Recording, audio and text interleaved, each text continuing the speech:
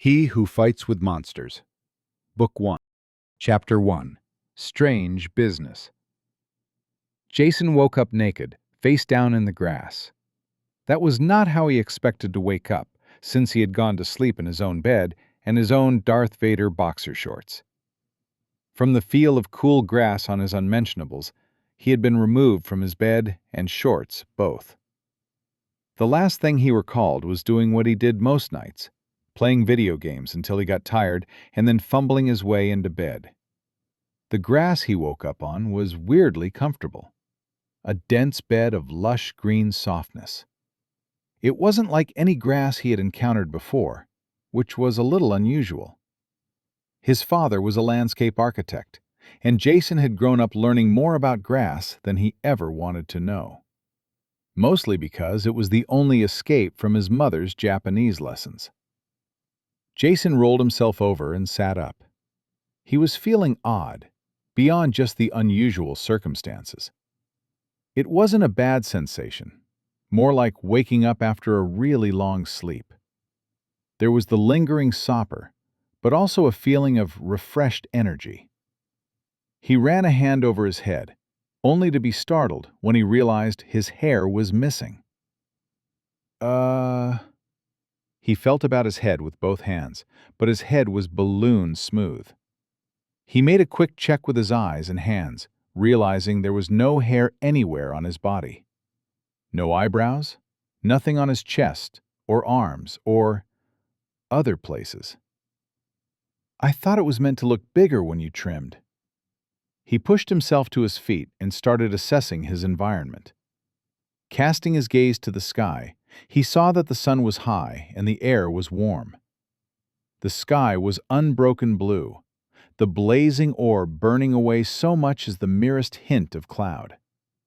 Sunburn, more than cold, was likely to threaten his exposed extremities. Looking around, he saw that he was boxed in between two long, tall hedges. Glancing up and down the dead-straight lane, side junctions headed off at sharp right angles in either direction. The lane itself was wide and grassy, with plenty of room for unconscious sprawling. The hedge walls were meticulously trimmed. After an unhappy glance down at his bald, naked body, he set off at random to explore. He quickly discovered he was in a hedge maze, the living walls cultivated to almost twice Jason's height.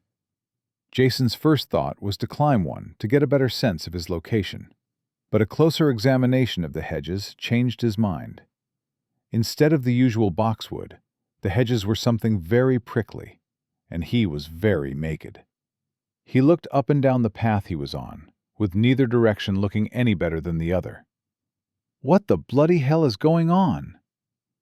As if in response to his question, something appeared in front of him. It looked like a touchscreen, floating in the air, disembodied. He reached out to touch it with an experimental finger, the screen shimmering as his finger passed straight through. Hologram? He looked at the ground and the nearby hedges for some kind of projector, but as he started moving, the screen followed. There was text on the screen, which he read. New quest, stranger in a strange land. You have awoken in a place you do not know. Explore the area to discover more. Objective: explore the hedge maze 0/1. Reward: simple pants. Huh. He looked around suspiciously. He carefully probed the pointy foliage of the hedge walls, looking for hidden cameras. Looking up at the sky, he didn't spot any camera drones. What he did notice was the moon, pale and easy to overlook in the daylight. Then he noticed another moon. That can't be right. Jason looked down at the floating screen, then back up at the sky. Still two moons. Am I going nuts? Jason sat down on the grass, unsure what to do. He kept glancing up at the sky and the extra moon. In front of him, the screen still waited patiently. This is crazy. I mean, a quest? I'm not a level 1 sorcerer. Another screen appeared next to the first. Jason Asano. Race: Outworlder. Current rank: Normal. Progression to Iron rank: 0%.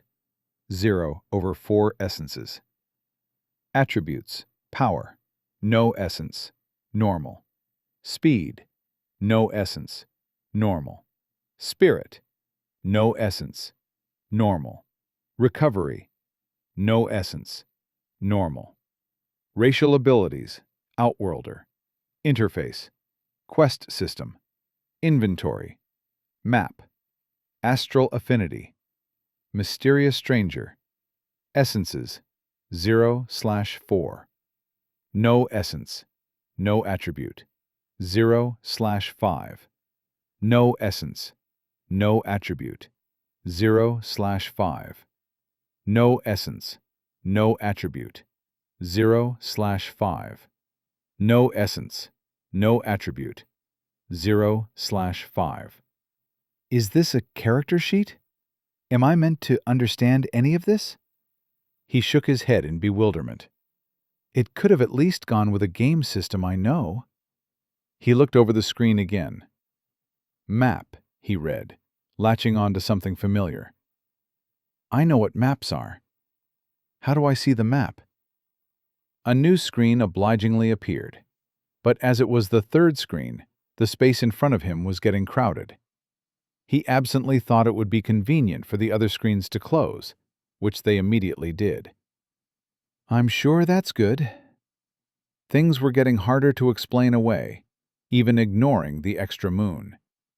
Some kind of voice command hologram was implausible, but not impossible.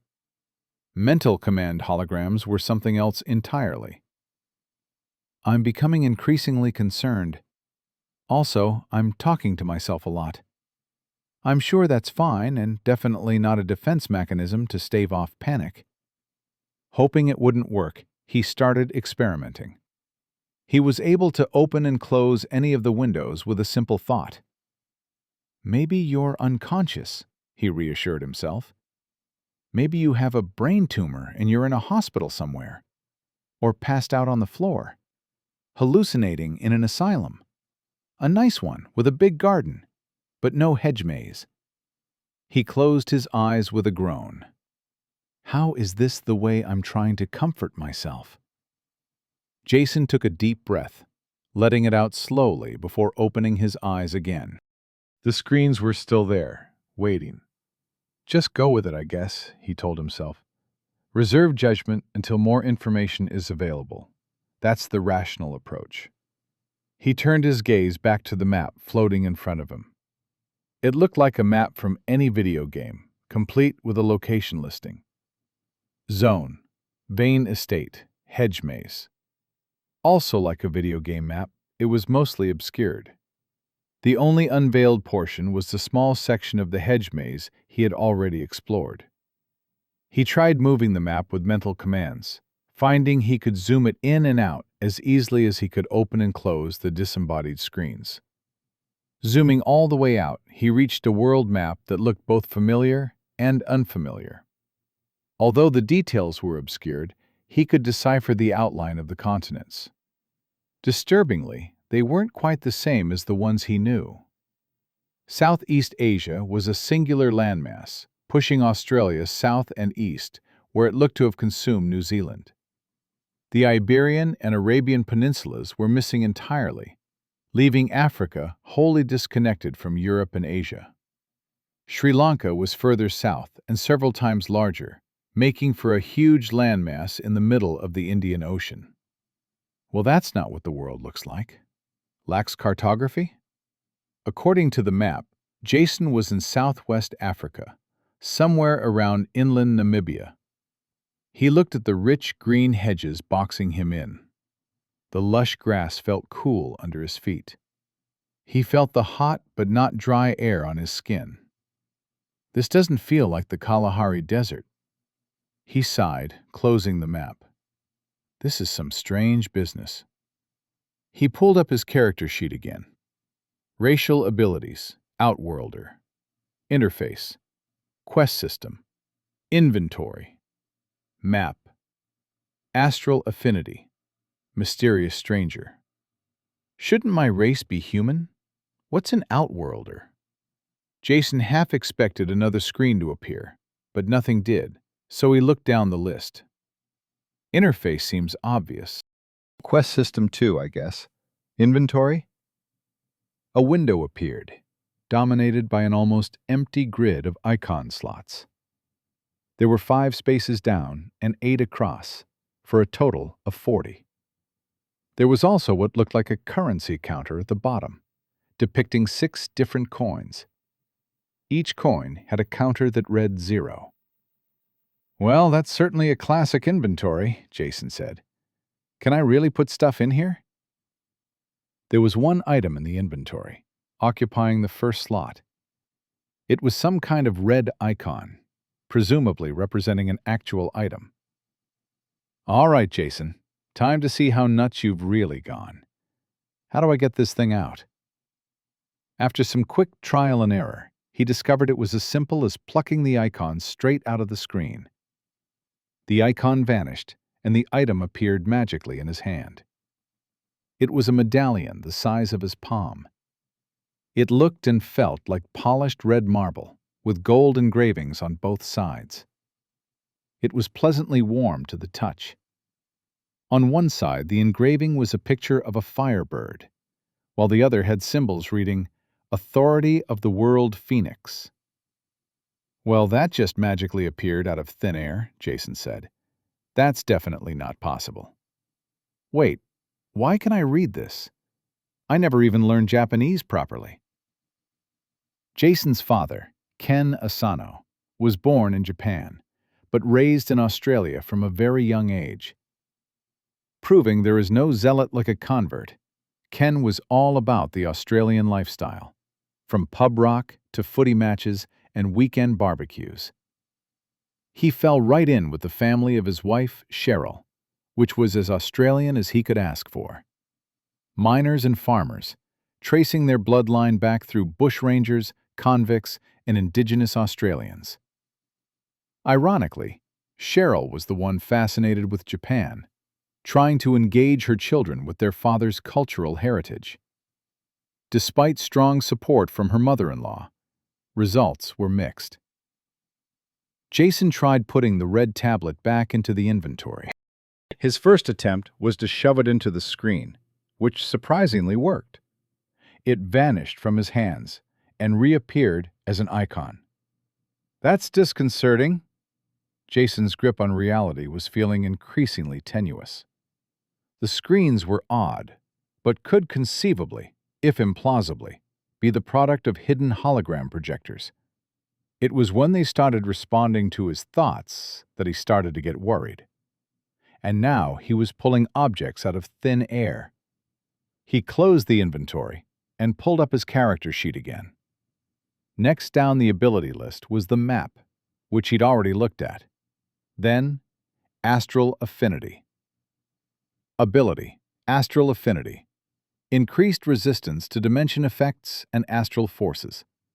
Dimension abilities have increased effect, and transcendent damage is increased. No idea what that means. Only one ability remained. Ability, Language Adaptation. Essence, Awakening Stone, and Skill Book Absorption. Immunity to identification and tracking effects. Language adaptation? Is that how I read the weird writing on the tablet? He took the tablet out again. What is this thing? Item, World Phoenix Token.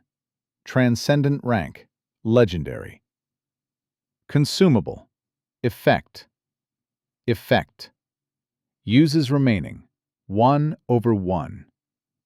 Question marks. That's enlightening. Do I have to pay a wizard to identify items? He put the tablet away, closing all the open windows except for the map. "All right then," he said, looking up and down the pathway he was on.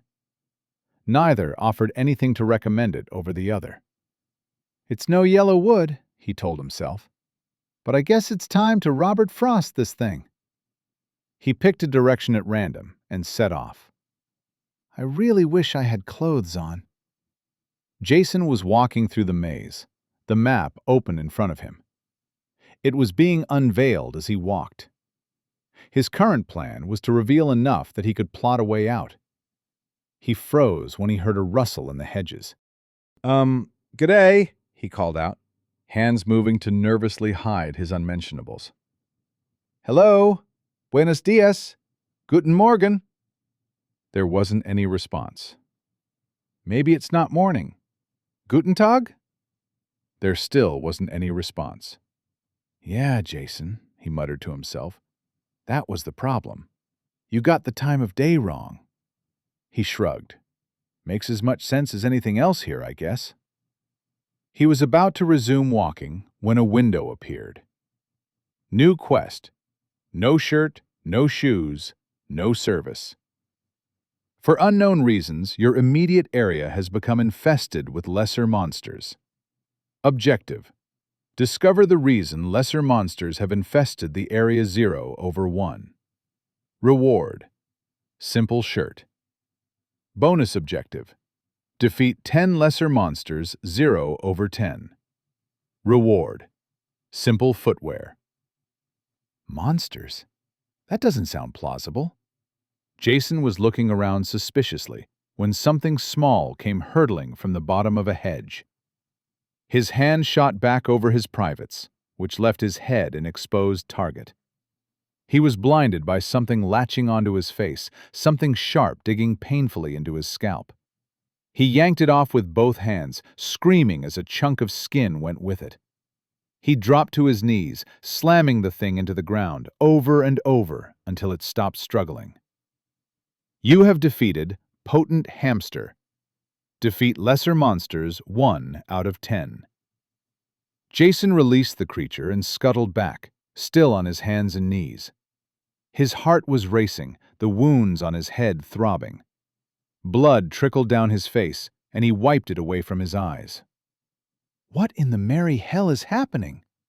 How did a hamster jump on my head? Jason looked over at the creature. According to the window that popped up, it was some kind of hamster, but was easily as big as Jason's head. That made it bigger than any hamster he had heard of.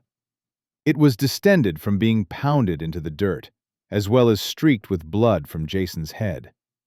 He crawled forwards cautiously, ready to jump back. Extending a hesitant finger, he poked at it. Would you like to loot, Potent Hamster? Jason rocked back, hands clutching his bald head. His fingers found his wound, and he yelped in pain. What the hell is going on? Chapter 2. Of course magic is a thing. Jason read the screen again. Would you like to loot, Potent Hamster? Yes?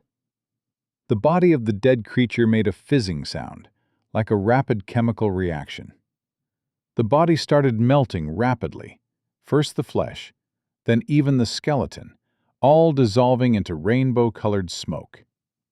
It seemed pretty until it hit Jason with a stench thick as cheese, like burned hair and rotting meat. He scrambled away to escape the rancid smell, dry heaving on all fours. Looking over as he hacked out coughs, he saw the creature's body had vanished, as if it never existed at all.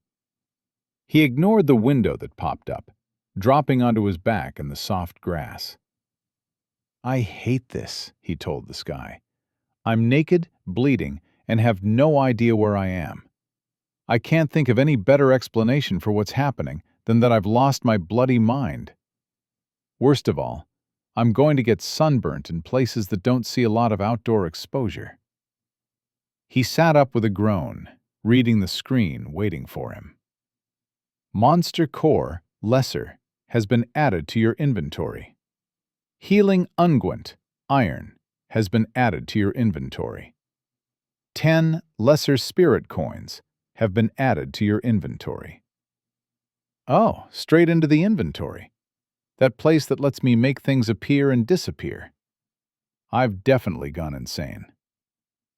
Now familiar with opening and closing the screens, the inventory window appeared with a simple thought. 2 more of the 40 grids were now occupied with little icons, while the currency counter now had the number 10 listed over the first of the 6 coin symbols. Jason took out the item labeled Healing Unguent. It was a small, round tin, reminding Jason of the nasty rubbing medicine his Nana would put on scrapes when he was a kid. At least this tin wasn't rusty, like the one that had been under Nana's laundry sink longer than Jason had been alive. Nana was his maternal grandmother, while his father's mother was strictly grandmother. She was a retired otorhinolaryngologist and had no truck with rusty tins of ointment. He took a closer look at the tin in his hand. Item: Healing Unguent, Iron. Iron rank, Common. Topical healing ointment. Inexpensive concoction ideal for superficial injuries. Consumable. Healing.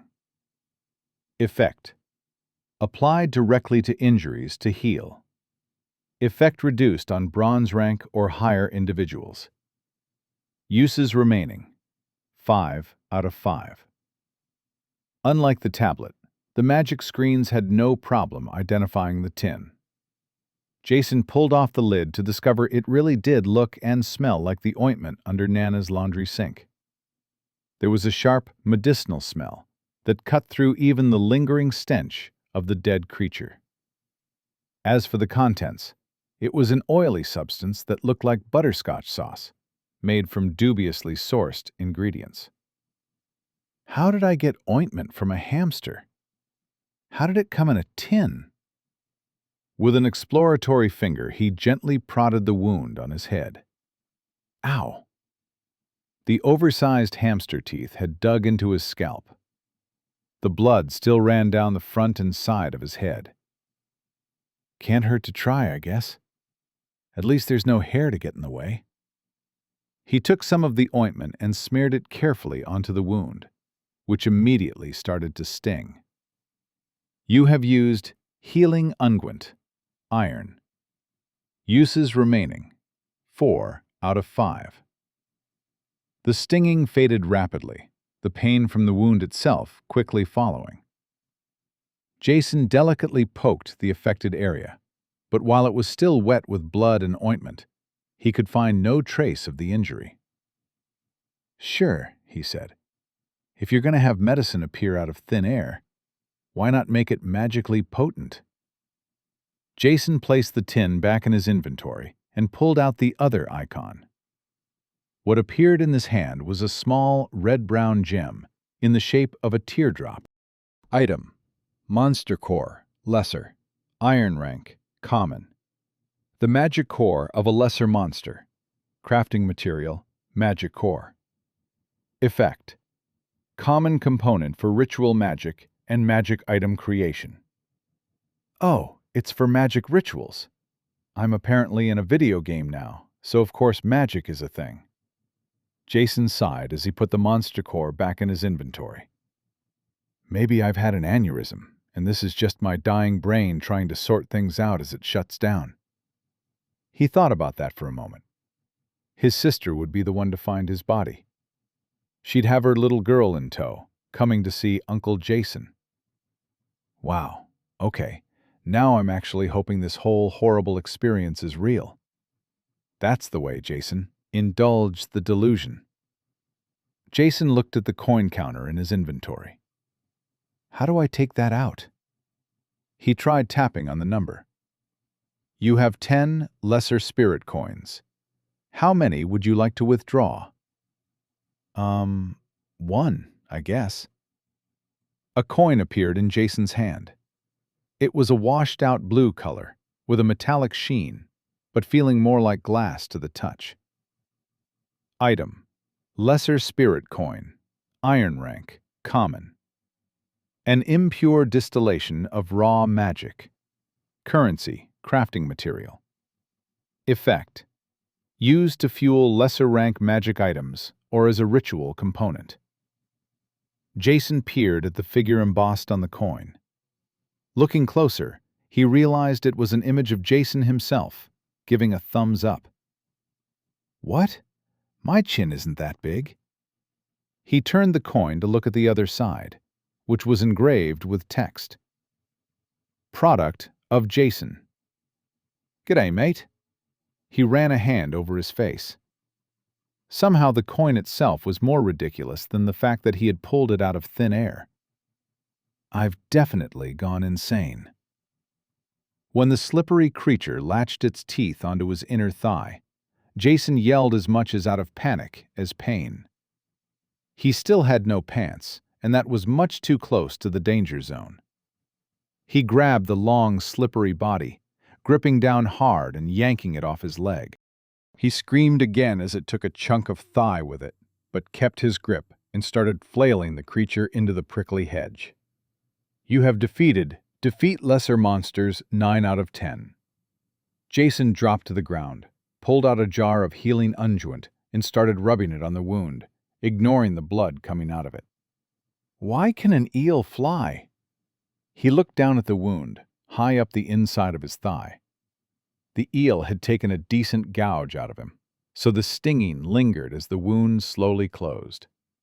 Even so, the ability to watch an injury vanish in front of his eyes was amazing. After 9 encounters with different creatures, Jason had plenty of chances to see it, going through almost 3 full tins of the unguent. He used a full tin from one fight alone against something called a malicious hedgehog. One pleasant discovery was that he didn't have to stand in the stinking smoke that came off them after they were looted. So long as he touched the creature, he could back away before accepting. Even if he was far away from the dissolving creature, the loot went straight into his inventory. The only problem was that any of the creature's blood that got onto him would dissolve away as well, giving Jason a full dose of the stink. Every creature Jason looted gave out 1 lesser monster core and exactly 10 spirit coins. Most also produced additional, often nonsensical rewards. Tins of healing ointment were mercifully common, but mostly he received animal parts. That would have been understandable enough, given that he was killing creatures. But they arrived in his inventory already cut and packaged. The bundle of spines he received from the malicious hedgehog was bound with string, while the meat of the tyrannical pheasant came neatly wrapped in deli paper. The animal parts were all listed as crafting materials, some of which seemed to be for cooking. While he did enjoy trying new food, Jason wasn't quite ready to put monster meat on his plate. While he waited for the newest wound to heal, he checked the map again. He had a decent-sized chunk of the hedge maze mapped out now, but it was quite large, and he'd met a lot of dead ends. He plotted out his next pathway and set out again. There was a flower growing in the middle of the pathway, around 1/2 meter tall, with a thick, gnarled stalk and ugly brown petals on a flower head looking like a fistful of knuckles. Everywhere else Jason had been, there was only uniform hedges and neatly cut grass. He watched it from a safe distance, but to all observation, it was just a plant. Jason moved forwards cautiously, eyes glued to the flower. He gave it as wide a berth as he could, keeping at least 1 meter from it. Just when he thought he had passed without incident, the flower twitched, spraying spores all over him. He got dizzy and fell to the ground, then felt a weight on his leg. A vine with a bulbous head had grown out of the ground near the flower stem, and was now winding its way around his leg. He tried to kick it away, but his head was swimming and he flailed ineffectually. The vine kept growing, crawling up his body. The bulbous head of the vine opened up, clamping onto his head like a lamprey. Jason clenched his teeth, fighting through the haze with anger. He reached down, grabbed the vine with both hands, and started hauling on it. The ground under the flower bulged, soil spilling away as a grotesque shape emerged from the earth. It looked like a root vegetable, but was the size and shape of a baby. The vine was attached to its stomach like an umbilical cord, while the flower grew out of its head. Jason let go of the vine, crawling over to the main body and grabbing it in both hands. He lifted it up, then brought it down on his knee, smashing it again and again. "People are vegetarians," he yelled through gritted teeth, every word punctuating a strike to the knee. Vegetables aren't peopletarians. With a final shout, he brought the creature down on his knee with all his strength. The plant monster broke apart like a potato that had been dropped off a building and hit concrete. You have defeated Carnivorous Mandrake. Quest: no shirt, no shoes, no service. Bonus objective complete. Defeat 10 lesser monsters, 10 out of 10. Simple footwear has been added to your inventory. Primary quest objective still available. Taking the footwear out of his inventory, he discovered it was a pair of sandals. Although the thick grass was pleasant underfoot, Jason still put them on. That left him standing naked, except of a pair of sandals. I think I might hate this place. Chapter 3. Local Cuisine. Asin frowned at the object in his hand. The carnivorous mandrake proved to be the most generous monster thus far with its loot, producing not only an extra tin of the precious healing unguent, but also something new. Item: Trowel of the Blood Cult. Iron rank, uncommon. A gardening implement, enchanted to affect certain kinds of plant. Tool. Effect: improves health of carnivorous plants. The trowel looked rather sinister, made out of some kind of black metal with a red sheen. It carried the wear marks of having been used as a planting tool, but also had a razor edge that seemed wholly unnecessary for gardening purposes. Blood cult? Jason read unhappily from the item description. Who gardens with an evil trowel? Whose hedge maze is this? Not having anything better, Jason kept the sharp trowel in hand, on the lookout for more monsters. After checking his map again, he set off, clutching his weapon. Still naked, aside from a pair of sandals, he was very careful about where he held it. Jason looked at the well. It was a circle of bricks, the mortar aged and crumbling. There was a wooden bucket and crank, both weathered with age. It was the kind of rustically picturesque feature he could imagine someone putting at the center of their hedge maze. Quest: Stranger in a Strange Land. Objective complete. Explore the hedge maze 1/1. Simple pants have been added to your inventory. Quest complete. 100 iron spirit coins have been added to your inventory. Jason gave a fist pump and took the pants out of his inventory. They were made of plain white linen, with billowy legs and a very low crotch fit, held up by a drawstring. It's like a Mennonite made some hammer pants. Did I wake up in 1991 rural Pennsylvania? Putting aside fashion concerns, Jason slipped the pants on, walking around experimentally. They were sufficiently roomy that it didn't feel much different to walking around without them. I don't suppose I can get a quest for some boxer shorts? He waited hopefully for a few moments, but no window appeared. Worth a try. After being attacked by so many creatures, Jason was a mess of blood and ointment, though the wounds had been healed. The white pants immediately became stained red and unguent yellow. With his nudity concern ameliorated, Jason was able to turn his thoughts to other aspects of his situation. He sat down on the edge of the well to think over his next move. The things he was experiencing were clearly impossible, which broadly placed him in one of two situations. One, his faculties were significantly compromised, and his understanding of what he was doing was massively detached from reality. Brain trauma, hallucinogens, some kind of severe mental break. His knowledge was too shallow, and his observation point too subjective to make any definitive assessment. To the best of his understanding, though, none of those options made sense. He was too lucid, too capable of critical thinking. His consciousness wasn't skipping around, glossing over the inconsistencies of a compromised mental state. That being said, his understanding of mental conditions was essentially nil. That might be what crazy felt like from the inside. The big point going for the mental impairment hypothesis was that the alternative scenario required Jason's most fundamental understandings of reality to be somewhere between woefully incomplete and breathtakingly wrong.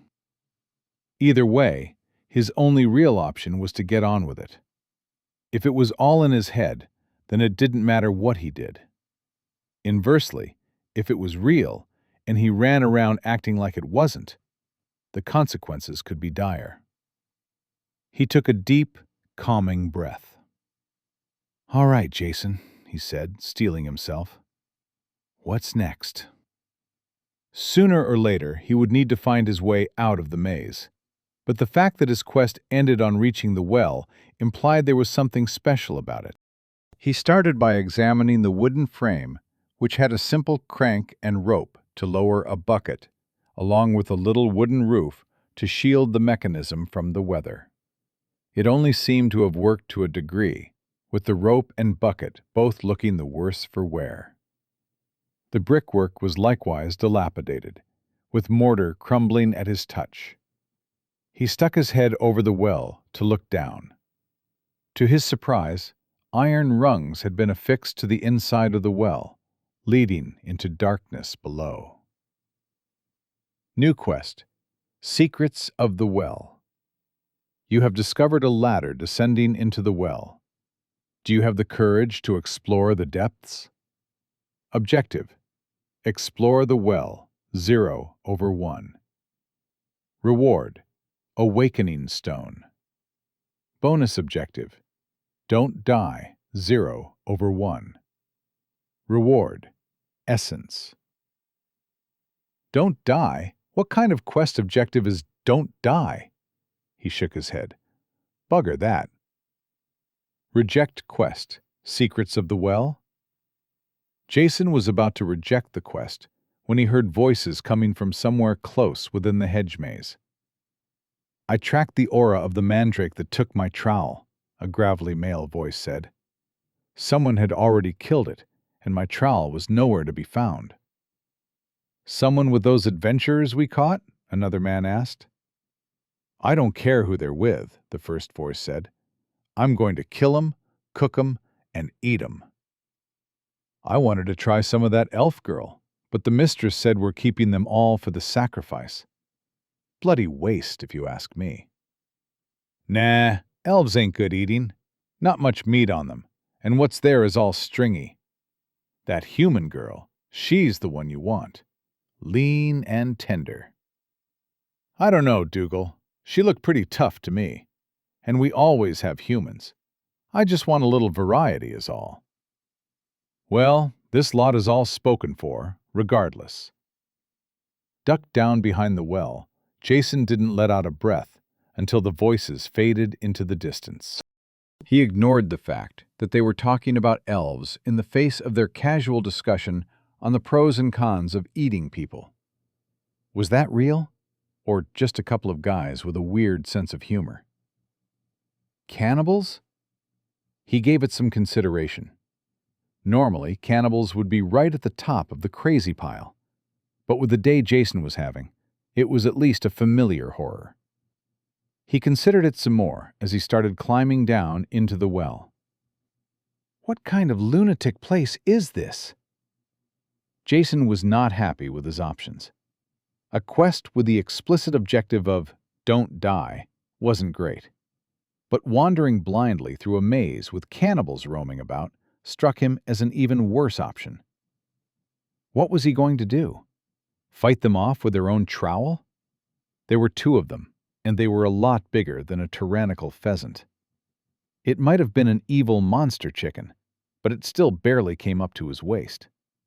Even then, it got some savage pecks in. He didn't have a weapon then, so he had to get in behind, reach around, and savagely choke the chicken with both hands. Jason started reconsidering his choice to go down the well when only the second rung down shifted in his hand. It was set into the brickwork at the top, the shaky mortar apparently ready to give way. Then he thought about himself hanging from a butcher's hook and kept going. Going down a creepy well or dodging cannibals, he muttered unhappily.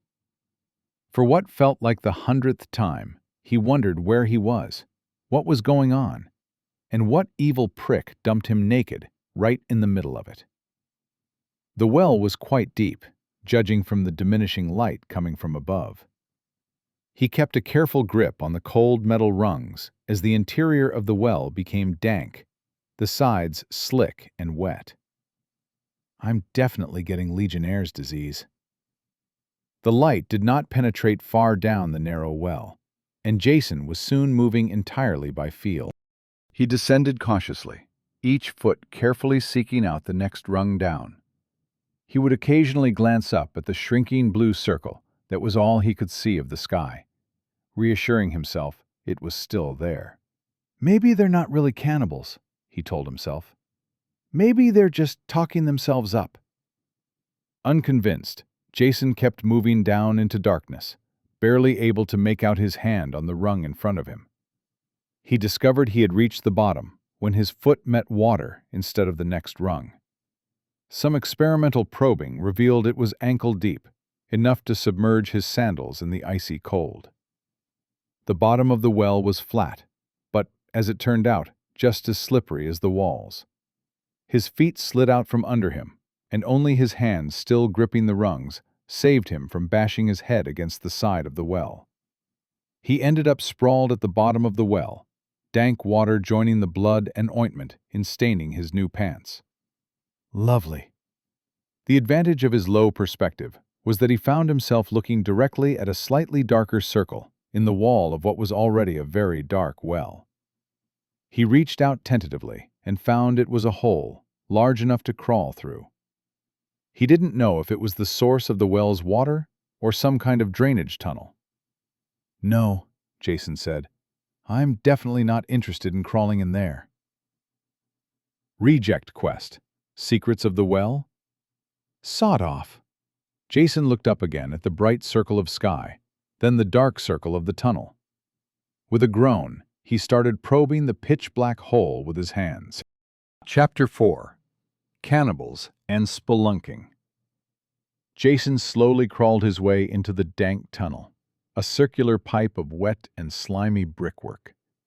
It was wide enough to push himself along, but tight enough that he was pressed against the clammy sides. The darkness engulfed him as he moved away from what meager light reached the bottom of the well. Edging down the tunnel, touch was the only sense with which he could navigate. With the ubiquitous smell of wet rot, he wished his nose was as useless as his eyes.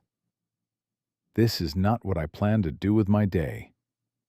If it turned out to be a dead end, he would be forced to shimmy backwards, the tunnel far too tight to turn around.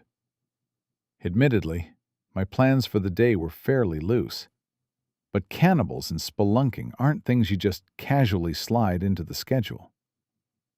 Talking to himself didn't help much, but any distraction was a welcome bulwark against the encroaching claustrophobia. The gloom of the well had seemed stifling, but the dark of the tunnel was much deeper. He felt panic's icy fingers crawl over his flesh as the tunnel closed in on him. He knew it wasn't actually getting smaller, but his rationality seemed powerless in the cold, wet oblivion. His unraveling nerves were reaching their limit.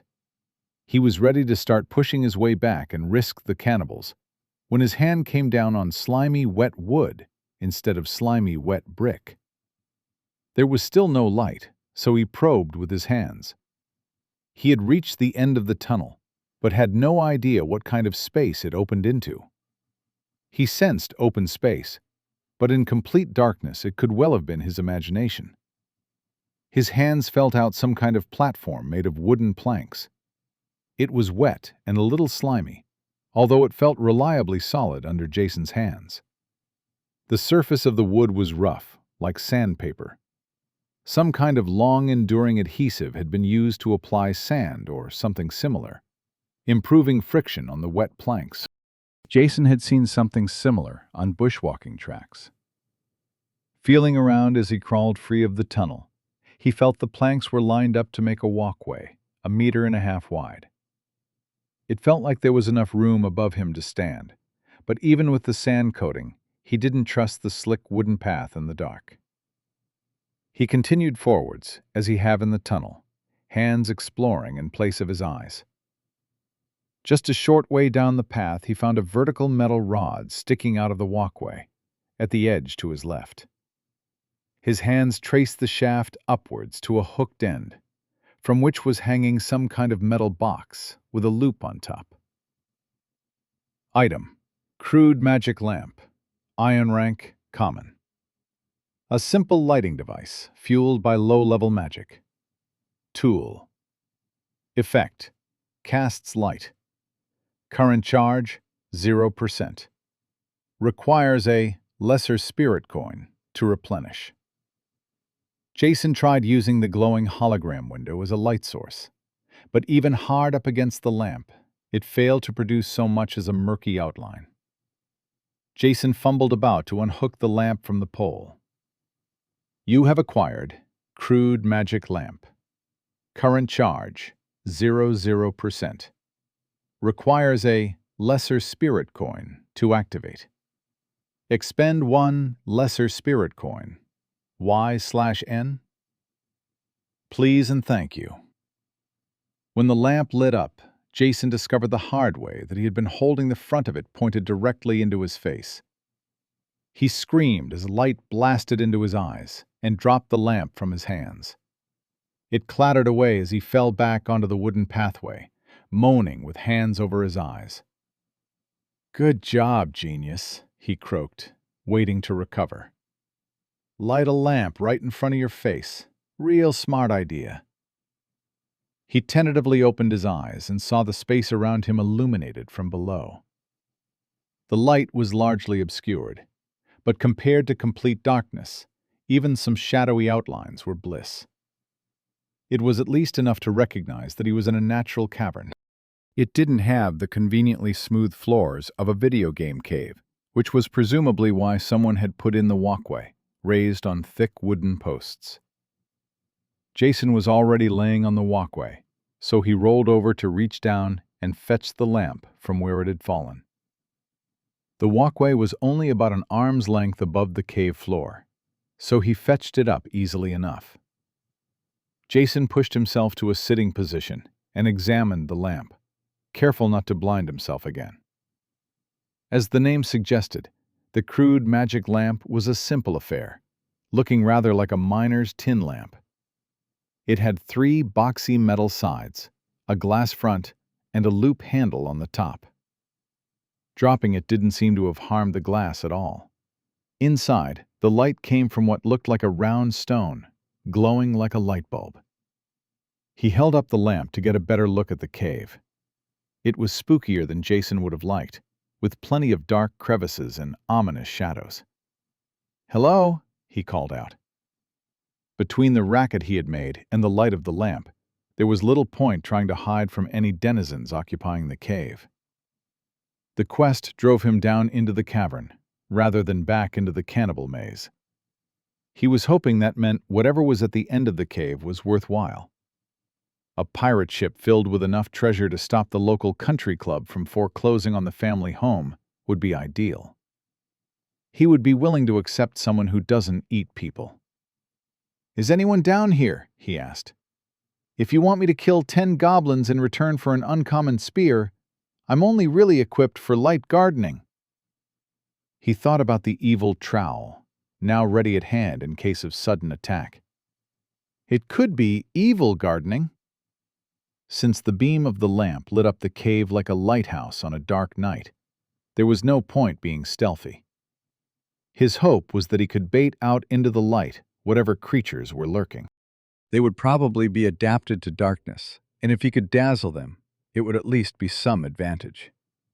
The idea of sneaking through pitch blackness gave him the feeling that he wouldn't even know how he died. And "don't die" was the bonus objective after all. In video games, Jason was the kind of player who could take it or leave it with secondary goals. In this one instance, though, his motivation levels had reached a previously unseen zenith. He started following the walkway, taking care with his steps.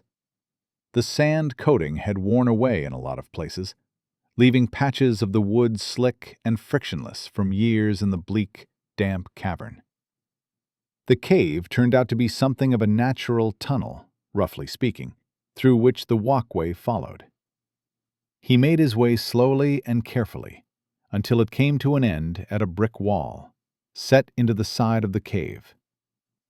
In the middle of the wall was a hefty metal door with a big wheel set into it, like a bulkhead door on a submarine. Both door and wheel were rusty and didn't look to have been opened in some time. Now we're getting somewhere. Setting down the lamp, Jason grabbed the wheel with both hands and pulled. It didn't budge. Oh, come on. He yanked on it harder and harder until his feet were braced against the door and he hauled sideways with his full body weight. He felt a little give, then a little more, each accompanied by an unwilling metal groan. Finally, the wheel jerked loose, and Jason could turn the reluctant mechanism with heavy jerks. Panting from the exertion, Jason shouldered open the door. Like the wheel, it resisted, and he had to shove it open in fits and starts. His shoulder grew sore as he repeatedly rammed it into the door. Finally, the door gave way with a shriek, and he stumbled through the opening. Quest: Secrets of the Well. Objective complete. Explore the well 1/1. Awakening Stone of the Stars has been added to your inventory. Bonus quest objective: Don't die. Still available. Awakening Stone of the Stars? Is that like magic version of those celebrity house maps? He retrieved the lamp from where he had set it down, pulling the new object from his inventory. It looked like a fist-sized marble, black, but containing what looked like tiny stars. Item: Awakening Stone of the Stars. Unranked, epic. An awakening stone that unlocks the power of the stars. Consumable: Awakening Stone. Requirements: Unawakened Essence Ability. Effect: Awakens an Essence Ability. You have 0 unawakened essence abilities. You do not meet the requirements to use this item. That seemed more complicated than Jason wanted to get into when there was a door right in front of him with the promise of, hopefully non-cannibal, civilization. The interior on the other side of the door was dark, so he stepped inside and started panning the light beam of the lamp. It was a room, thankfully, not just more cave. It was like a large parlor from a stately home, but after a tornado passed through. Furniture was upended, tapestries and paintings ripped down from the walls. Bookshelves had been toppled, their contents tossed around the room. There was an ornate chandelier that had crashed down from the ceiling, scattering shattered crystal across the polished floor. Searching through the mess by the light of the lamp, he found an overturned couch in the middle of the room. Under it was a man unconscious. Heaving the couch off of him revealed that he was sprawled in the middle of an elaborate pentagram, set into the floor in brass or copper. The man was youngish, maybe 30, clean-shaven with an olive complexion and a handsome face. To Jason's eyes, he looked rather Mediterranean, the good-looking kind with the dark, wavy hair. Oddly, he was wearing what looked like honest-to-goodness wizard robes. Jason set down the lamp to examine the man. He had a strong pulse and regular breathing, but was showing early signs of extensive bruising, and his body temperature felt way too high. As Jason was examining the stranger, his eyes flickered open. Chapter 5: Wizard. "G'day, mate," Jason said. "Looks like you've had a spill. Need a hand up?" Jason offered his hand and helped the wizard-looking man to his feet. Despite a frame as slender as Jason's own, the wizard was surprisingly heavy. Standing unsteadily of his feet, the wizard looked around at the room in disarray, then at Jason, his expression confused. "Who are you?" the wizard asked. "How did you get here?" I'm Jason, and I have no idea. I went to bed what I think was last night and woke up in some kind of alternate universe. The wizard narrowed his eyes as he peered at Jason. There's something off about your aura, the wizard said. You're not human. That's hurtful. Wait, auras are really a thing? You said something about an alternate universe, the wizard asked. That's just a guess, Jason said. I mean, the continents are different. Could be a crazy far time travel thing. Do you know anything about continental drift? The wizard's gaze moved to the magic circle on the floor, then back at Jason. It was you, he said angrily.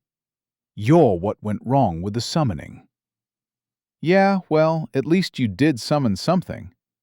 Do you have any idea how wrong your summon made my night's sleep go? One of us has a lot more to be grouchy about than the other. The wizard looked a combination of confused and angry, but as he was about to retort, he went pale and stumbled in place. Crap, sorry, Jason said, moving to support him. Get off me! The wizard staggered in the direction of a heavy writing desk. It seemed to have escaped major displacement by being the heaviest piece of furniture in the room. He almost tripped, still weak from whatever happened prior to Jason's arrival.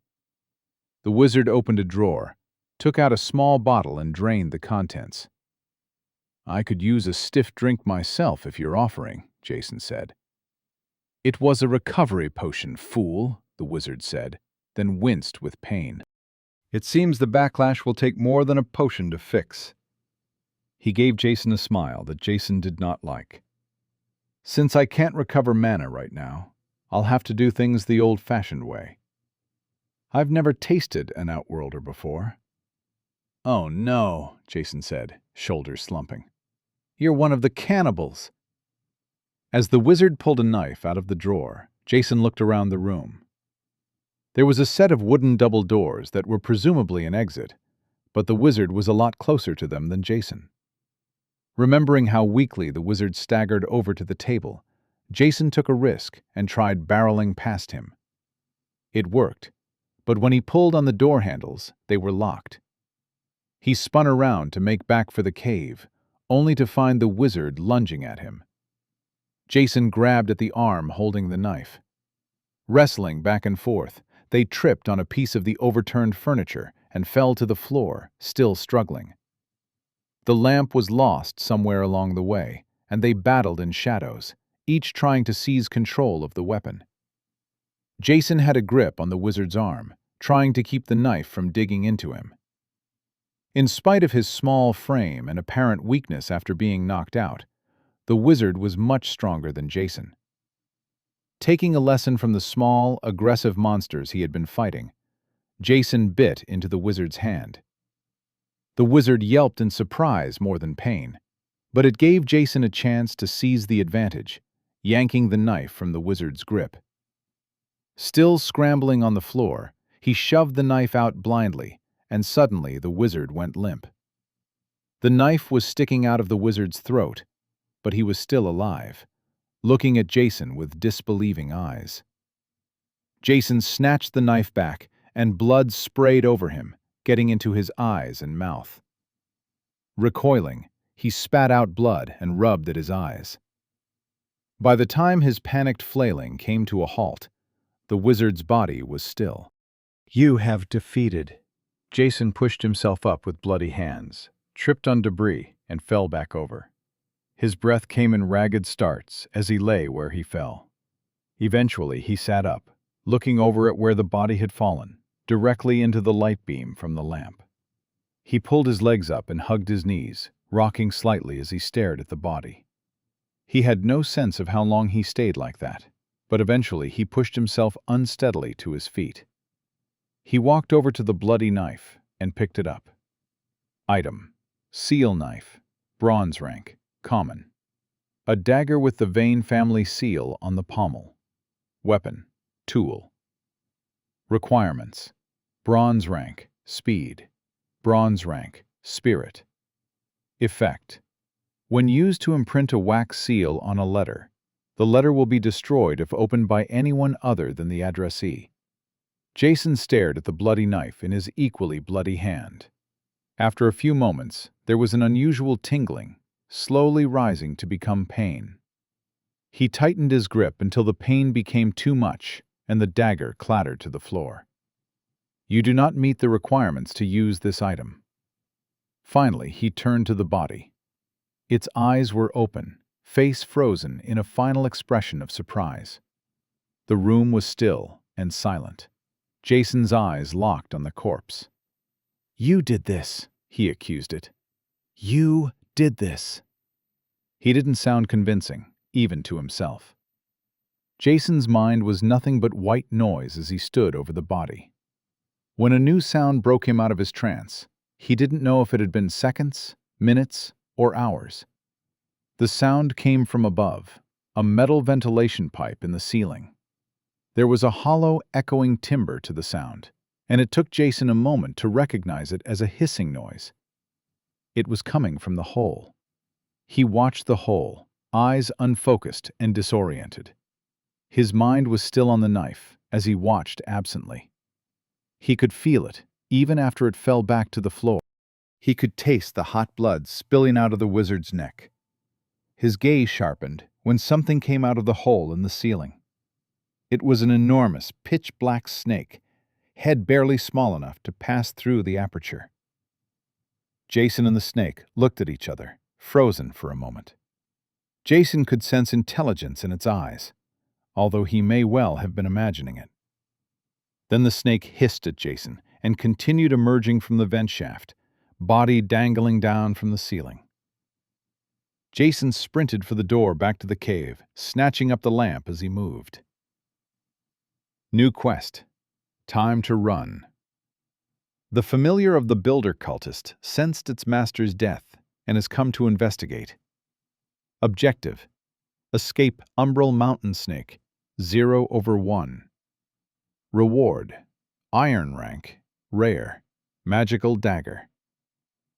Jason almost stumbled as the window popped up, flailing wildly at it as he willed it closed. He bolted through the metal door, dropped his lamp, and grabbed onto the wheeled handle, hauling back with adrenaline-fueled strength. The rusty hinges groaned shut, and Jason yanked on the wheel to latch the door. There was another wheel on the other side, but snakes didn't have thumbs. Jason let out a breath he didn't realize he'd been holding, and reached down to pick up the lamp. He would need to go back up the well, but he'd rather dodge cannibals than fight a giant snake. The danger at least snapped him out of the daze he had been left in after killing a man. He was making his way along the pathway when he heard the grinding of metal behind him and had a horrifying thought. What if monster snakes do have thumbs? As he ran along the pathway, forgetting his previous caution, turned out to be a mistake. His sandaled foot slipped on a slick section of plank and he tumbled over. He landed hard on the walkway, the sandy coating scraping on his naked torso. Lamp still clutched in a death grip, he ignored the pain to get up and keep moving. Going as quickly as he dared, he reached the end of the walkway and ducked straight into the tunnel, dropping the lamp that would slow his crawl. His hands and knees hammered into the hard surface of the narrow passage, shoulders and head banging against the side and top. He didn't let it slow him down, scrambling forwards until he saw the dim light at the bottom of the well. Crawling out, he fumbled straight for the rungs set into the side. Hand over hand, he yanked himself upwards. Only after he was a good way up the inside of the well did he let himself pause to look down. The snake shouldn't be able to climb up, but it shouldn't have been able to open a door either. He was just turning back to resume climbing when he heard the hiss from below. The snake emerged from the tunnel, pausing to look up at Jason before sliding more of its body into the space at the bottom of the well. Jason watched in horror as its body started climbing up and around the outside of the well like the thread of a screw. Despite the wet and slippery surface of the well, the snake started winding its way up, as if adhered to the sides. Jason resumed his climb, more energetically than ever. The snake was fast, but its circuitous path around the sides was long. Jason clambered up as fast as he could, but panic made him rush, and more than once a foot slipped before getting proper purchase. He kept pushing upwards, every hand and foothold a step closer to the outside. The final rung was set into the brickwork that sat above ground, but just as Jason's hand gripped it, he felt something slip around his leg. The snake was as thick as Jason's thigh, and he hadn't even seen the full length of it. The weight of it prevented him from pulling himself any higher, and it only got worse as the creature wrapped around his torso. He couldn't pull himself any further up, but he clenched onto the top rung. Hands clammy and quickly tiring, his fingers threatened to give out at any moment. But in the end, it wasn't his fingers that crumbled. The mortar in the bricks gave out, the whole side of the well collapsing. Jason, the snake, and a rain of masonry fell backwards into the dark. Chapter 6. Potent Potable. Jason, as a rule, enjoyed waking up. He loved the brief, hazy moment between dream and reality, shrouded in warm, soft bedding. Even awaking in the soft grass of the hedge maze hadn't been a wholly unpleasant experience. It was very different from regaining consciousness at the bottom of a dark well, soaked in filthy water and entangled in the corpse of a dead snake. He ignored the screens that had popped up while he was unconscious. They shrank away to hover inconspicuously in the periphery of his vision. His left arm was pinned under some rubble, a chunk of fallen masonry from the well wall above.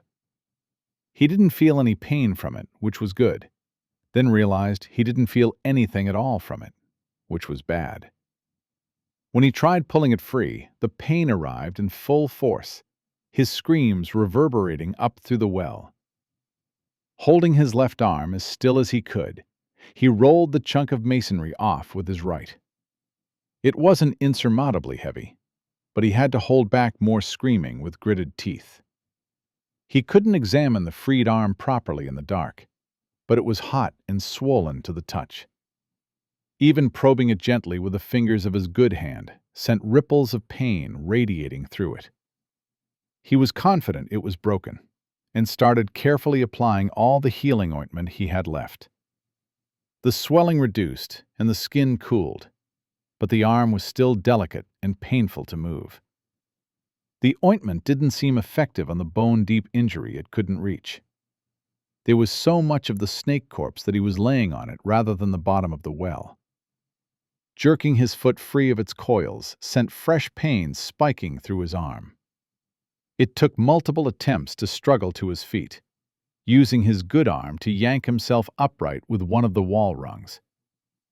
Each time he achieved some precarious stability, his stomach roiled and he threw up, dropping to his knees.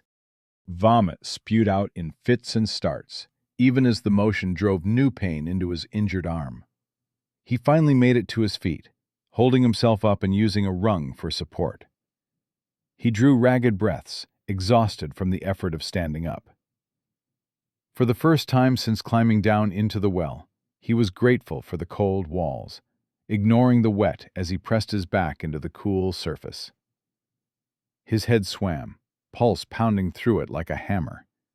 His stomach churned with the threat of secondary eruptions. It wasn't the worst he'd ever felt. The worst was after eating one of his great-aunt Marjorie's casseroles, which led him to taking up residence in his parents' bathroom for 10 hours. For all her efforts to push Jason into the waiting arms of the Lord, the closest she came was food poisoning so bad it had him praying for death. Jason looked down at the snake, its incredible length piled up at the bottom of the well. It was big enough that there wasn't anywhere for Jason to stand except on the snake itself. The largest individual piece of shattered masonry had crushed the creature's head against the bottom of the well. Either the hefty chunk or the snake itself could have killed Jason, but wild luck led to one danger handling the other. He glanced up at the blue circle of sky, uncertain how long he had been unconscious. He had to decide between climbing back up the well or going back through the tunnel, neither of which seemed easy with a busted arm. He put off the unpleasant choice and looked at the windows he had been ignoring. "You have defeated Umbral Mountain Snake.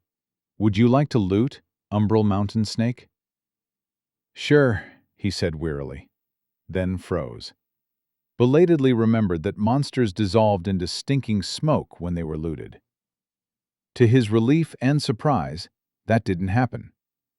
All he felt was the snake shift a little under his feet. He looked over the list of items he got from the snake. Has been added to your inventory. 30. Have been added to your inventory. 10. Have been added to your inventory. 100. Have been added to your inventory.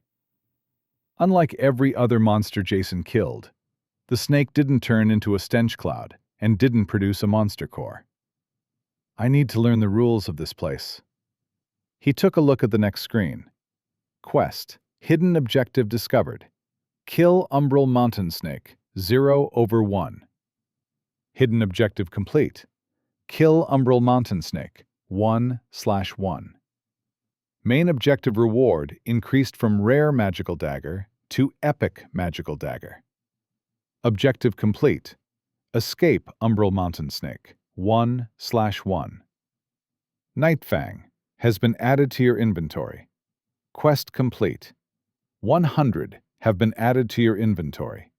1,000 have been added to your inventory. Hidden objective? I just fell on it. That seems kind of cheap. Wait, why am I complaining? Get it together, Jason. He checked the last window.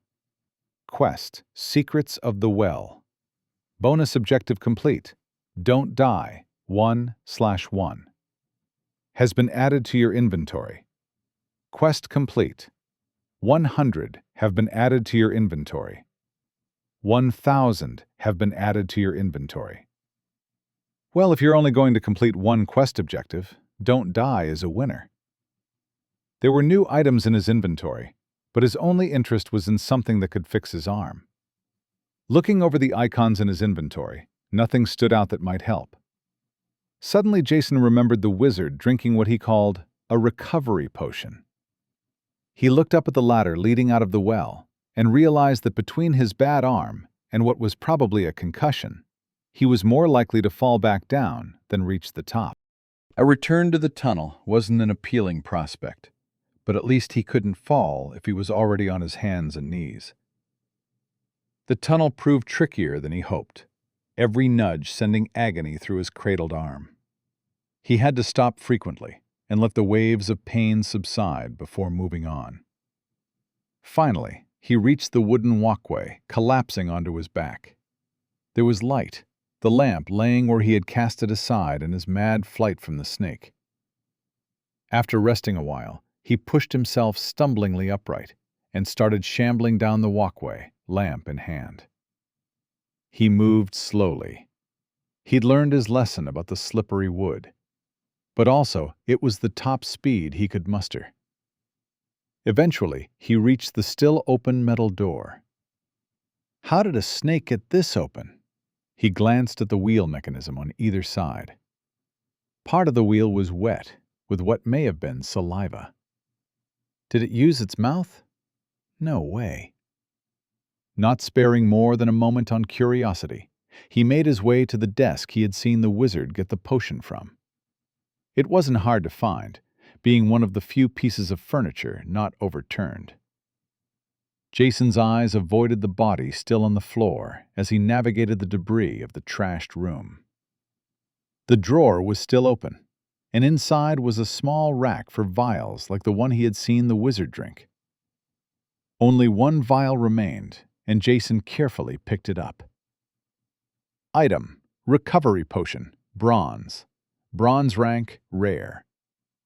Potent potable, with strong healing and mana recovery effects. Consumable, Healing. Effect: Recovers health. Effect reduced on silver rank or higher individuals. Uses remaining, 1/1. The vial was small about the size of a rifle cartridge. Jason pulled out the stopper and tipped it back in a gulp. It tasted remarkably like strawberry schnapps, and Jason's unruly stomach settled the instant the potion arrived. Nice. The stinging sensation Jason now associated with magical healing started seeping into him, especially his head and injured arm. It was worse than what he had experienced before, whether because of the nature of the injuries or the potency of the potion. It didn't bother him. Compared to the pain he was already in, this was nothing more than a tickle. You have used a recovery potion, restoring health, stamina, and mana. Until the remnant magic fully dissipates, consuming further health, stamina, or mana potions will result in toxic side effects. By using a potion above your current rank, the effect is increased, but the residual magic will take longer to dissipate. Jason lay on the floor, taking exhausted breaths. His head was still full of cotton wool, but the constant throbbing was gone. His arm didn't seem to be broken anymore. The pain was gone, and mobility was restored, but the arm still felt delicate and weak. In the periphery of his vision was a trio of small icons slowly shading over. When he focused on them, they grew larger for him to examine. They were all squares with a picture of a potion on each, one red, one yellow, and one blue. They were mostly grayed out, but the gray was slowly dropping off as a timer underneath each counted down, with just under 10 minutes remaining. Cool down timers. That's fancy. He pushed himself to his feet, much easier now than back in the well.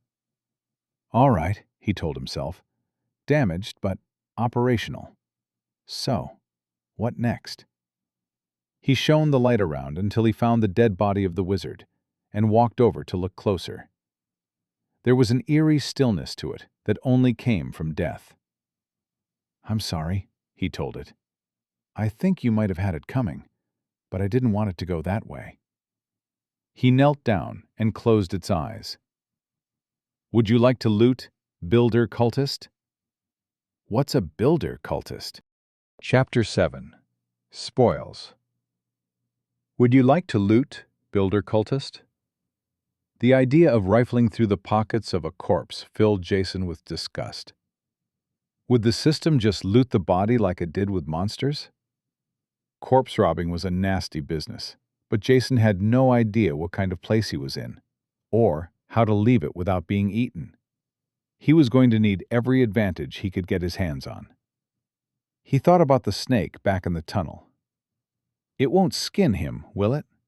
He took a step back. All right, he said. Loot the body. Landemir Vane's keyring has been added to your inventory. Robes of the Astral Verdict have been added to your inventory. 4 gold spirit coins have been added to your inventory. 16 silver spirit coins have been added to your inventory. 138 bronze spirit coins have been added to your inventory. 437 iron spirit coins have been added to your inventory. 228 lesser spirit coins have been added to your inventory.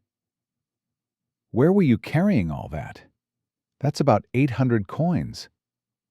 The robes the wizard was wearing had vanished, although he had been wearing a full set of clothes underneath. Jason pulled the robes back out of his inventory and held them up to examine. They were dark blue, but covered in the blood of their former owner. Item: Robes of the Astral Verdict, bronze rank, rare. Robes designed for summoning, armor, cloth. Effect: increases the damage dealt by dimension spells.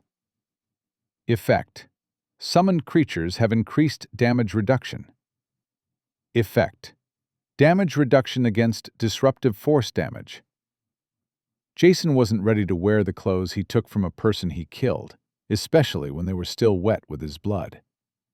He returned the robes to his inventory and started searching about for something that covered the body. There was a fallen tapestry he dug out and laid over the corpse, partly because he felt it was the decent thing to do. Mostly, though, He didn't want the body out in the open while he searched the room, always at the edge of his vision. He needed to find anything he could to aid his escape from this place and its cannibalistic inhabitants. He started by examining the magic circle in the middle of the room. It was large, around 3 meters across, the metal set directly into the floor. The lines were intricate and complex, like someone had started with a pentagram and gotten severely carried away. It was also damaged. Some of the metal had been pried up, other sections warped as if by great heat, although there was no indication of burning anywhere. The circle wasn't useful to him, so he started going through the rest of the room. He started with a big desk the potions had been in. There were no more potions, but there were a few tins of healing unguent, which he took. Unlike the plain tins he got from monsters, these tins were branded with some kind of logo. Greenstone Alchemy Association, Jason read from the bottom of the tin. I guess alchemy is a thing too. Maybe I can pick up a crafting skill. The rest of the drawers contained piles of notes and diagrams that seemed related to the magic circle. Oddly, Jason could read the individual words despite never having seen the language before, but they didn't make any sense to him as a whole. From what he could gather, they were on some set of magical principles, as arcane to him as high-end theoretical physics. During his brief stint at university, he studied political science. Regular science had never appealed. He moved on, searching through toppled bookshelves and overturned tables. There was a variety of what looked like curios and display pieces, mostly tossed to the floor and broken, but nothing useful. He picked up a few of the books, flipping through the pages. There were a lot of them scattered around the room, their bookcases knocked over or even smashed. They seemed to be written in a variety of languages, but Jason had no problems reading any of them. Each new and unfamiliar text came as easy as if he'd been reading it his whole life. That's a little disconcerting. Although he could read the words, that wasn't the same as understanding it. Every book he picked up seemed to be about magic theory, making them as impenetrable as any advanced textbook from a field he knew nothing about. Moving a large, overturned table from where it had been tossed against the wall, Jason discovered a display cabinet with a glass door.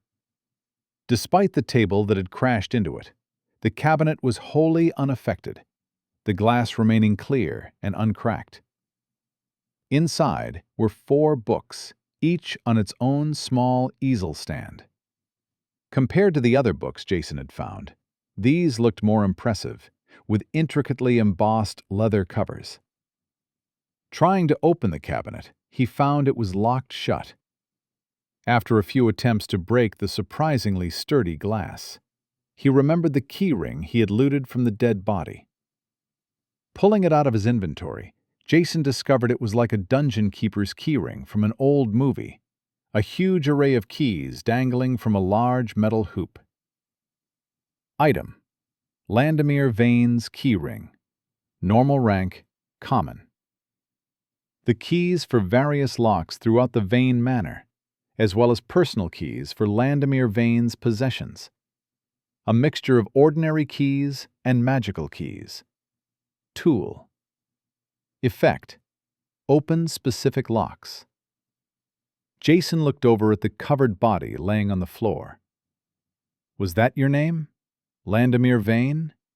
He sighed. Sorry I killed you, Landemir, but you tried to kill me first. He looked away from the covered corpse and focused on the task at hand. The keyhole in the cabinet door was quite small, so he tried the more delicate-looking keys until the lock clicked open. The cabinet wasn't very large, but there were only 4 books in the entire case, set out for display rather than efficiency. The embossed leather didn't have titles, instead bearing patterns, like the magic circle on the floor. Jason took out one of the books at random. Item: Astral Magic 2, Bronze rank, uncommon. A magical book that can impart the knowledge of intermediate-level astral magic. Consumable, skill book. Requirements: Bronze rank, ability to use skill books, basic ritual magic theory, intermediate ritual magic theory, basic astral magic theory. Effect: imparts intermediate astral magic theory. You do not meet the requirements to use this item. Jason was familiar with skill books from video games that instantly gave out spells or special abilities. He couldn't try this one because he didn't meet the sizable list of requirements. Does that mean I can be a wizard if I find the right book? Jason started checking the remaining books. From the descriptions, it seemed the 4 books covered 2 different fields of magic, with 1 book at basic and intermediate level for each subject. Of the 4 books, Jason could only use 1. Item: Ritual Magic 1. Iron rank, common. A magical book that can impart the fundamentals of performing magic rituals. Consumable, skill book. Requirements: ability to use skill books. Effect: imparts basic ritual magic theory. You are able to use skill book Ritual Magic 1. Use Y/N? Reading over the description, he lingered on the requirement of being able to use skill books, which he apparently met. Remembering his character sheet, he pulled it up and started looking through the listings under racial abilities. Ability: Mysterious Stranger. Language Adaptation. Essence: Awakening Stone and Skill Book Absorption. Immunity to identification and tracking effects. Infinite language. Is that why I can read everything? The ability seemed to give him the power to use skill books, along with whatever essences and awakening stones were. He looked at the book in his hand. According to its description, it would give him knowledge. That meant it would alter his brain. But didn't his ability to read weird languages mean it was already affected? Was it already affecting his decision-making? For the time being, Jason stowed the books in his inventory. He could always look at them later. There didn't seem to be anything else he could make use of, so he decided to take stock. He found an undamaged chair and table, setting them up as far from the body as he could. There were a lot of tables for one room, although it was a large room. After sitting down, he started pulling out the items he had picked up but not looked at yet, placing them all on the table. He began with the items he looted from the snake. Mercifully, the night scale leather wasn't as drippy as the snake had been after it was skinned. Item: Night scale leather, bronze rank, uncommon. The skin of an umbral mountain snake. Crafting material, leather. Effect: crafting material for clothing, armor, and accessories. It was dark and matte, thick and cool to the touch. It was also surprisingly flexible. Like the snake, the leather was much longer than it was wide, coming out of his inventory rolled up like a traditional bolt of cloth and bound by a length of thick cord. Did I loot the string from the snake too? That's weird.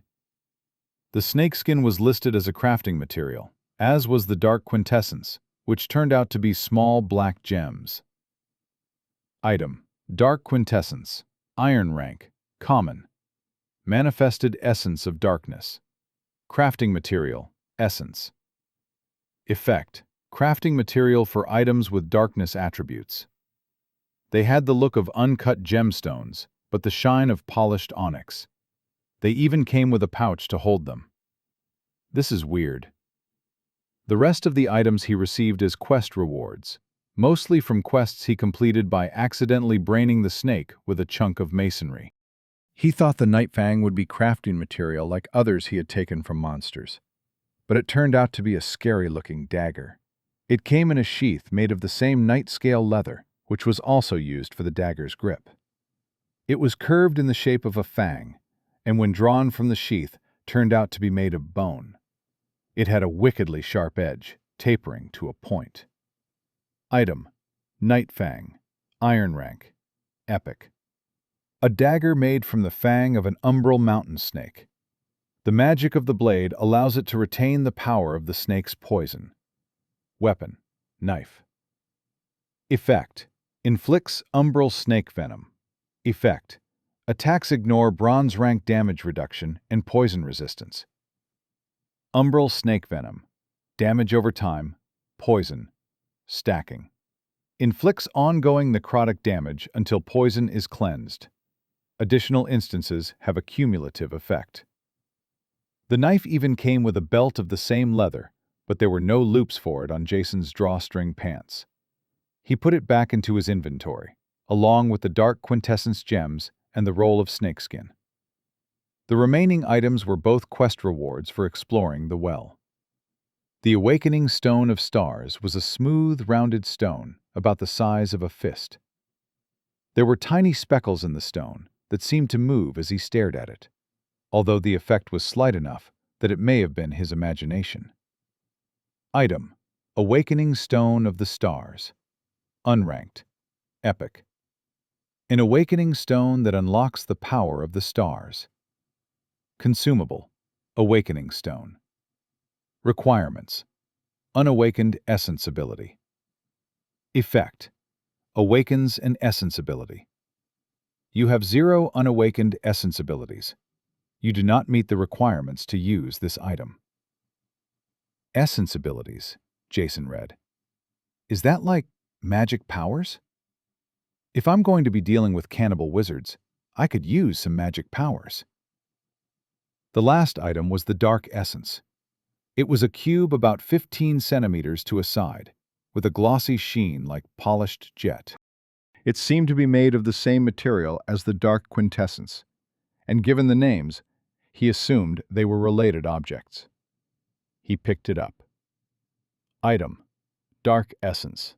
Unranked, uncommon. Manifested Essence of Darkness. Consumable. Essence. Requirements: less than 4 absorbed essences. Effect: imbues 1 awakened Dark Essence ability and 4 unawakened Dark Essence abilities. You have absorbed 0 over 4 essences. Once absorbed, an essence cannot be relinquished or replaced. You are able to absorb Dark Essence. Absorb Y/N? Are you what I need to get those magic powers? Chapter 8. Dark Magic. Jason frowned at the description of the black cube in his hands. Dark Essence abilities. Sounds a bit sinister. How does that work exactly? Help. Essence abilities. Essence abilities are personal supernatural abilities. They come in a variety of forms, including passive abilities, special attacks, and spells. Compared to time-consuming and preparation-intensive ritualized magic, most essence abilities can be used spontaneously. Wait, there's been a help function this whole time? Can you help me get out of here without getting eaten by cannibals? You are able to absorb Dark Essence. Absorb Y/N? Oh, I see what's going on here. You want me to accept the dark powers you provided, after following your plan got me here in the first place, making it seem like my only way out is to use the dark magic you conveniently provided. Classic seduction of evil routine. You could have at least been a little bit subtle. I think this is the point where you remind me how bad my situation is. Zone. Vane Manor. Subterranean Ritual Chamber. Is that snark? Do I have a snarky user interface? Also, I know where I am. He scowled. I have no idea where I am. He looked at the dark cube he was holding in his hands. Despite the slickly smooth surface, it had no sheen, not reflecting the lamplight at all. If anything, it almost seemed to be absorbing the light. That's only completely ominous. Jason picked up the lamp and panned it around the room. The magic circle, the covered body, the double doors leading into the inevitably perilous unknown. His whole reason for searching the room was to find any advantage before he went through those doors. His gaze drifted back to the cube. "Why not?" he said. "What's the point of going to Magic Land if you don't get a few magic powers?" He stood up, took a couple of deep breaths, then picked up the cube. You are able to absorb dark essence. Absorb Y/N? What could possibly go wrong? Don't answer that. Just absorb the essence. The cube suddenly turned sizzling hot in his hand, and he dropped it to the floor. What the? Dark smoke started rising up off the cube, and Jason backed away. It's possible I made a bad decision here. The smoke coming off the cube was rising up in narrow streaks, like black streamers. They twisted in the air, heading in Jason's direction. He backed away further, but was quickly moving out of the light shining from the lamp he had left on the table. The smoke followed him into the shadows, where he could no longer see it. Sure, just get the dark magic powers. Good choice, idiot. Jason felt the smoke reach him with the same scalding heat he had felt from the cube. He screamed as the black steam forced its way over his face, invading his mouth, nose, and eyes. At some point, he passed out from the pain, his next sensation being waking up on the floor. Sitting up, he probed his face with his hands. The sensation of pain was completely gone, and nothing was sensitive to the touch. His eyes seemed fine, and he realized he could see the room as if it weren't dark at all. The colors were a little washed out, but he could clearly see into the parts of the room previously cast in shadow. You have absorbed dark essence. You have absorbed 1 of 4 essences. Progress to Iron rank, 25%, 1/4 essences. Dark essence has bonded to your speed attribute, changing your speed from normal to Iron 0. Master all dark essence abilities to increase your speed attribute.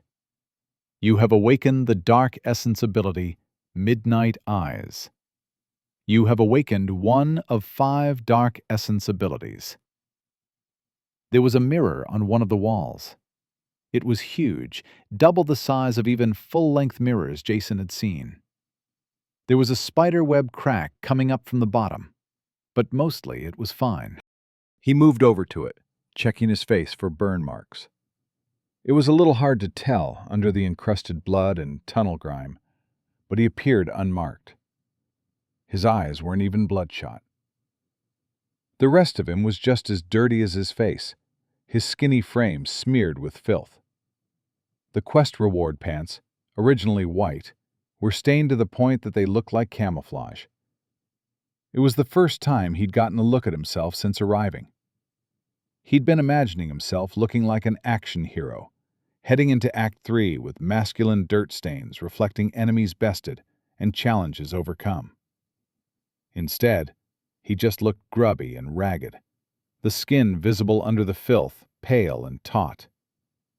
His Japanese facial features, inherited from his father, were even sharper than usual, making his face look gaunt. His bald head and absent eyebrows made him look manic and unhinged. His skinny body wasn't flattered by all the muck on it either, looking less action movie and more refugee documentary. He sighed. All right, let's take a look at my shiny new magic power. Ability: Midnight Eyes, Dark. Special ability: Perception. Base cost: None. Cooldown: None. Current rank: Iron 0, 0%. Effect: Iron. See through darkness. At least it isn't complicated. He looked around the room some more, the shadows no longer hiding anything from him. It wasn't like a low light filter. The lamp didn't interfere with his sight at all. Its light was more like a beam that brought things into full color, compared to the muted look of the areas covered in shadow. "That's cool, I guess," he said. "A little disappointing for a magic power, but I guess I'm not getting fireball from a dark essence."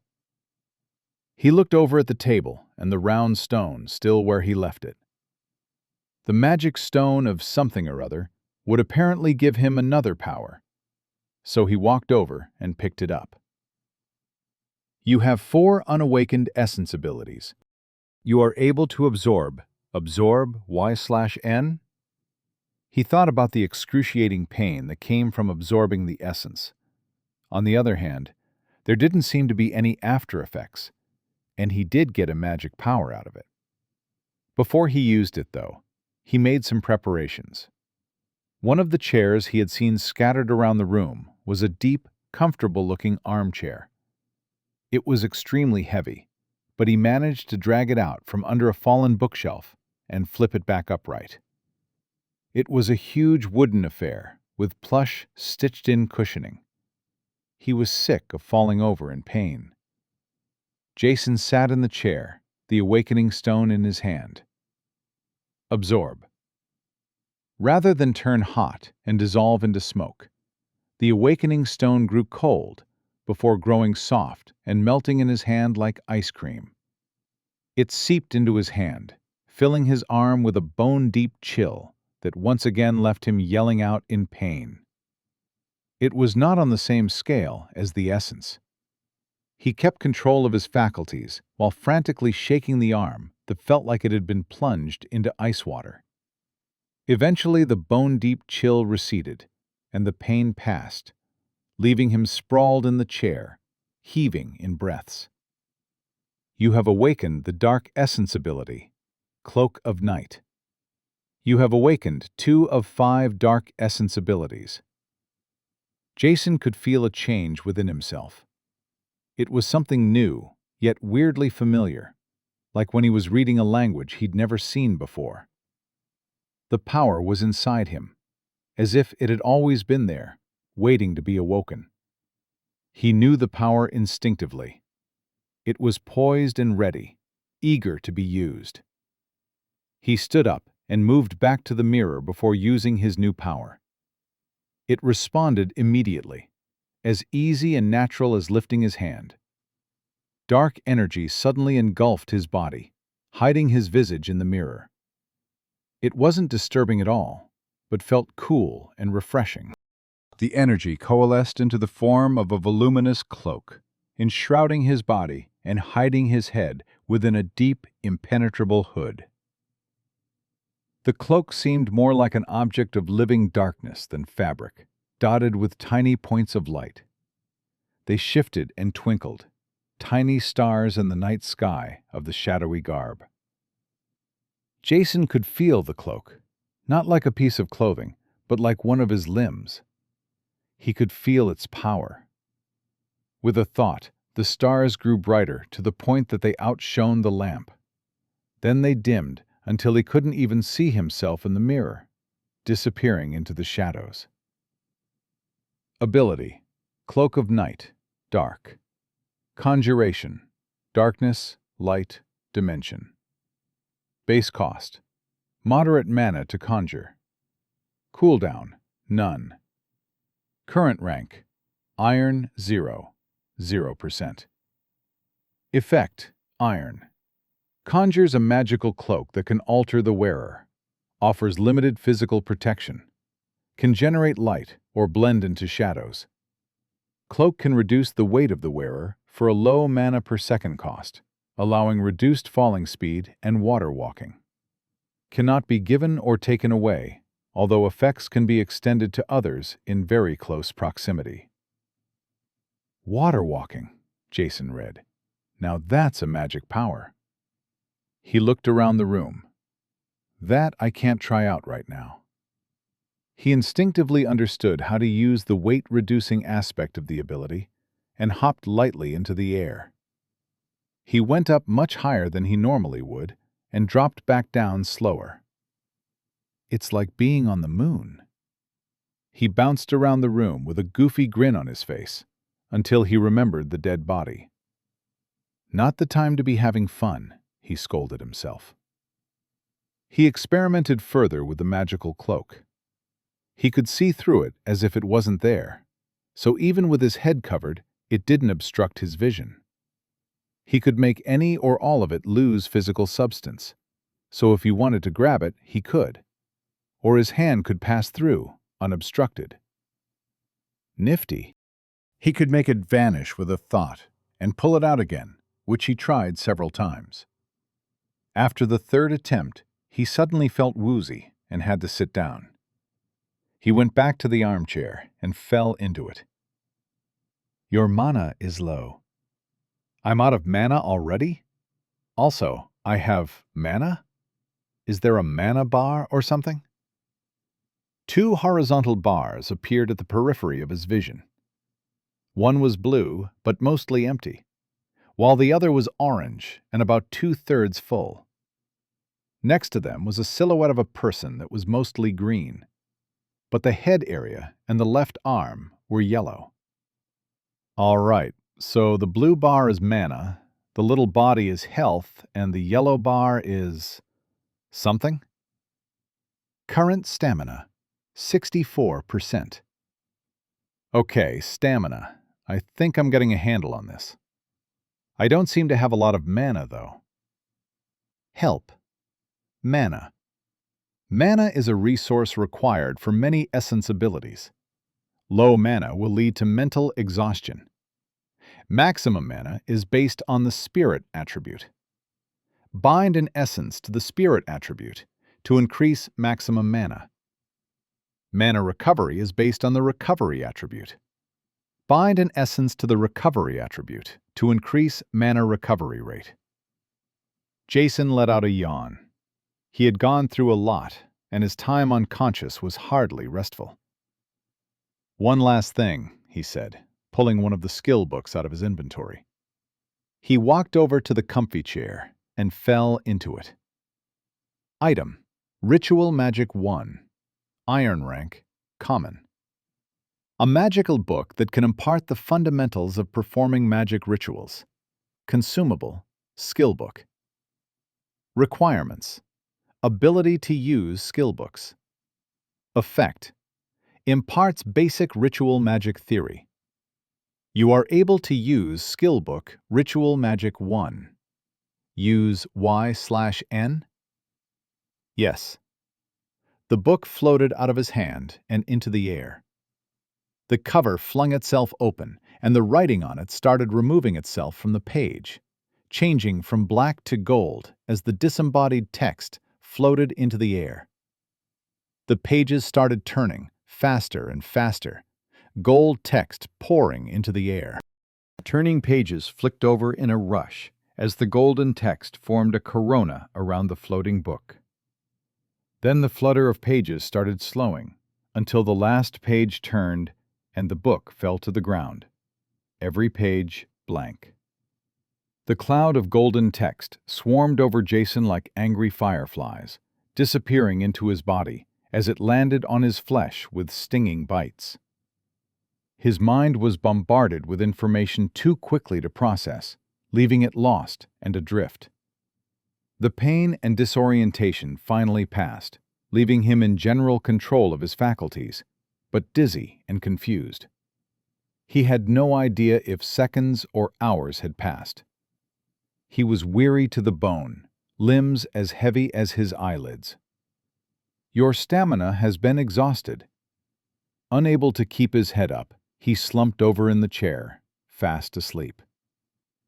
After what felt like no time at all, he was jolted awake by a loud hammering. His head was still hazy, and he shook it clear in time to see two men storm through the now broken double doors. The one in the lead was holding a hammer, the one behind a shovel. G'day, blokes. I don't suppose there's any chance you're not cannibals?" The pair scowled. The one with the shovel moved forwards and hoisted it menacingly. Jason scrambled to pull the curved dagger from his inventory. He used all his knife-fighting expertise, which was none, and the shovel slammed into his face. Jason dropped the dagger, staggering back with his hands over his nose, blood spilling between his fingers. The shovel came down a second time, and everything went black. Chapter 9. Escape. The circumstances in which Jason regained consciousness were unpleasant. He was cramped up in some kind of tight space, forced into a fetal position. His head was spinning. There seemed to be a little man inside it, trying to pickaxe his way out. His nose was congested with what felt like a fistful of bees, and to top it off, he had an urge to vomit. He lay curled up in the constricted space, throwing up on himself. As the vomiting subsided, he noticed the head section of his health silhouette was now a warning orange. "I am getting knocked out way too much," he heard a male voice. "He's woken up." Jason's eyes swam into focus, although they felt puffy and didn't seem to open properly. He was in what looked like a dog cage, too small to stretch out his limbs. His new ability to see in the dark was intact, allowing him to make out that his cage was on a dirt floor in some kind of cellar. The roof and walls were rough timber, and there was a pervasive smell of damp earth. There were 4 more cages in the cellar with him, each containing a person. 1 had a black guy, 2 had white girls. The last cage was bigger than the others, with thicker bars. Inside was an enormous, impossibly hairy man. "A Wookiee?" Jason asked deliriously. "What's a Wookiee?" the hairy man growled. "Hey," the black guy called out to him. "Did they put a collar on you?" "What?" Jason's thoughts refused to walk in a straight line. "Try and focus," the man said. "Looks like you were hit rather hard." Jason ran his fingers over his face, feeling the dried blood thickly caked onto it. He yelled in pain as his fingers brushed against what turned out to be his very delicate nose. "Did they put a collar on you?" the man asked again. Confused, Jason reached up and patted his neck. "No," he croaked. "Why would they put a collar on me?" "To suppress your essence abilities." "You can still use them?" Jason nodded, which annoyed the man in his head, who went on a pickaxe frenzy. "Ow! Yeah, I can use them, but I only have 2. "Can they get you out of that cage?" "One lets me see in the dark, and the other makes me sparkle, so probably not." "Sparkle? I'd show you, but I think I might throw up again. Actually." Jason vomited, ending in a coughing fit, after which he passed out again. Jason swam at the edge of consciousness, hearing 2 people talk. "He was in the underground ritual chamber?" a woman said in a controlled, elegant voice. "Yes, milady," a gruff male voice replied. "You left him in quite a state." "Actually, milady, that's not much worse than how we found him." "You didn't put a collar on him?" she asked. "Mr. Carruthers only procured the 4, milady, for the ones we were warned about." "It doesn't matter," said the woman. "Feel how weak his aura is. I doubt he has more than 2 or 3 abilities at most. Do you really think he's the one that killed Landemir?" "That would be my guess, milady. He had more blood on him than wounds to produce it. He was also locked in the room with the young master's body." "How could he even do it?" the woman asked. "He's so weak." "It seems the young master had mostly done himself in, milady. Summoning spell gone awry from the looks of it." "Is that why all those little monsters are running around?" "It would seem so, milady." Quest: no shirt, no shoes, no service. Objective complete. Discover the reason lesser monsters have infested the area, 1/1. Simple shirt has been added to your inventory. Quest complete. 100 iron spirit coins have been added to your inventory. Jason stifled a yelp. He had been pretending to be unconscious when a bright blue screen appeared in front of him, and his whole body went tense. The pair continued talking, however, as if nothing had happened. "So whoever this is got lucky and killed my son when he was at his most vulnerable." "Not that lucky, milady. He met me. Just so, Dougal, she acknowledged. Do we know what Landemir was trying to summon? I had a bit of a potter through his notes, milady. It was one of them entities from beyond the void. Jason heard the woman sigh. Astral beings, she muttered unhappily. I told that boy it would be the death of him. We're a nice, traditional blood cult family. This nonsense about ineffable ancients from outside reality was never going to work out. What did you do with Landemir's body? Mulch, milady. You mulched my son? Well, he won't be mulched yet, milady. Composting isn't a quick process. I can fetch him out from the pile if you like, but milord won't be happy. He was quite specific as to the dispensing of the body. I don't care what my stupid husband thinks. He married into the family. This is my manor, my family, and we do things the traditional way. Goodness knows what poor Landemir will taste like after having gone in the mulch pile.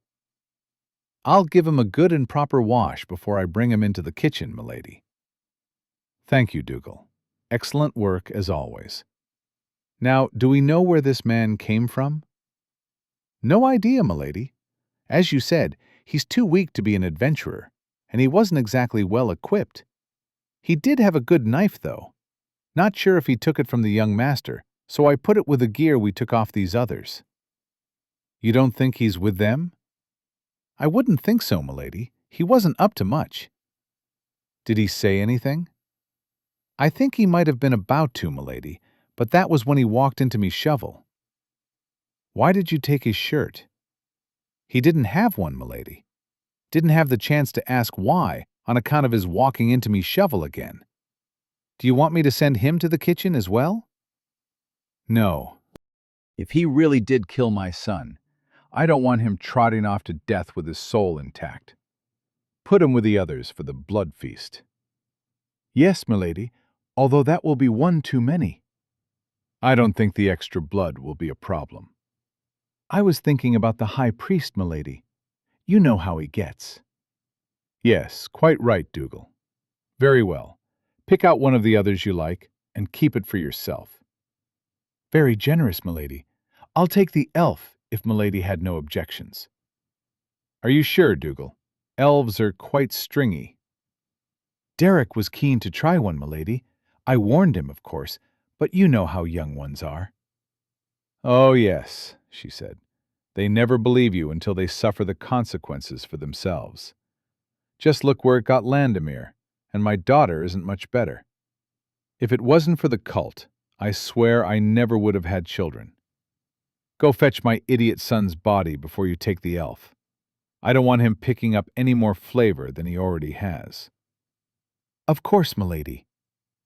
The pair left, and Jason let out a long breath. He didn't know who those people were, but he heard enough to know that he wanted the hell out.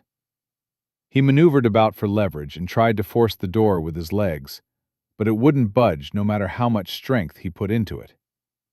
That's not going to work, the black guy told him. Have you got a name? Jason asked. I'm Jason, and just thinking of you as the black guy is making me feel uncomfortable. Rufus, the man responded. Good day, Jason said. If you've got a better idea, I'm all ears. Afraid not, Rufus said. Unless you've got some spirit coins tucked into those pants, you won't get it open that way.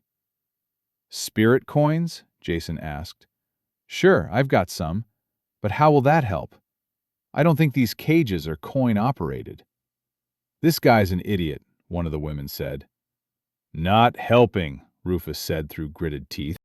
Jason, you don't happen to have a silver or gold rank coin, do you? Hang on a sec, Jason said, checking his inventory. There were 16 silver coins and 4 gold ones, all looted from Landemir Vane's body. He took out one of the silver ones. Item: Silver spirit coin. Silver rank, common. A distilled quantity of raw magic. Crafting material, currency. Effect: used to fuel silver rank magic items or as a ritual component. Effect: consumed to briefly increase all attributes to silver rank. Oh, Jason said. He had previously examined the lesser spirit coins, which didn't have an option to increase attributes. He tried to remember if there was a strength attribute. So, I consume this to increase my attributes? Jason said. Consume, as in eat? Yes, Jason, it's very easy, Rufus said. You just put the coin in your mouth. Once you do, you'll only have a few moments to force open the cage. So, these attributes, Jason said. I assume one of them is strength? The power attribute increases strength, Rufus said. The coin will increase them all, but only for a very short time. Jason placed the coin uncertainly on his tongue, where it dissolved like a soluble tablet.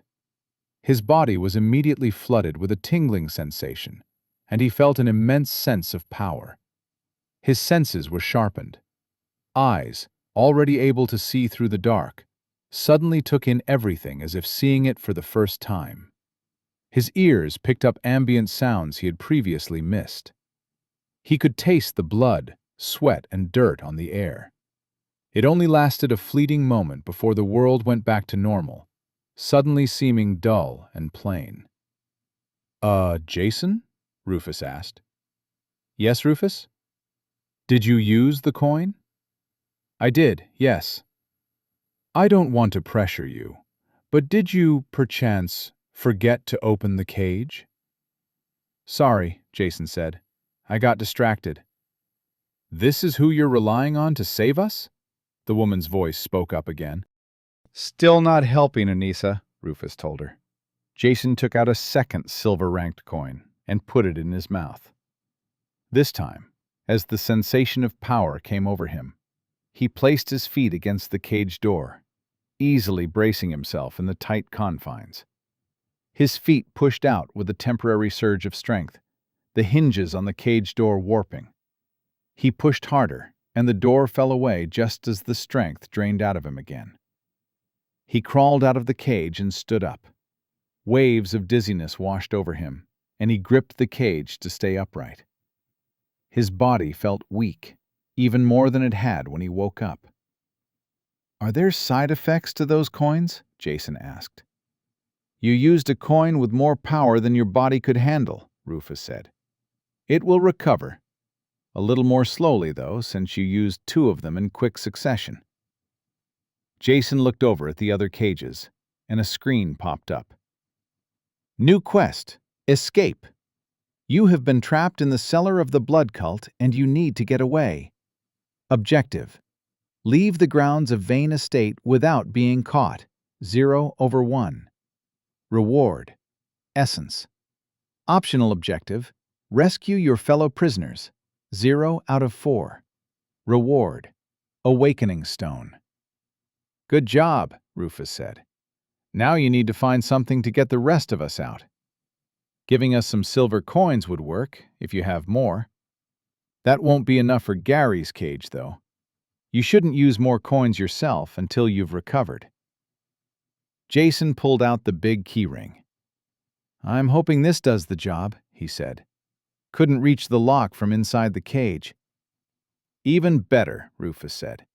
I'd rather not have to fight our way out of here, suffering the after effects of using a coin. Rufus pointing to the large, hairy man in the oversized cage. Him first, Rufus said. Jason went over to the big cage, getting a better look at its occupant. His body was the size and shape of a professional wrestler, and the parts not covered by his clothes were covered in fur. His head looked like a lion, complete with a glorious mane. So, you're Gary? Jason asked. He crouched down and started trying keys on the lock. That's right, the big man said. His voice had a deep, growling timbre. I'm Jason, he said. You look like Ron Perlman from that old Beauty and the Beast TV show. I have no idea what that means, Gary said. I'd say good to meet you, Jason said as he continued trying keys, but the circumstances aren't terrific. Thanks for not just running off, Gary said. Are you kidding? I need you lot to get me out of wherever it is we are. We're in a storage cellar. I can see that much, Jason said. I meant this whole place. I have no idea where we are. You don't know? Gary asked. Did they kidnap you? Someone did, Jason said. I woke up in the hedge maze. Gary the Lion Man's voice seemed to be growly as a default. Look out! Rufus called out, and Jason turned to look around. There was a doorway that seemed to lead into another section of the cellar, through which the man Dougal had returned, shovel in hand. Cheeky little sod, Dougal said. Jason tried to think quick, but his head was far from in its best state. Shoving the key ring back into his inventory, he got up from his crouch, but was hit by a dizzy spell and stumbled. The shovel came down, and everything went black. Chapter 10. The Evil Pit of Evil. Jason was jerked back into consciousness as his body choked out more vomit. His throat seared as his empty stomach tried to cast out what wasn't there, almost gagging him. His head was filled with stabbing pain, and when he opened his eyes, everything blurred, like he was underwater. The only clear thing was the little silhouette showing his health, the head now a glaring red. His thoughts skittered about like a roach, dashing out of reach as he tried to pin them down. Slowly, he came to something approximating his senses. There was a light source somewhere up ahead, but the light it put out was blood red. Otherwise, the tunnel was dark, but his new power allowed him to see through it. He was once again in a cage, but bigger than the last. It was the same kind of heavy cage the Lion Man had been in, with thick, heavy bars. Apparently, they didn't want him kicking the door open again. His cage was being rolled down a wide stone tunnel, on some kind of moving platform. It was more like a train tunnel than a cave, with an arched roof and flat floors. There was even a rail, like for a mining cart, with his platform being pushed along it. 3 more cages were being pushed the same way, 1 ahead and 2 behind. The people pushing wore bright red robes and ugly demon masks. More of them led the way up front, carrying lanterns with stained glass that produced the ominous red light. Jason wasn't thinking about what to do so much as desperately hoping the pain in his head would subside. He was concentrating on his breathing when a screen appeared. Quest. Escape. Objective failed. Leave the grounds of Vane Manor without being caught. Quest failed. New quest. The Blood Feast. You have been captured and are set to be sacrificed by a blood cult. You need to avoid becoming a sacrifice. Objective. Avoid being sacrificed 0/1. Reward. Essence. Optional objective. Save the other designated sacrifices 0/3. Reward. Awakening Stone.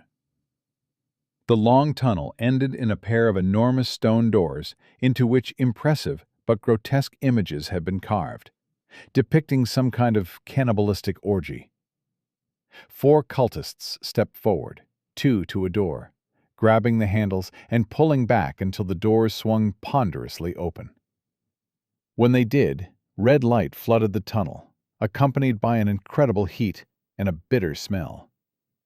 It washed through the doors and over the group like a wave, carrying with it a coppery taste that lay thick on the tongue. "That's a lot of red flags," Jason said. A fist landed hard on the side of his cage. "Quiet!" a harsh voice barked. Beyond the doors was a vast circular chamber, like a great cylinder carved straight out of solid rock. Some 25 meters across and at least twice as high, it was enough to boggle Jason's mind, even through his punch-drunk haze. The walls were black, like some long-dormant magma chamber, but even starting from a natural cavern, it would have been a monumental labor to bring it to its current state. Flat stone slabs, carved out of the same black stone, had been inserted into the walls like pegs. They made a punishingly steep set of stairs that wound their way up to the higher parts of the chamber. Dominating the room was a red pool of roiling, bubbling liquid, taking up almost all the floor space. It was the source of the light, along with the heat and the coppery stench of blood. The center of the pool churned, as if on the point of boiling. The sound of thick, sloshing liquid echoed up through the chamber. The red light shone from deep within the pool, washing the whole chamber in red, as if everything was coated in blood. "That isn't good," Jason heard from one of the other caged people. It was Rufus, who had told him how to use the spirit coins. The Lion Man was there in his own big cage, along with one of the two women. The other was nowhere to be seen. One of the robed cultists bashed on the side of Rufus's cage. "I said quiet." "Or what?" the Lion Man grumbled. "You'll sacrifice us in your creepy ritual pit?"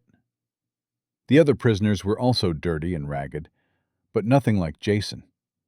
He had no shirt, no hair, and there was blood and old healing ointment crusted all over him. His face was coated in blood from his broken nose, along with puffy black eyes and flecks of vomit.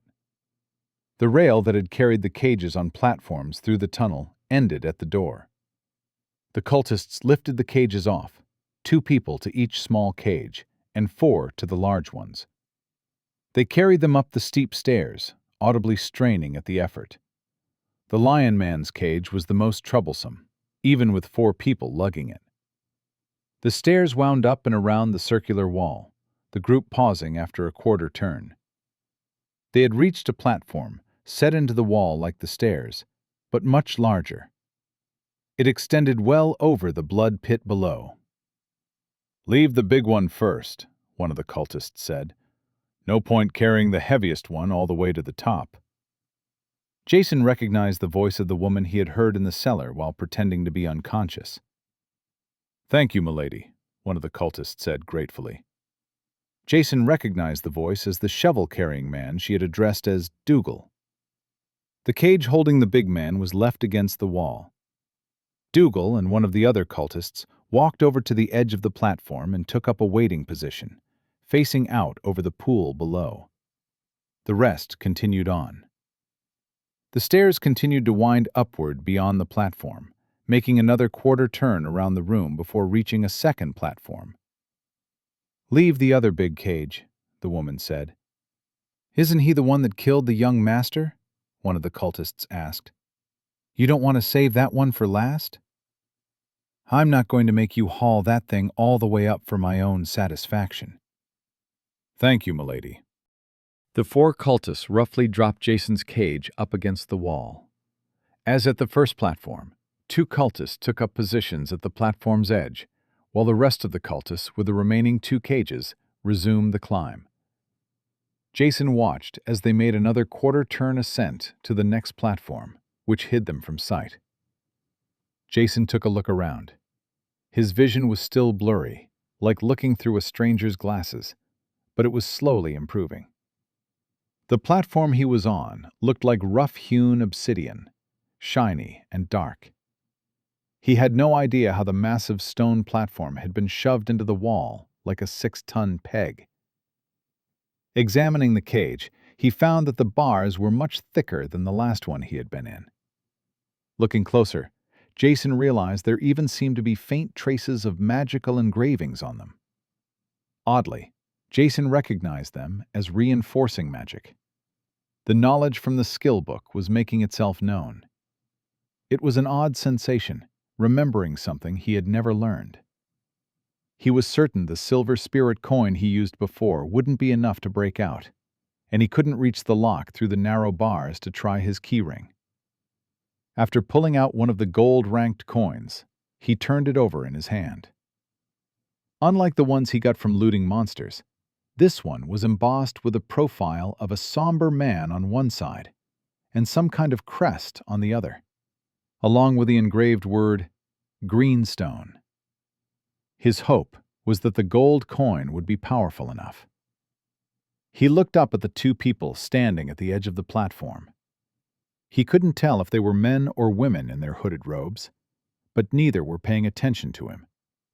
Instead, they were at the edge of the platform looking out. If he could escape the cage quickly enough, there was a chance to rush at least one of them right off the edge. He took a deep breath, focusing on the coin in his hand. He placed it on his tongue. He thought the silver coin had flooded him with strength, but that had been a meager trickle compared to the gold. It was like having a hurricane inside him, and he lashed out with his feet, hoping it was enough to burst open the cage door. Instead of opening, the door shot off its hinges like it was fired from a cannon, metal screeching as the whole front of the cage was warped. The door moved almost too fast to see, barely deflecting as it slammed into one of the cultists, sending them flipping off the edge of the platform. They didn't even scream, dead the moment the cage door crushed the top half of their body. "You have defeated," startled, Jason crawled from the ruined front of the cage and to his feet. The other cultist reacted quickly, turning and rushing Jason. The coin's power was fading quickly, and Jason threw out a fist with the lingering strength of the coin behind it. To his horror, his fist buried itself in the cultist's chest cavity. The cultist let out a gurgling sound and died, dropping off Jason's fist as the strength from the coin left him. Jason looked in shock at his own bloody fist. "You have defeated." It wasn't just his newfound strength that left him as the power of the coin faded. The strain of the coin's power left him feeling enervated, barely staying on his feet. His eyes wanted to close, his body urging him just to lay down and sleep. He was jolted back to wakefulness by a powerful, roaring voice. "They're coming for you!" Jason's head snapped up and saw multiple cultists running back down the stairs. Looking around, the pair from below were coming up as well. Peering over the edge, he spotted the door below, on the far side of the blood-red pool. He had a terrible idea. "Magic power, you'd better work."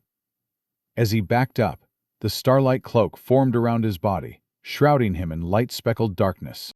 After a stealing breath, he ran to the edge, leaping out as he urged the cloak's power to reduce his weight. He sailed through the air, shadow cloak sweeping up behind him like a trail of stars. Floating over the bloody pool, he landed almost perfectly in front of the huge stone doors, still open. That went startlingly well. He looked up at the stairs, spotting the cultists bolting down them in pursuit. He ran through the doors and into the tunnel, then stopped. "Just run," he told himself. "You can't save them. You're terrible at everything. Just run." Instead of running, he ducked behind one of the heavy stone doors, which the cultists had not opened fully due to their enormous weight. He pressed himself between the wall and the door and waited. The cloak dimmed, going from bright stars to melding Jason into the shadows as he admonished himself silently. "Well done, idiot. Now you're going to be tossed into a pit of blood by cannibals and then probably eaten. Good job."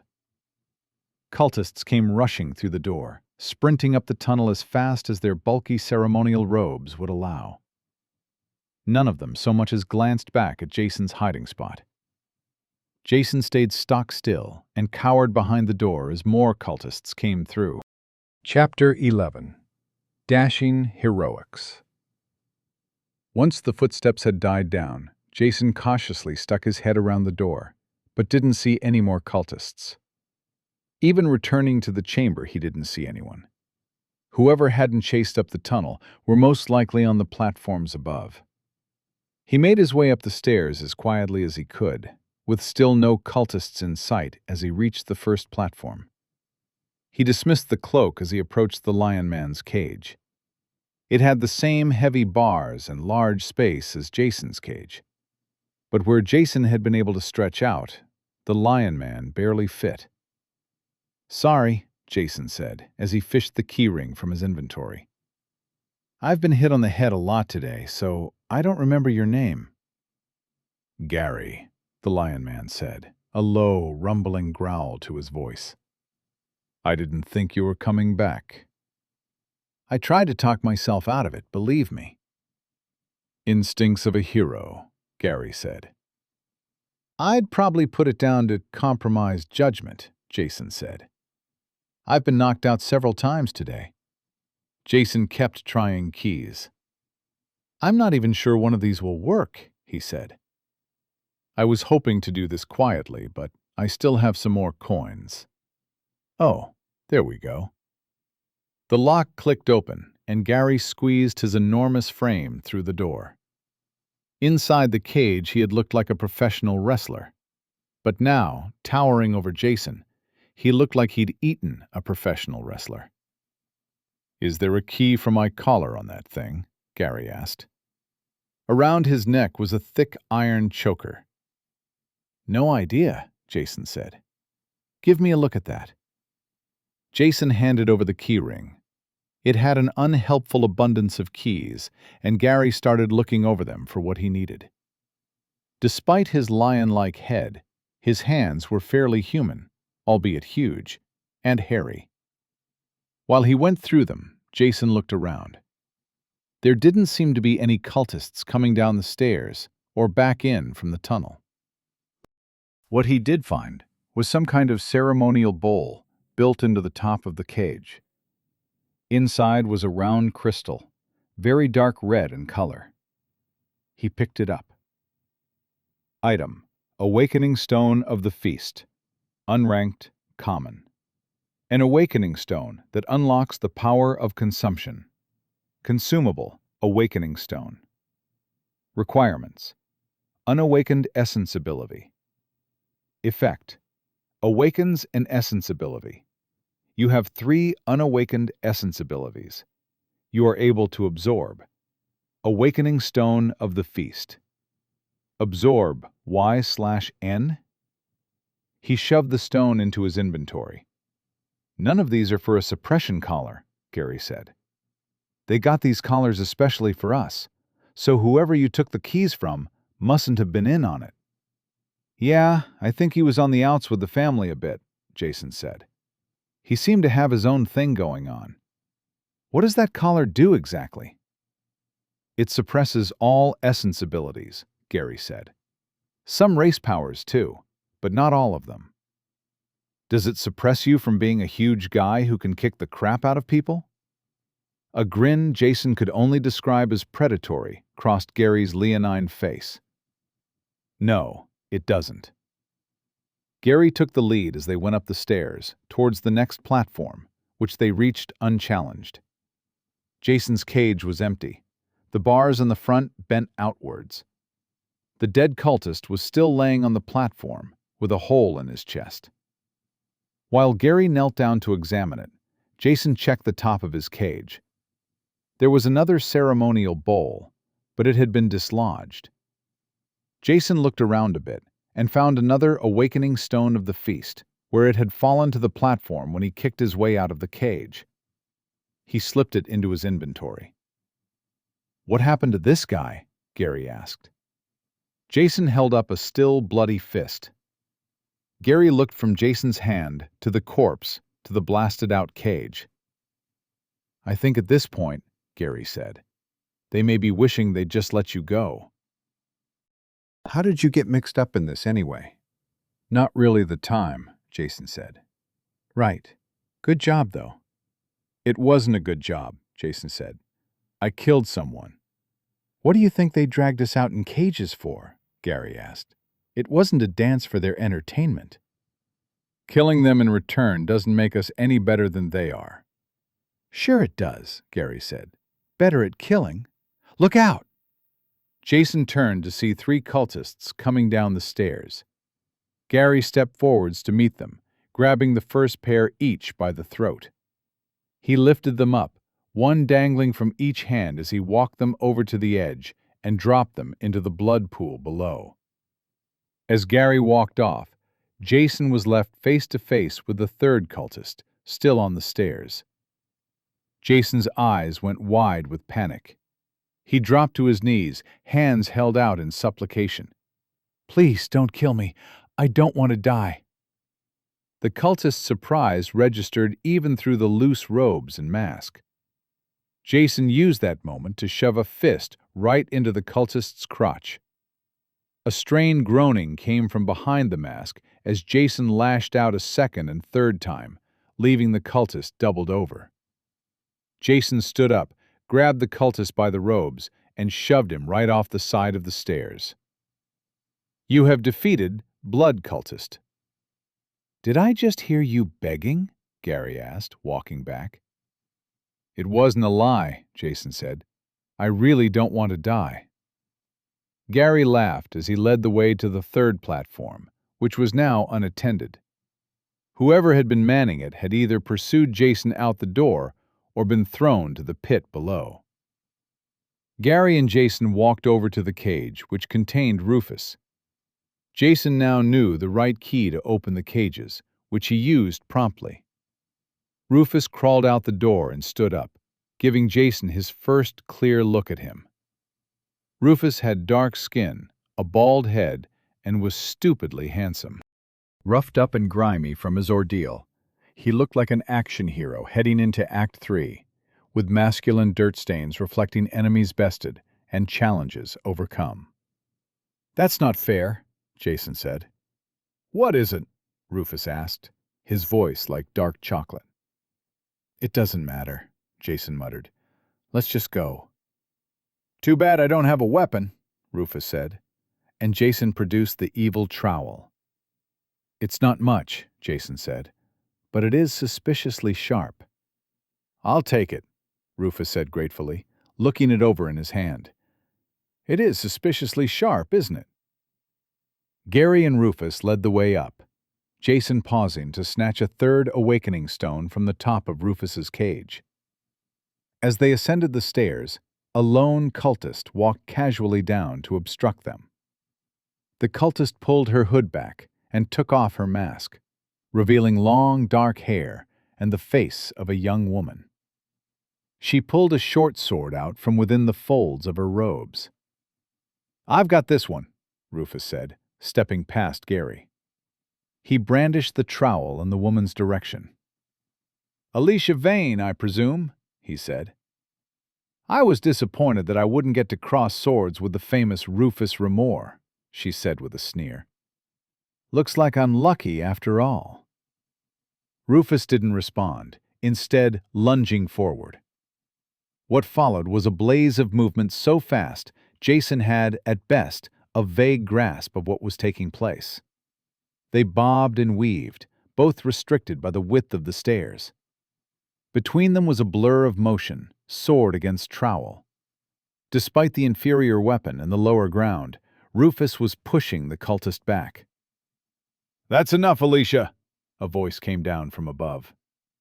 Jason recognized it as the woman from the basement. With a look of reluctance, Alicia disengaged from her fight with Rufus and started backing up the stairs. Rufus lazily tossed the trowel into the air, where Gary smoothly snatched it and launched it out with a flick of his powerful arm. The practiced ease of the pair's teamwork took Alicia by surprise. She failed to react before the trowel lodged itself in her throat.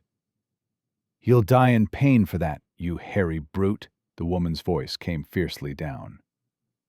As the woman yelled, Alicia dropped her sword, clutching at the trowel buried in her throat as she staggered and fell off the stairs.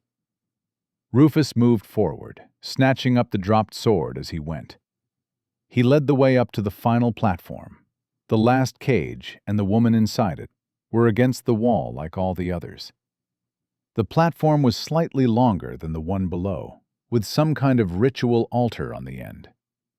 There were two figures standing in front of it.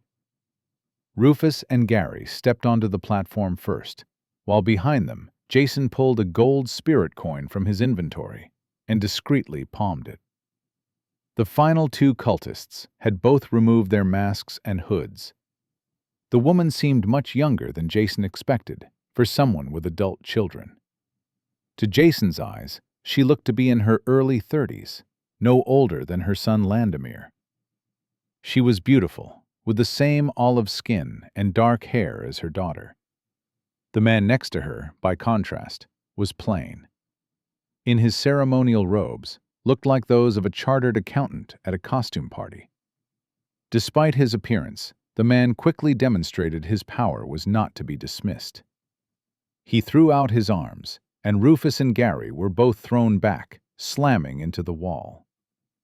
Glowing chains emerged from the stone to wrap around their limbs, binding them in place. Jason, now the last one left, looked nervously at the now helpless pair.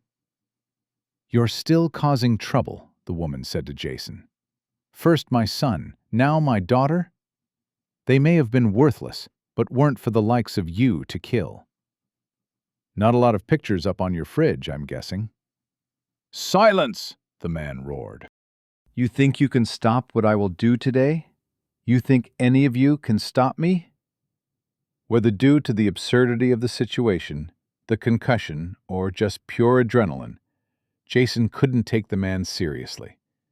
Even with the power he had just demonstrated, he just seemed like a petty little man who hated to be ignored. "Mate," Jason said, "I don't know if anyone told you, but you're very melodramatic." The man's face flashed with fury.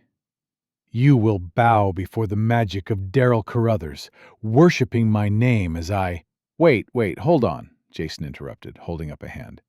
"Did you say your name was Daryl Carruthers?" "You have heard of my greatness." "Sorry, mate, no. It's just that Daryl Carruthers isn't exactly a high priest of evil kind of name." "What?" Jason gestured at the woman. "I mean, what's your name?" "I am Lady Cressida Vane," she sneered. "See, now there's a quality high priest name," Jason said. "High Priestess Lady Cressida Vane. Just listen to it. You can practically hear the tyranny." "Stop babbling," Daryl scolded. "This doesn't—" "Why didn't they put you in charge?" Jason asked Cressida, ignoring Daryl. He gave her a sympathetic look. "They didn't want a woman in charge, did they?" Daryl's face was starting to redden with anger. "That has nothing to do with—" "Oh, be quiet, Daryl," Cressida spat out. "You and I both know who should be running things, but they refuse to let a woman take a seat at the red table. If I was—" "Stop being hysterical, Cressida," Daryl said. "Hysterical? I should—" Neither had noticed Jason edging closer from the moment he started provoking them, or when he slipped a gold coin in his mouth as they turned on one another. Strength flowed through him again, but this time joined by pinching, cramping pain. It was too soon since he used the last coin, and his body was paying the price. He fought through it and stepped between the bickering pair. They both looked at him in surprise as he shoved out a hand from either side, one slamming into each of them. The result was like firing them from a catapult. They both hurtled through the air horizontally, not even arcing down with gravity, before they smashed into the sides of the chamber. The sheer force crushed them into the hard stone, from which they tumbled down, out of sight. "You have defeated. You have defeated." Chapter 12. Sanguine Horror. "That was amazing," Gary said, coming up to slap Jason on the back. Jason staggered forwards to support himself on the altar at the end of the platform. "The way you made them disregard you as a threat by appearing weak and harmless," Gary praised. "Feeble and helpless, even touched in the head a little. It was masterful how impotent you came across. Even after you kept escaping from the cage, they had no respect for you as a threat whatsoever." "Please stop complimenting me," Jason said. The strength of the coin was gone, and the backlash of two in quick succession was enervating. His mana and stamina bars had drained to almost empty, and adrenaline was the only thing keeping him awake. "How did you get down off that wall?" Jason asked. "The magic died with him," Rufus said, also approaching. "Which was lucky, because it doesn't always work that way." "You'd have had a right problem getting us down," Gary said. "How about someone gets me out of this cage?" a female voice asked, impatiently. It wasn't the same voice that had been dismissing him back in the cellar. That person must have been the one whose place Jason took. Jason staggered over to the cage, swiping the stone on top into his inventory as he took the keys out. The woman inside the cage was pretty, with strawberry blonde hair and a button nose. She was clearly unhappy, although startling cute. As he opened up the cage and let her out, Jason wondered why these people were all so attractive. "Thanks for the rescue," she said to Jason, tamping down her annoyance before blasting it full force at Rufus and Gary. "What the hell were you two doing? I had to get saved by a random homeless man?" "He only seems like that," Gary said. "It's all a cunning ruse." Jason left the three of them talking while he wandered back to the altar at the edge of the platform. It was decorated with grotesque carvings that appeared to heavily feature teeth. On top of the altar was a thick book, left open halfway through. Glancing over the text, he could only understand fragments. Having used the ritual magic skill book he took from Landemir, the knowledge it imbued him with offered some insights, but this new book was still above his head.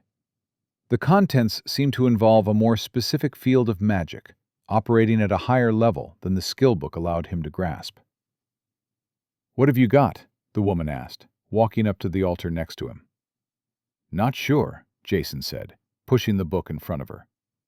"Looks like they were trying to make something, but it's well beyond my expertise. I only found out magic exists today. I'm Jason, by the way."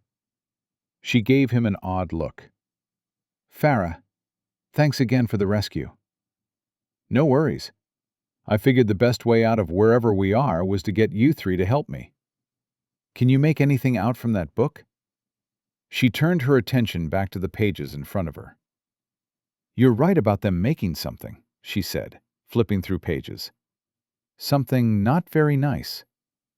"I got that much from context," he said, waving his hand at the chamber around them, black stone reflecting blood-red light from below. "Fair point," Farah laughed. While she continued examining the book, Jason looked around some more, noticing Gary and Rufus were gone. "Where'd the others go?" he asked. "They went to see if those cultists you let off are coming back," Farah said. "I completely forgot about them," Jason said. Looking around some more, he found a small white sack next to the altar. He picked it up and looked inside. It held a white crystalline powder. He pinched some between his fingers. Item: salt, normal, common. Ordinary salt, crafting material. Effect: common ingredient for use in cooking or magic rituals. "Salt?" he said curiously. "It's good for making quick and easy magic circles," Farah explained, not looking up from the book.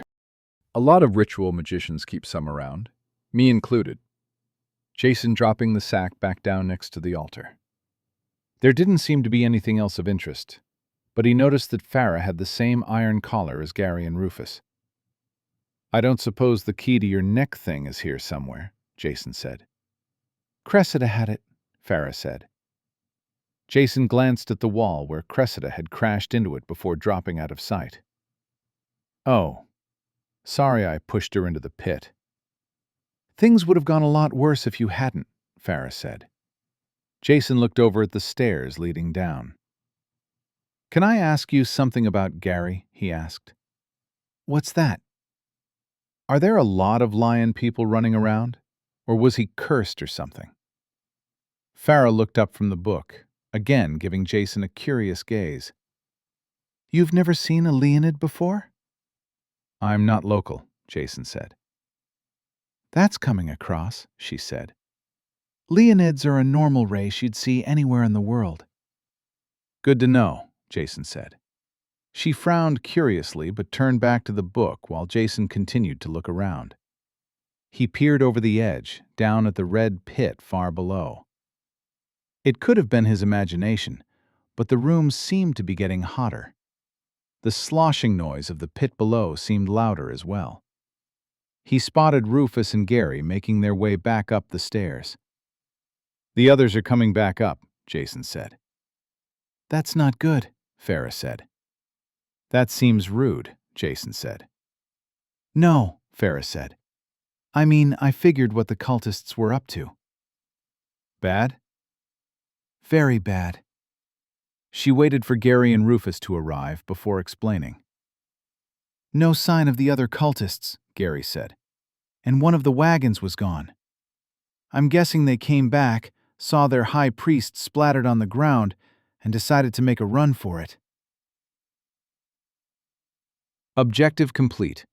Avoid being sacrificed, 1/1. Reward. Optional objective complete. Save the other designated sacrifices, 3 out of 3. Reward. Awakening Stone of Adventure.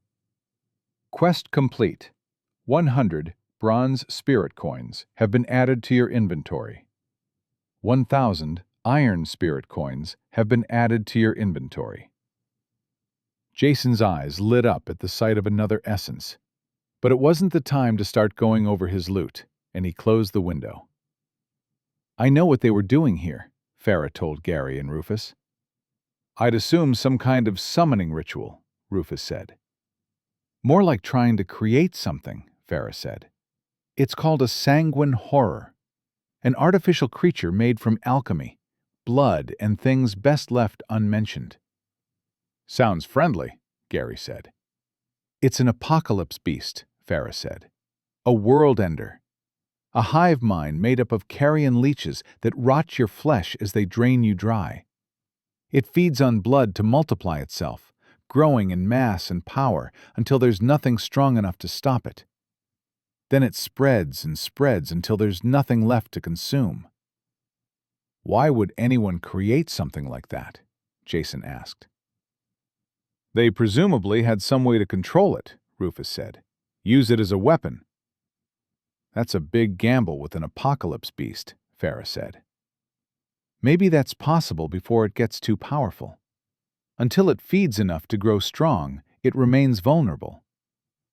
Still seems like way too high a chance of going wrong, Jason said. Speaking of which, Rufus said, have you noticed it's getting hotter in here? No, Farah said. Yes, Jason said at the same time. It's more noticeable closer to the pool, Rufus said. The smell is stronger down there too, Gary said. They should probably be tossing us into the blood pit by now, Rufus said. Is something going wrong because we interrupted them? I think we're overlooking something, Jason said. What's that? Farah asked. Are we sure we interrupted them? They were going to throw the 4 of us into the pit, right? Right, Rufus said. Well, Jason said, how many people did we throw in? Farah's pretty brown eyes went wide. Oh no, she said, turning back to the altar and started madly flipping through pages of the book. As the others waited, a screen appeared in front of Jason. New quest, the Sanguine Horror. Destroy the Sanguine Horror before it becomes too grave a threat. Objective, destroy the Sanguine Horror 0/1.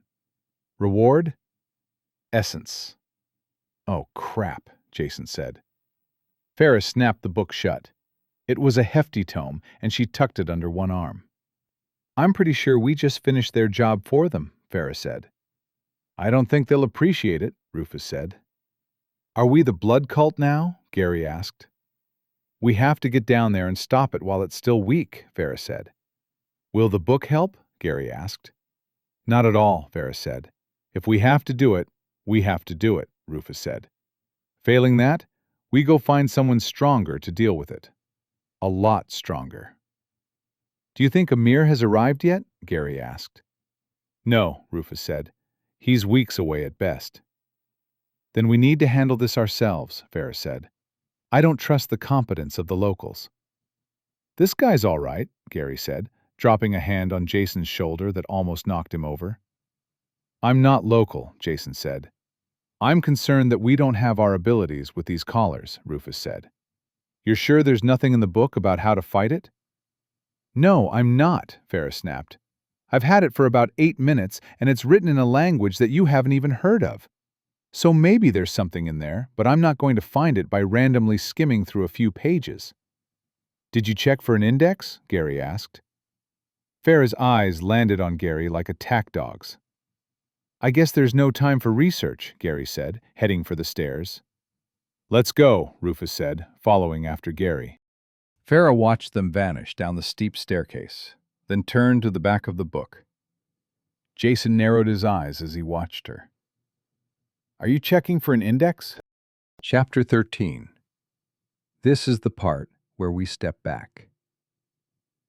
The three former captives pounded down the stairs as Jason followed unsteadily behind.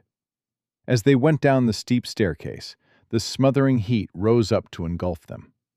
The air became wetter and heavier until even breathing was a chore. The copper taste of blood felt like it was coating Jason's tongue.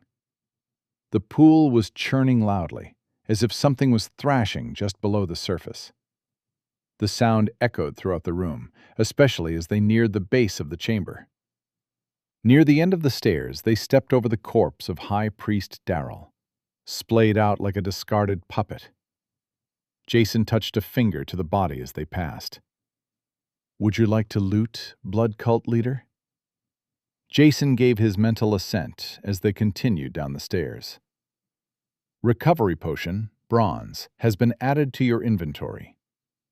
3 gold spirit coins have been added to your inventory. 11 silver spirit coins have been added to your inventory. 216 bronze spirit coins have been added to your inventory. 341 iron spirit coins have been added to your inventory. 471 lesser spirit coins have been added to your inventory. Like Landemir Vane, the High Priest had been holding more than 1,000 coins on his person. As to where he had them stowed away, Jason could only guess. Does everyone here have an inventory? What? Farah asked loudly. It was hard to hear over the wild splashing of the blood pit as they drew closer. Nothing, Jason called back. Jason's real interest was in the recovery potion, which he took from his inventory and tipped down his throat as soon as they reached the bottom of the chamber. Farah saw Jason tip back the potion and threw out a hand in a warning gesture. Jason, don't! The potion was already making its way down Jason's throat. What? Rufus asked, as he and Gary turned around to look. Jason just drank a potion, Farah said. Right after using a spirit coin? Gary asked. Is that bad? Jason asked. Actually, why didn't the potion do anything? The others only answered in sympathetic wincing. Moments later, his stomach was filled with cramping pains. He doubled, felt his body desperately wanting to vomit, but unable to do so. You have used a recovery potion while your body is flooded with residual magic. Recovery potion has failed to take effect.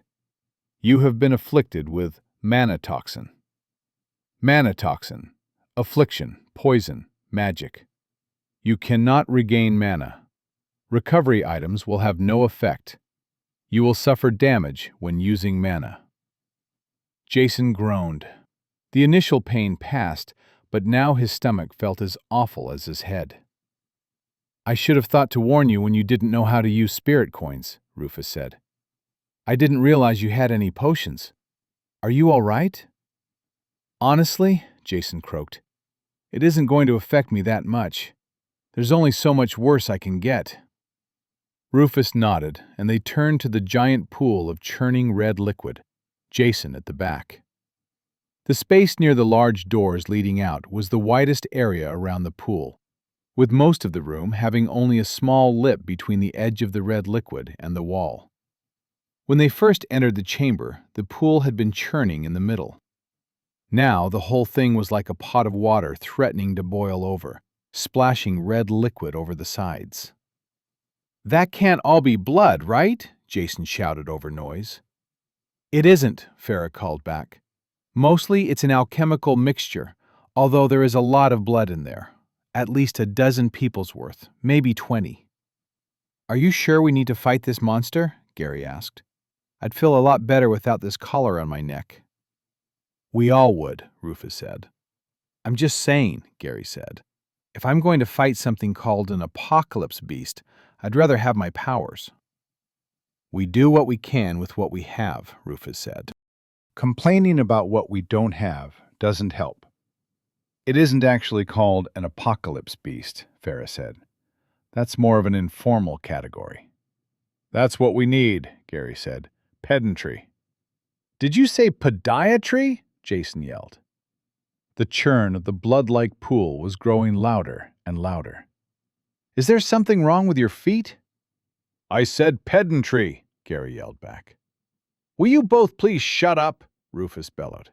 If we let this entity go, Farah yelled, it will get out and start feeding on the local animals. The more it feeds, the stronger it gets. If it eats its way through a village or a town, then it will get too strong for any of the local powers to stop it. Can we even do this with our abilities sealed away? Gary asked. A handful of cultists is one thing, but a world-destroying blood monster? We have one sword between us. Going for help might not be the worst idea. Real help is a long way from here, Farah said. The pair looked to Rufus for the deciding vote, who turned his attention to Jason. You're the reason we aren't all monster soup right now, Rufus shouted. The decision is yours. Jason looked at the three of them, looking back at him. They clearly had no idea of the magnitude to which he was out of his depth. What are our actual chances? Jason yelled. Terrible, Gary said. Not good, Rufus said. Getting better, Farah said, pointing. They all looked and saw Cressida's body hadn't fallen into the pool, but onto the stone floor at the edge of the chamber. Unfortunately, it was on the far side. That portion of the floor had barely a lip of stone between the pool and the wall, but Cressida had landed lengthways along it. She has the key to the collars, Farah said. If I can get this thing off my neck, I can blast whatever crawls out of this pit back into blood soup. Not sure I'd want to walk around the edge of that pool, Jason said. Sometimes all your choices are bad, I guess. We do it then, Rufus said. Farah, go for the key, but be careful of the pool. Ideally, you'll have it and be back before this thing emerges, but Gary and I will stall it if we have to. Jason, what kind of combat abilities do you have? None, Jason shouted. I was taken out multiple times by a guy with a shovel. I am very bad at fighting. That's fine, Rufus shouted back. Just stay back and try not to die. Farah was already moving, putting the book on the ground and setting off around the pool, not waiting for Rufus to finish talking. She carefully hugged the wall, wary of the churning blood pit. Suddenly, the blood, which had been roiling like a stormy sea, went as still and serene as a sheltered pond. The roaring noise they had been shouting over immediately fell silent. Here we go, Rufus said, his voice an intrusion to the sudden quiet. Ripples disturbed the edge of the pool, and something emerged from the blood, smaller than they had expected. Is that a leech? Jason asked. It was the right size and shape for a leech, but had the gaping, tooth-ringed maw of a lamprey. I do not want that thing crawling up my leg, Gary said. I think that's a consensus opinion, Jason agreed. A second leech crawled out, then a third. They came 2 at a time, then 5, 10, until they were spraying out like runoff from a storm drain. They piled on top of one another, forming squirming, writhing mass. We should probably attack while it's still forming, Rufus said to Gary. I don't suppose you want to go first? How am I supposed to fight a pile of leeches? Gary asked. I don't think the sword will work. Also, you have our only sword. Strips of blood-soaked cloth, long and thin like bandages, started pushing their way out of the leech pile. They wrapped themselves around the leeches, pushing the pile into shape. Any idea what it's doing? Rufus asked. None, Gary said. Jason? When Jason didn't answer, they turned to look around and found Jason was no longer there. Gary looked up the stairs and out through the door, seeing no trace of Jason. "He's done a runner!" There was no time for distraction, and they turned back to the monster forming in front of them. More bloody strips were emerging from the pile, pushing into what they started to recognize as a humanoid shape. It was only a crude approximation, splitting at the seams as leeches spilled out between the bandages. It shambled forward, barely in half steps, shedding leeches as it struggled to keep balance. "Just stay close enough to keep its attention," Rufus said. "It doesn't seem very fast, and we just have to stall it." "Or I could punch it," Gary said. "It's a person shape now. I know how to punch people." "What? No." Gary's fist slammed into the creature, passing straight between the red-stained bandages and burying itself in the creature's chest. It seemed to have no impact, and Gary staggered back. His arm emerged from the leech monster with a sucking noise, like pulling out a leg that had been stuck in mud. It was covered in leeches, burrowing through his fur to sink teeth into flesh. He staggered about, yelling more in anger than pain, as he started ripping them off. Chunks of flesh and fur went with them, clenched in rings of teeth.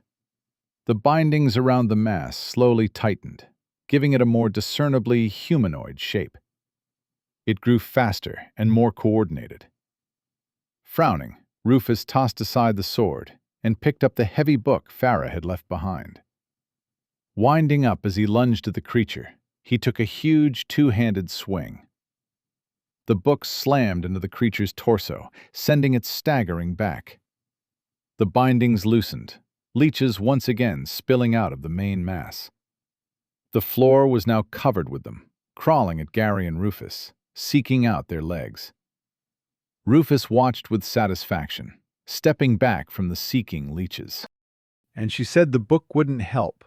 Rufus failed to notice the leech crawling over the book until its teeth were buried in his hand, causing him to yelp as the book dropped to the floor. He tore the creature off his hand, a chunk of flesh going with it. He reached down for the book, but there were leeches crawling all over it. "Help!" he heard Farah call out, and he looked around. Gary was still wildly ripping leeches off his now blood-soaked arm. Farah was most of the way around the pool, but bloodied bandages, like those wrapping the leech monster, had emerged from the pool and were trying to drag her in. Rufus looked around for where he had dropped the sword, then picked it up and hurled it through the air. His confident throw was on the mark, dropping only a few feet from Farah. She hauled back on the bandages, trying to pull her into the pool, leaning hard for the sword. The leech monster, in the meantime, had once again tightened its bindings and started walking towards Rufus. He skittered back, still faster than the creature, but its speed increased with every step. Rufus stumbled, falling onto his back, with the creature still coming at him, when a bright light descended from above. Jason, starlight cloak floating around him at maximum illumination, drifted down to land between Rufus and the sanguine horror. Tucked under one arm was a small sack. Reaching into the sack, Jason grabbed a fistful of salt and tossed it at the horror. The creature recoiled. Jason did it again, forcing the creature back again. "I'm really glad that worked." "What is that?" Rufus asked, getting lightly to his feet. "Salt," Jason said, throwing out another handful. "Did you use mana while suffering from mana toxin?" Gary asked, wandering over. His arm was drenched in blood and still looked to be bleeding freely, but the leeches were gone, and he didn't seem worried. "Seemed time-sensitive," Jason said. "Oh, this hurts. I was pretty much bottomed out on mana in the first place." Gary looked over Jason's cloak of stars. "You weren't kidding about a power that makes you sparkle." Suddenly, an explosion of light and noise erupted from the other side of the pool. A bright stream of lava cut through the air like it was coming from a fire hose, crashing into the leech monster. Jason's head pivoted, goggle-eyed to the source of the blast. "Was that frigging lava?" Farah, collar now gone, held her glowing red hand out towards the creature. She mumbled something, and a second stream of lava blasted across the chamber. The blood pit audibly sizzled as the lava seared over it, scouring moisture from the air. After 2 bursts of white-hot lava, the leech monster was largely destroyed, the bindings holding it together completely unraveled. "This is the part where we step back," Rufus said, putting a hand on Jason's shoulder. "This is the part?" Jason could still feel the heat on his face as he staggered back behind Rufus, then back some more for good measure. He heard chanting from Farah across the pool and looked over. There were several orbs of fire floating around her. One of the cloth strips burst from the pool to grab at her, but was intercepted by an orb, burning up on contact. She stopped chanting, and Jason heard a rumbling from the direction of what was left of the leech pile. It started to scatter, but a cascade of lava geysered out of the ground underneath it. Gary, Jason, and Rufus backed off even further as lava spattered around the geyser before it dwindled and came to a stop. Jason looked at the glowing hole left behind, his jaw hanging slack. The red light from the blood pool faded and died, plunging the chamber into darkness. Only Jason's cloak and the remnant glow of lava provided any illumination. "We need to get every leech," Farah called out. "It can reconstitute itself, even from one." Jason looked around the floor. The main mass of leeches had been incinerated, but many leeches had spilled onto the floor as Rufus and Gary stalled it. Saltbag tucked under his arm, he started flinging handfuls at the leeches, while Rufus and Gary stomped them underfoot. While the leech mass had only recoiled from the salt, individual leeches vomited blood from their tooth-ringed mouths as they dried up and died. Eventually, there was nothing left of the leeches but bloodstains and ash. You have defeated Sanguine Horror. Quest: The Sanguine Horror. Objective: Destroy the Sanguine Horror. 1 out of 1. Reward: Sin Essence. Quest complete. 100 bronze spirit coins have been added to your inventory. 1,000 iron spirit coins have been added to your inventory. Jason edged forwards warily. He noticed a leech that had managed to get far enough away that it was burnt to a crisp instead of being completely annihilated. He poked it with his toe. "Would you like to loot Sanguine Horror?" Jason gave his mental assent. Awakening Stone of the Apocalypse has been added to your inventory. 10 bronze spirit coins have been added to your inventory. 100 iron coins have been added to your inventory. Jason looked at the listed Awakening Stone. Apocalypse. That didn't sound wildly positive. Chapter 14. Worlds Apart. Jason sat on the bottom stair of the chamber while Farah removed the collars from Rufus and Gary. His whole body was racked in pain after using the last of his mana to conjure the cloak and float down from the top of the chamber. "Explain something to me," Jason said. "If you can do—" He gestured at the sections of wall and floor melted by lava. Then how did they catch you in the first place?" "Ambush," Rufus said. "We were meant to resupply and get information from a local contact. Instead, he set us up for capture."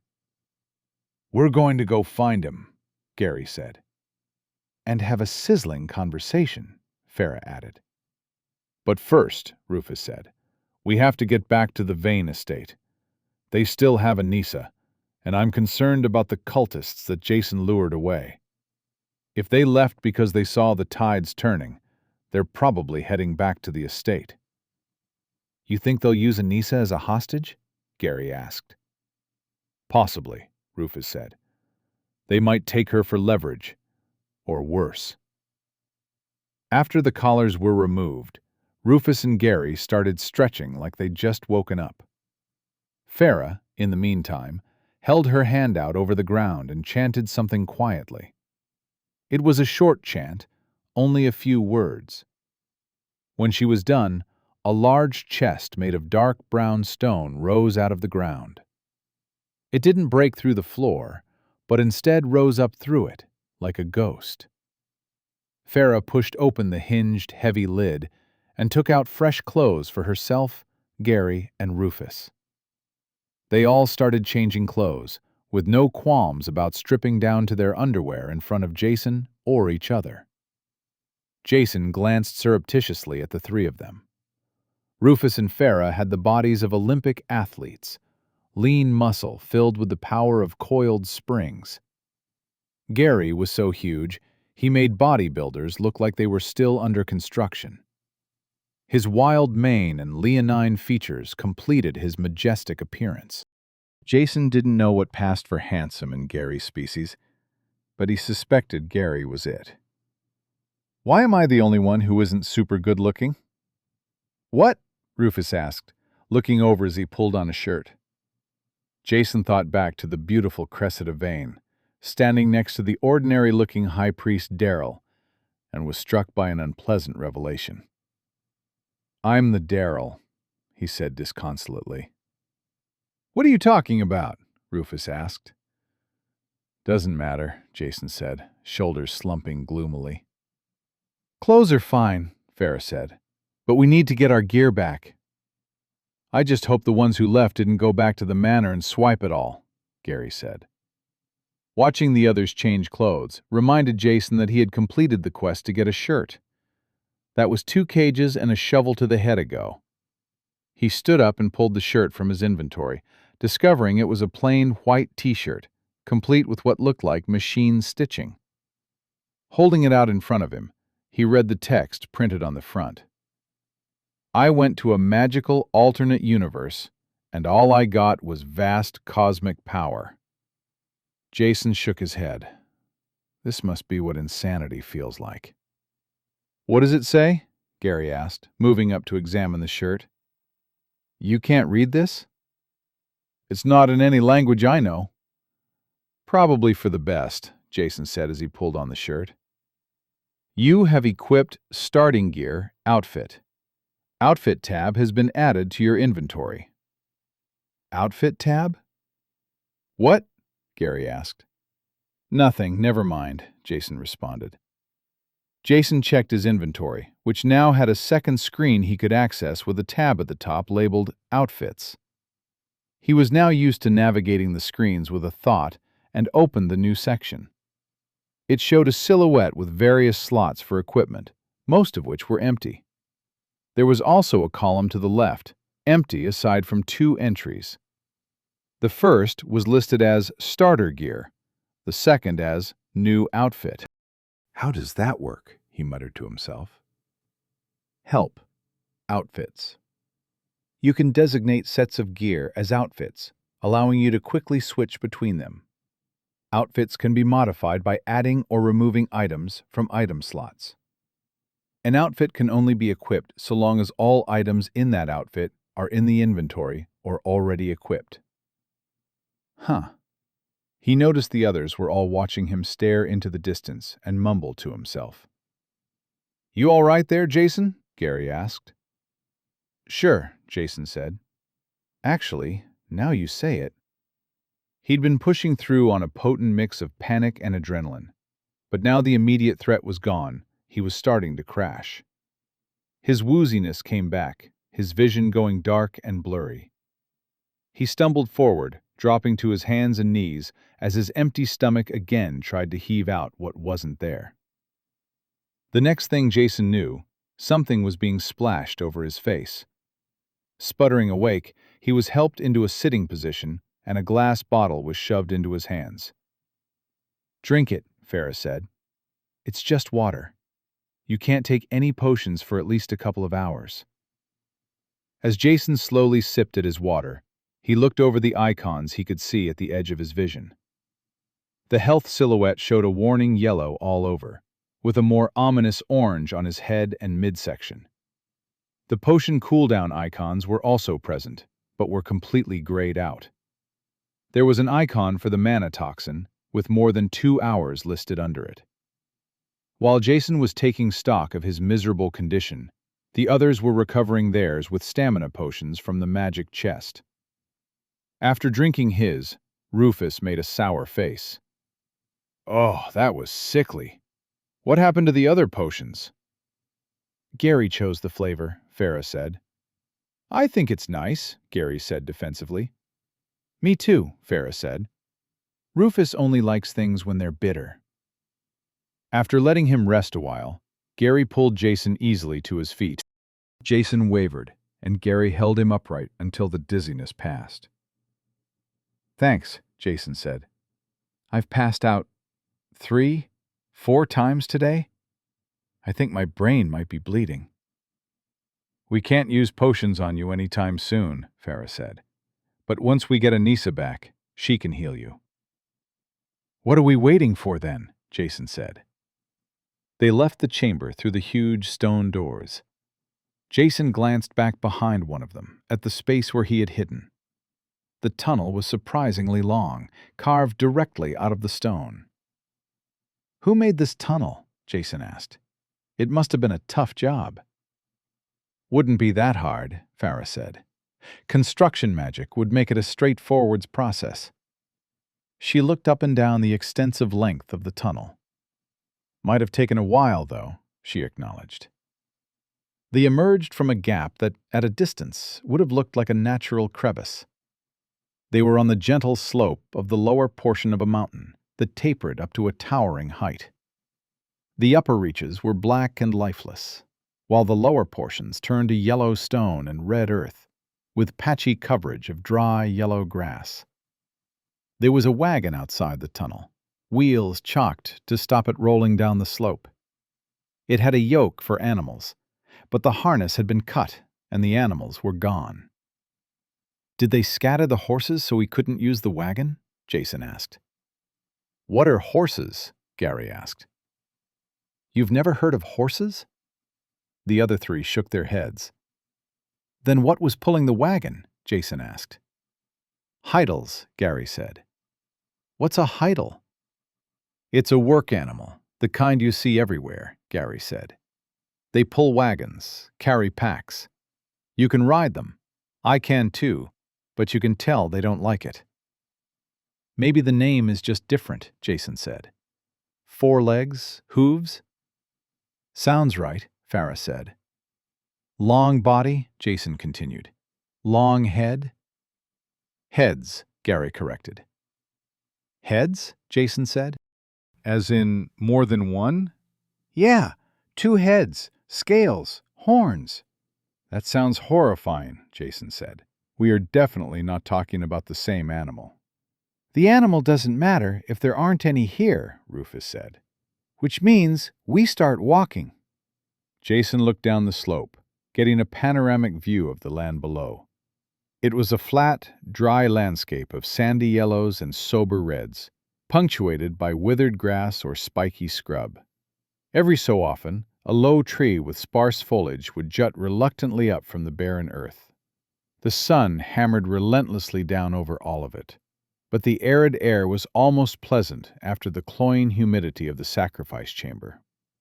The climate bore no resemblance to the moderate warmth and lush greenery he had experienced in the hedge maze. Even the heat had felt different there, more pleasantly warm than this unforgiving desert air. He remembered looking at the world map, a warped but not entirely different globe to the one with which he was familiar. It marked his position as being in the Kalahari Desert, which matched the terrain now before him. They started down the slope, Gary in the lead. He was wearing loose clothing to let air flow through, along with a hood to shield him from the sun. The others were wearing more fitted clothes but didn't appear discomforted. They brought us here while I was unconscious, right? Jason asked. That's right, Rufus said. How long was I knocked out for? This is very different from the place we were before. They all turned to look at him with curiosity. The Vane Estate uses climate magic, Farah said. Didn't you notice when you went there in the first place? Actually, how did you get involved with all this? Rufus asked. Now that we have time to talk. I think I might have been summoned, Jason said. Not on purpose, obviously. I mean, who'd summon me? I went to bed, which was last night, as far as I know, and woke up in the middle of the Vane family hedge maze. I sort of stumbled around for a bit until I found one of the residents, and from what I gather, he was trying to summon something and got me instead.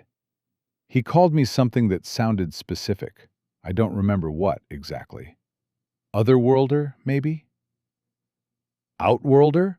Rufus suggested. Sounds right, Jason said. Is that what the name suggests? Is this really a whole different world? We've always been in this one, Rufus said. You'd have to tell us if it's different enough from where you came from. Jason thought about the flying eels and leech monsters, people throwing around magic chains and streams of lava, healing potions, reading languages he'd never seen before, the magic powers he'd used for himself. All of it should be impossible. It's definitely different enough, Jason said. My world has its share of strangeness, but this is a whole different kind of strange. Some things are weirdly the same, though, like hedge mazes and people named Gary. I have a cousin named Gary. Not as tall as you, Gary, but almost as hairy. He's a Leonid? Gary asked. I think it's a glandular thing. We don't have Leonids on my world. I'm not well versed in astral magic, Farah said. I've heard of outworlders, but it isn't my field of expertise. Alternate realities, maybe? Jason said. Some things are the same, others different. If that's what this is, then this world diverged from mine a very long time ago. The continents are different, but not completely. The fundamental physical laws here have some interesting addenda. My world doesn't have magic at all, or a second moon. I did see a second moon, right? Your world only has one moon? Gary asked. That's weird. Chapter 15. Outworlder. They continued walking through the stony desert. There was a rough trail to follow back to the manor, and Jason's map ability had apparently been plotting locations, even when he was unconscious. The hard ground was uneven, but not too difficult to walk on. There was a stash of water bottles in Jason's inventory, provided from Farah's own magical storage space. The pounding heat was not helping Jason's condition, and he emptied one bottle after another. Jason was grateful they were walking over dry, hard earth instead of trudging through endless sand dunes. His knowledge of African geography was limited, but he'd seen a documentary about Namibia's skeleton coast once.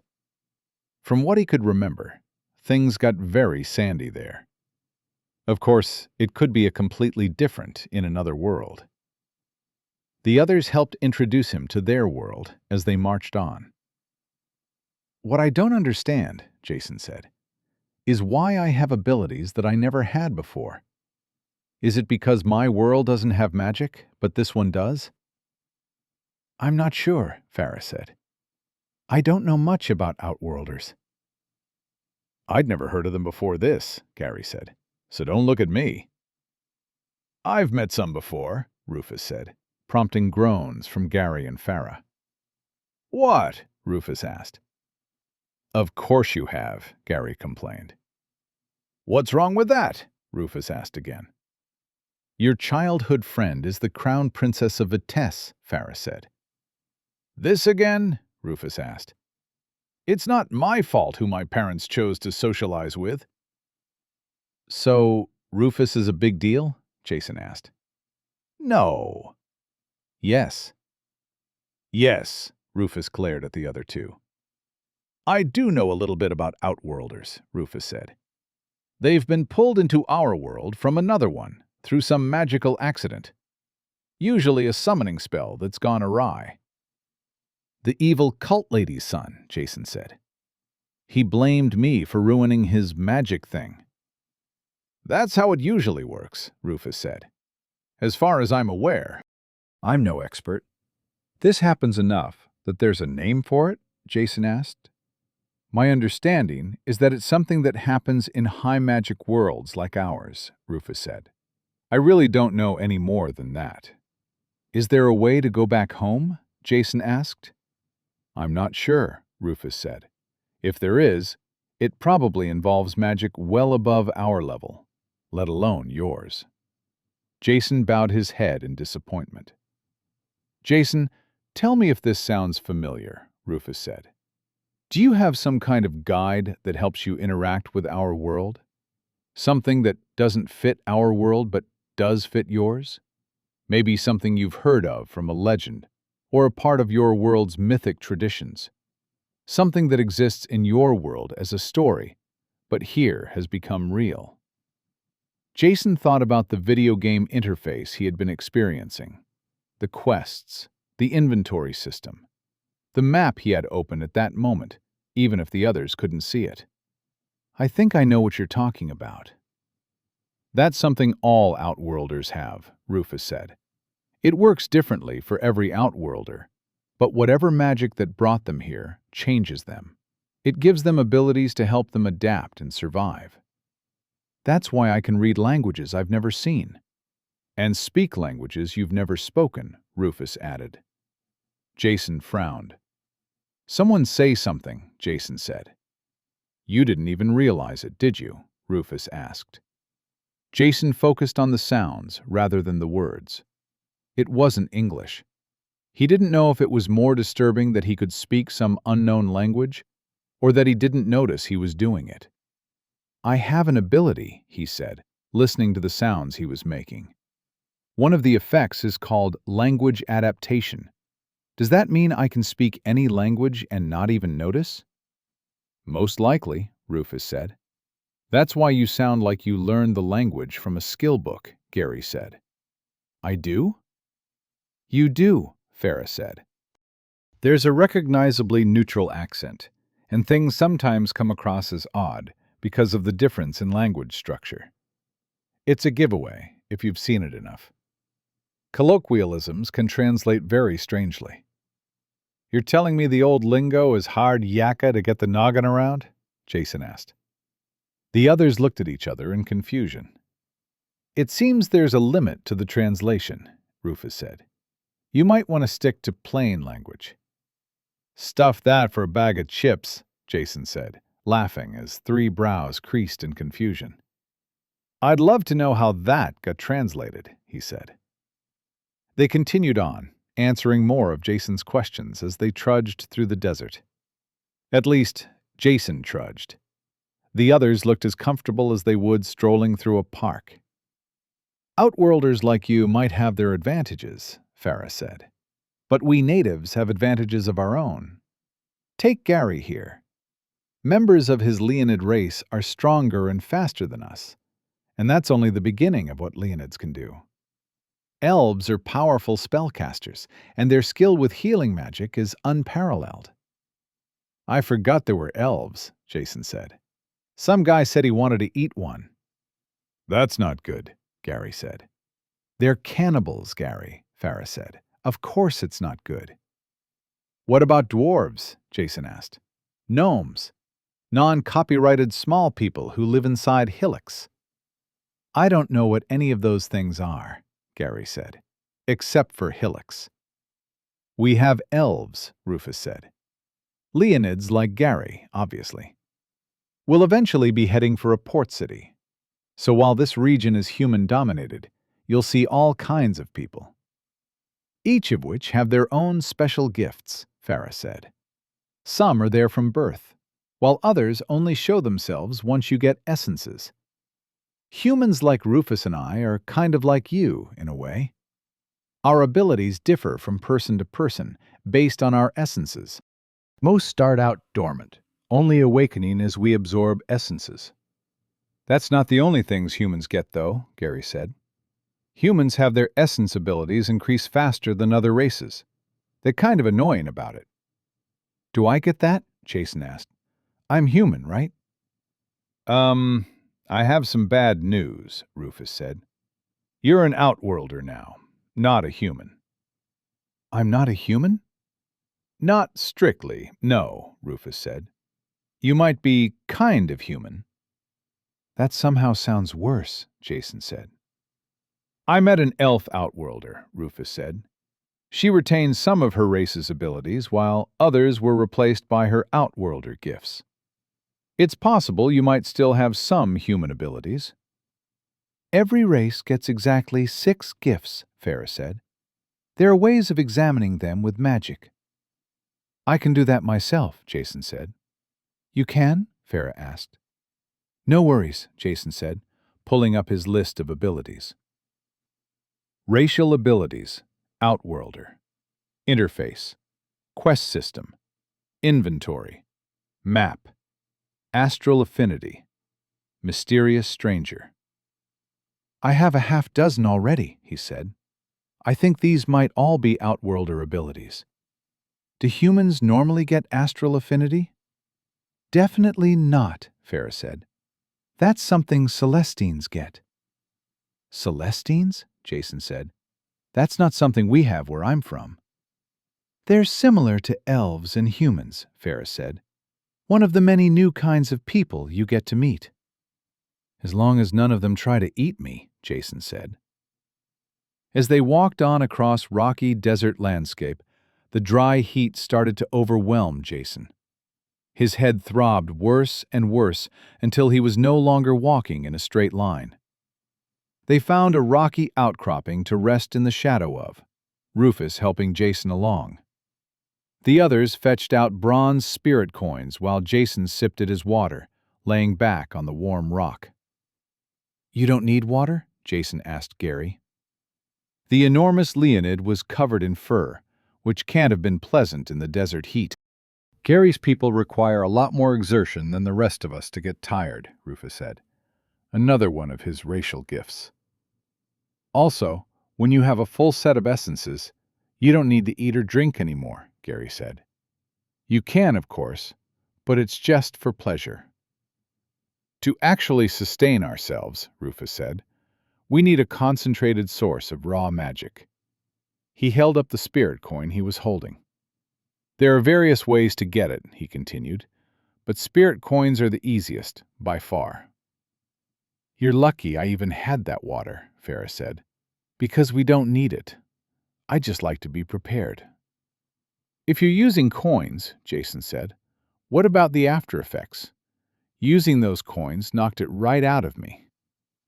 Rufus popped the spirit coin into his mouth. It's about not going over your limit, Rufus said.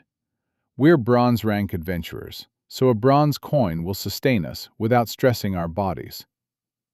I don't know what that means, Jason said. What, bronze rank? Gary asked. Also, adventurer, Jason said.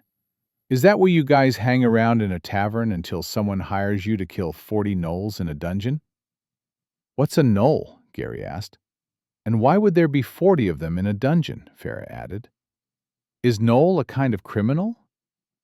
There's an organization, Rufus said, forestalling more unhelpful questions.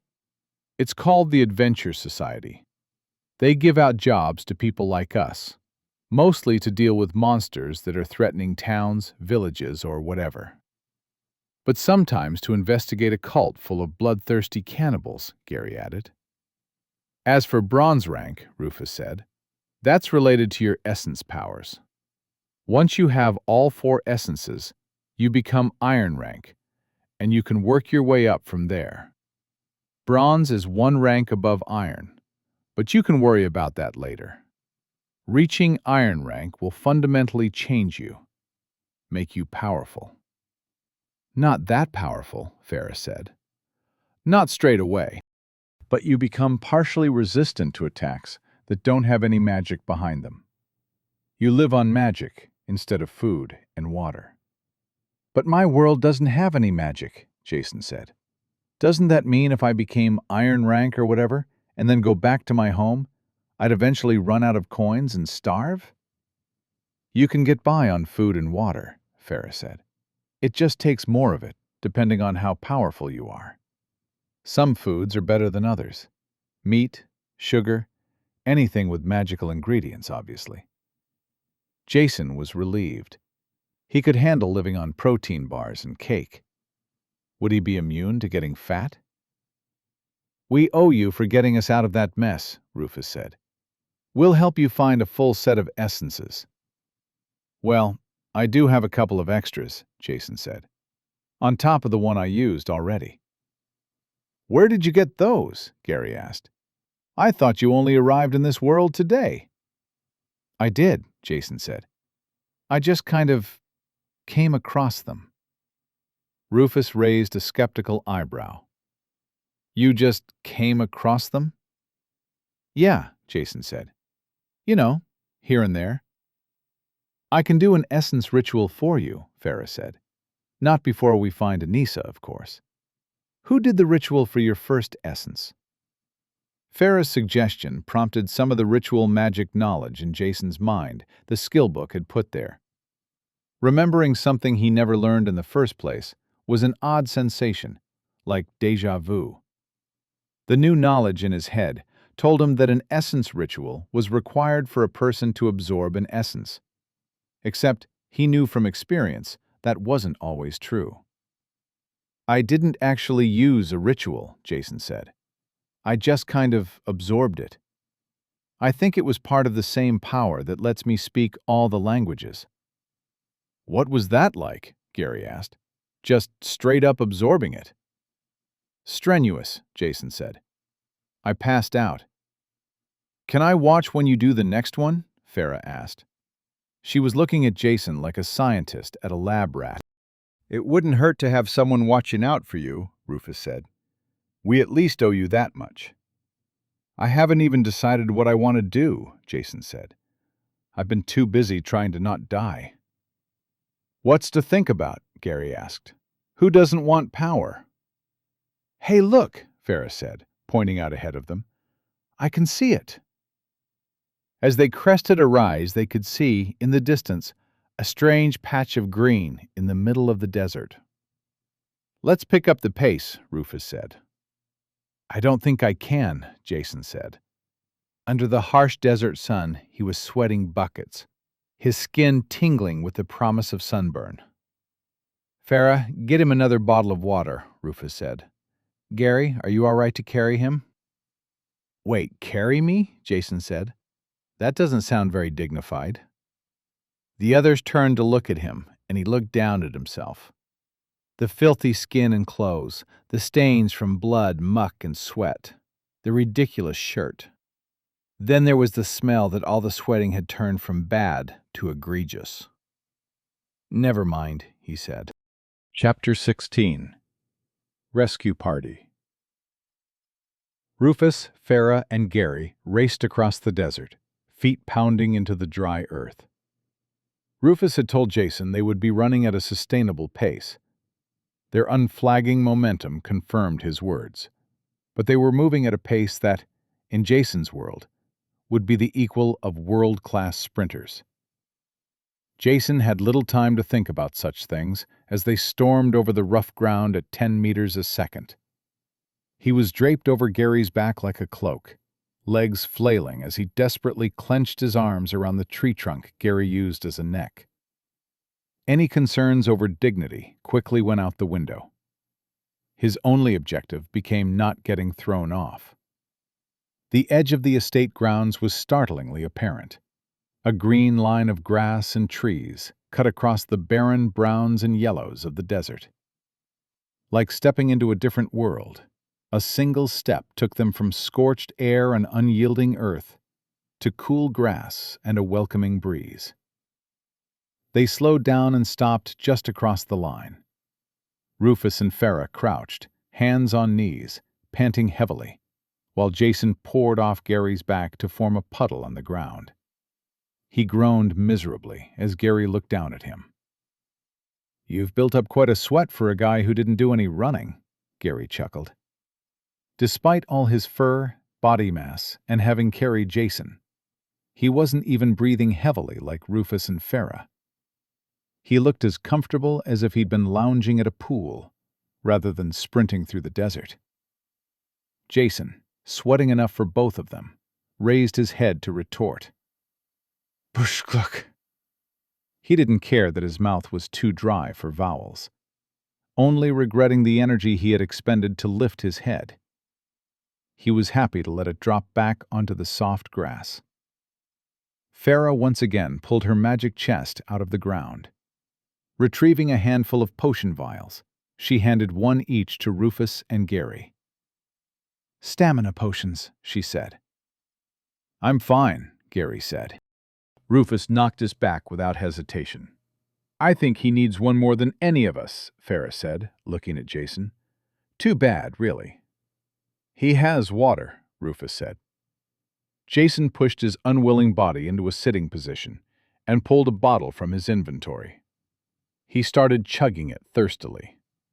"Life is hard, Outworlder," Rufus said without sympathy. "And you, my friend, are soft. If you want to get by in this world, you'll need to toughen up." Jason struggled to his feet. "How did you all handle the desert so well?" Jason asked. "I was being carried and it broke me. I think I got sunburned through my clothes." "How much do you know about the 4 attributes?" Rufus asked. "I remember that there are attributes," Jason said, "now that you say it. There's the strength one and some others." "One of the others is recovery," Farah said.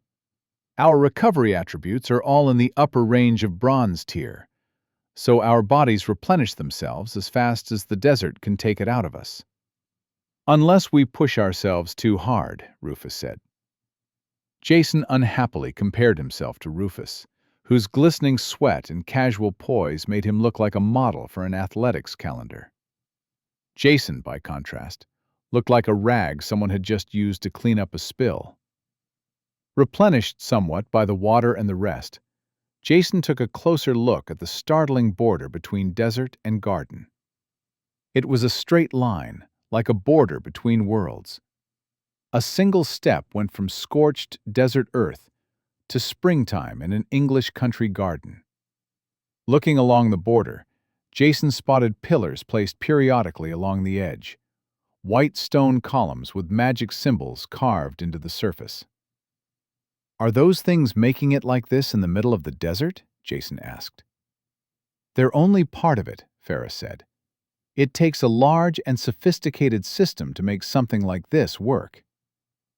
She handed out spirit coins to Gary and Rufus. All 3 popped them into their mouths. "What now?" Gary asked. "Now we get to the manor house," Rufus said.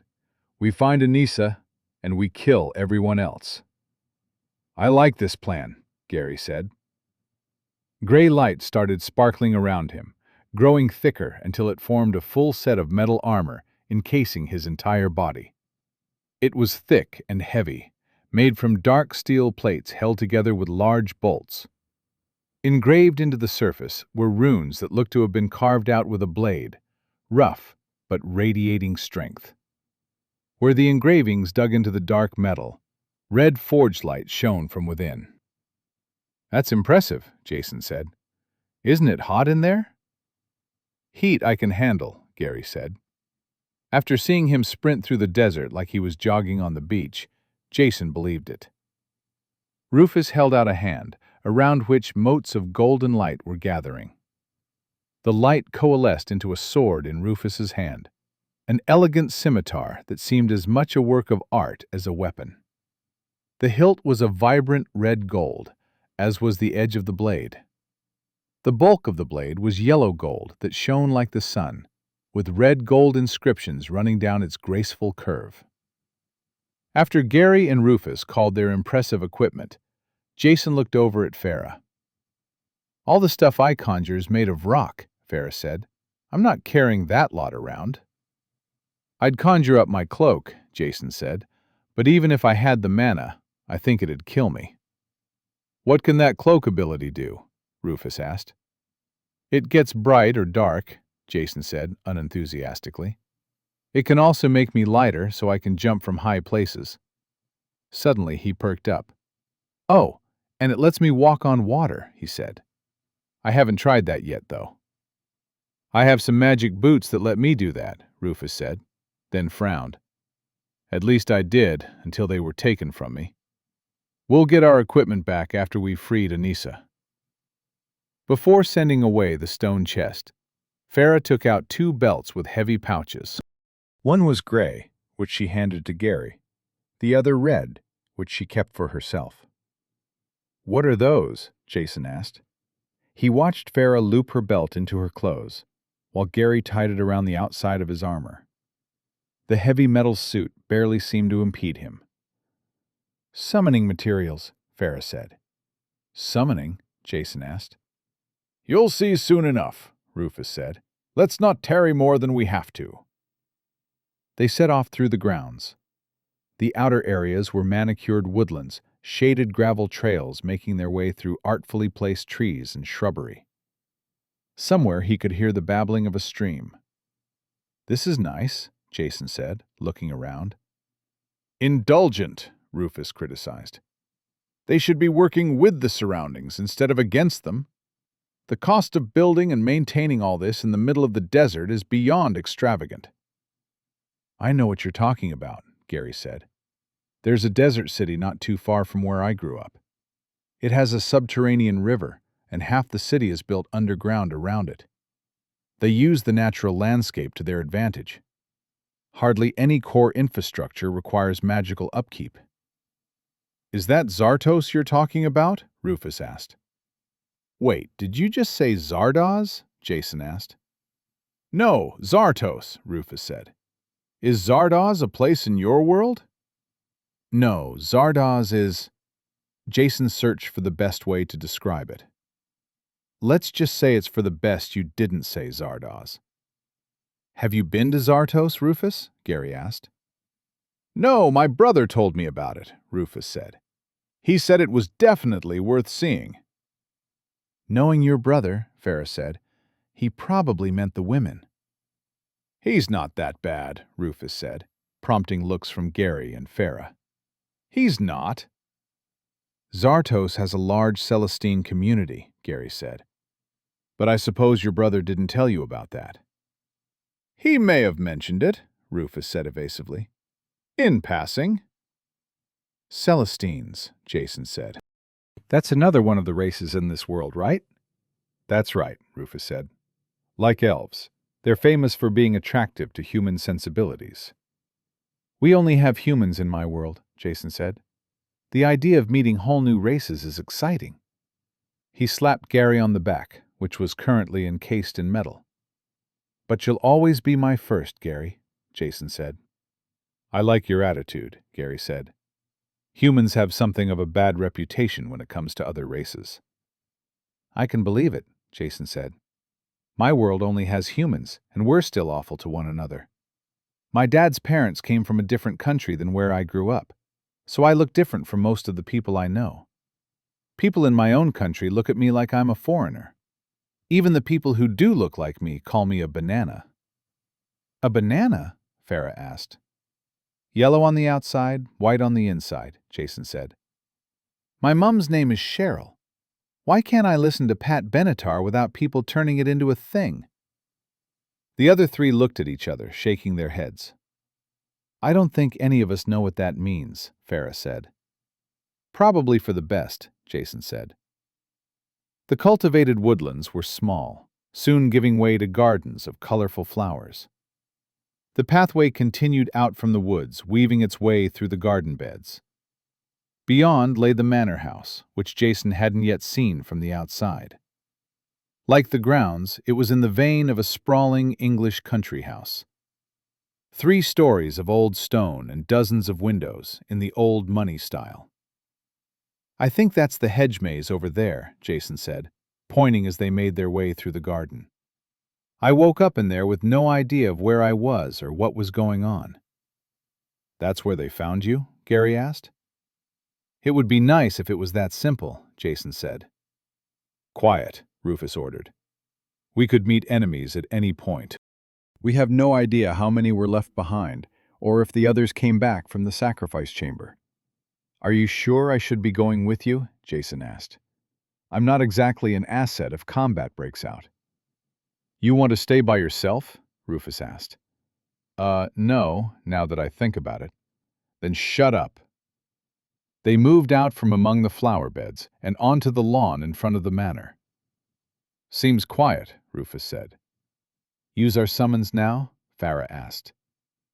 We go quiet as we can until we find Anissa, Rufus said. We don't want someone deciding to make her a hostage. Suddenly, glass shattered as a person crashed through a second-story window. He landed hard on the ground, but immediately scrambled up and into a sprint. He was taken aback to find the 4 people looking at him, but didn't pause as he ran. "You think you can run from me?" A woman's voice roared from the broken window, prompting a laugh from Gary. "I don't think we have to worry about someone taking her hostage," he said. 3 spheres of bright light erupted from the broken window, spinning around each other as they pursued the fleeing man. He was bleeding from the broken glass and limping from the fall, but still moving faster than Jason could have managed. It still wasn't enough to escape the accelerating spheres of light, flashing white and gold as they unerringly pursued him. When they caught up, the spheres started spinning around the man, firing beams of light into his body. He let out a painful cry with every beam that lanced into his flesh, but he kept moving in the drive to escape. The orbs tenaciously followed his every movement, firing over and over until he dropped. His screams gave way to dead silence. The spheres vanished. The group looked back to the broken window, in which a pretty blonde woman was now standing. She stepped out into the air, light glowing under her feet as she delicately drifted to the ground. She started walking across the lawn to meet them. "Didn't you all say she was the healer?" Jason asked. "That's right," Rufus said. "This lady here?" Jason said. "The one with the death orbs?" "That's her," Farah said. "Suddenly I'm less enthused about subjecting myself to her ministrations." Anissa was slender, almost frail-looking, with platinum blonde hair and pale skin. She was wearing a practical outfit of fitted pants and top, all in spotless white. Sturdy-looking cloth covered her from neck to boots, with thicker panels over vital areas. There was a belt, also white, with many small pouches and a sword at her hip. Even her boots were white, without so much as a blemishing smear of dirt. Her hair was cinched severely back into a ponytail, revealing ears that gently tapered to a point. She walked with lithe grace and absolute confidence, nodding her head in greeting. "You got free as well," she said, as if expecting no less. "Why is there a vagrant following you around?" Chapter 17. A Conservative Pillage. "Aren't you the person that tried to get us out of the cages but got hit upside the head?" Anissa asked, giving Jason a second glance. "That's me," Jason said. Jason recognized Anissa's voice from when they had all been locked up in cages. He recalled she hadn't thought much of him even then. She looked him over, her expression suggesting her opinion hadn't improved. "He's lucky you were there," she said to the others. "I hope you didn't let him slow you down." "Actually, he rescued us," Rufus said. "I find that hard to believe," Anissa said. "It was something to see," Gary said. "He's taken a few too many blows to the head, though. We've been dumping potions into him, but only a couple of hours in the desert left him a wreck. Any chance you could throw a healing spell his way?" Anissa turned her gaze back to Jason. With a reluctant grimace, she held a hand out in front of his face and recited a short chant. "Let the life that is withered return to full bloom." "I think withered might be a bit harsh," Jason said. A soft light started shining from under his skin. The perpetual ache in his head turned sharp, the now familiar sense of magic healing, although the spell was far gentler than the potions he had consumed. "You have been affected by regenerate. Your health will be restored over time." An icon appeared in his vision, relaying the remaining duration of the spell. The injury indicator in Jason's vision was still yellow and orange, but over the half-minute duration of the spell, the health silhouette all cooled to a healthy green. His head had long been an overfilled balloon threatening to burst, until the healing magic deflated it to his great relief. He fell into a sitting position on the grass, letting out a long, satisfied breath. "Thank you so much," he said. letting himself fall back, arms splayed out. I'm suddenly very sleepy. I don't think being unconscious is actually very restful. You can sleep after we've cleared this place out, Rufus said, moving to stand over Jason. He held out a hand, which Jason gripped reluctantly, letting Rufus pull him to his feet. You found our gear then, Gary said, looking at Anissa. Rufus, Farah, and Gary had changed clothes, but were still varying degrees of sweaty and dirty, while Anissa wasn't just geared up, but also clean. Jason looked the worst of the lot. His shirt was sweaty and smeared with trail dust, while his pants could only be described as wretched. They have a storeroom in the cellar complex under the manor, Anissa said. Most of our equipment was there, but they'd already taken some of it away, including the dimensional bags, which is why I didn't bring it with me. Let's start there then, Rufus said. They didn't take my boots, did they? Your boots are still there, Anissa said, prompting relief on Rufus's face. Summoning time? Gary asked. Go ahead, Rufus said. No, Anissa countermanded. Your summons are both too destructive. My church is seizing this estate, so I won't let you destroy it. Let the summons search the grounds, Rufus said. If that doesn't flush out any hiding cultists, nothing will. They'll ruin the grounds, Anissa said. Priestess, Rufus said to Anissa. You brought this contract to us, so I'm willing to accommodate you, but only to a degree. After what we've already gone through, I am not going to compromise the capabilities of this team to save your church from hiring a landscape gardener. Is that understood? Anissa's face was a picture of unwillingness, but she nodded acquiescence. My dad's a landscape architect, Jason said. I don't think we could get him out here, though. All right, Gary said. We'll just whip out the old summons and then pillage the manor. You will not, Anissa commanded. Come on, Rufus, Gary said, not bothering to appeal to the elf. What's the point of being an adventurer if we can't do a little looting? Rufus frowned. Any personal possessions you find, you can take, Rufus said. Anything that is part of the manor stays where it is. That's furniture, decorations, art, whatever. And no unnecessary damage. He waved a finger between Gary and Farah. This means you two, he said. Anissa still looked like she had a mouthful of lemon, but didn't protest further. Fine, Gary said. It'll be a conservative pillage. Not helping, Rufus said through clenched teeth. Gary, Farah, you're staying out here. Use your summons to flush out any loose cultists. But the loot, Gary said. Maybe think about that next time you open your big mouth, Rufus said. My mouth was closed, Farah complained, drawing a scolding look from Rufus. Fine, she said. Just find any cultists still on the ground and pick up any who make a run for it, Rufus said. Anissa and I will sweep the manor, so you may get some people running out. What about my gear? Gary asked. You can collect it once the place is clear. Do you really need your hammer now that the collar is off? Gary held up a fist, now encased in metal by the gauntlet of his armor. No, he acknowledged reluctantly. Gary's chagrin seemed to mollify Anissa somewhat. Gary stepped away from the group and untied from his belt the pouch Farah had given him earlier. Opening a small flap that served as a nozzle, he started pouring a gray powder from the pouch onto the ground in a circle. Are those iron filings? Jason asked. They are, Farah said. Summons are a little more involved than most essence abilities and require something to act as a medium. Salt circles are the most common, but plenty use other things. For Gary's ability, it's iron filings. She patted the pouch on her own waist. For me, it's obsidian powder. We keep a good supply of both in my magic chest. Gary finished pouring out the iron filings into a circle and returned the pouch to his belt.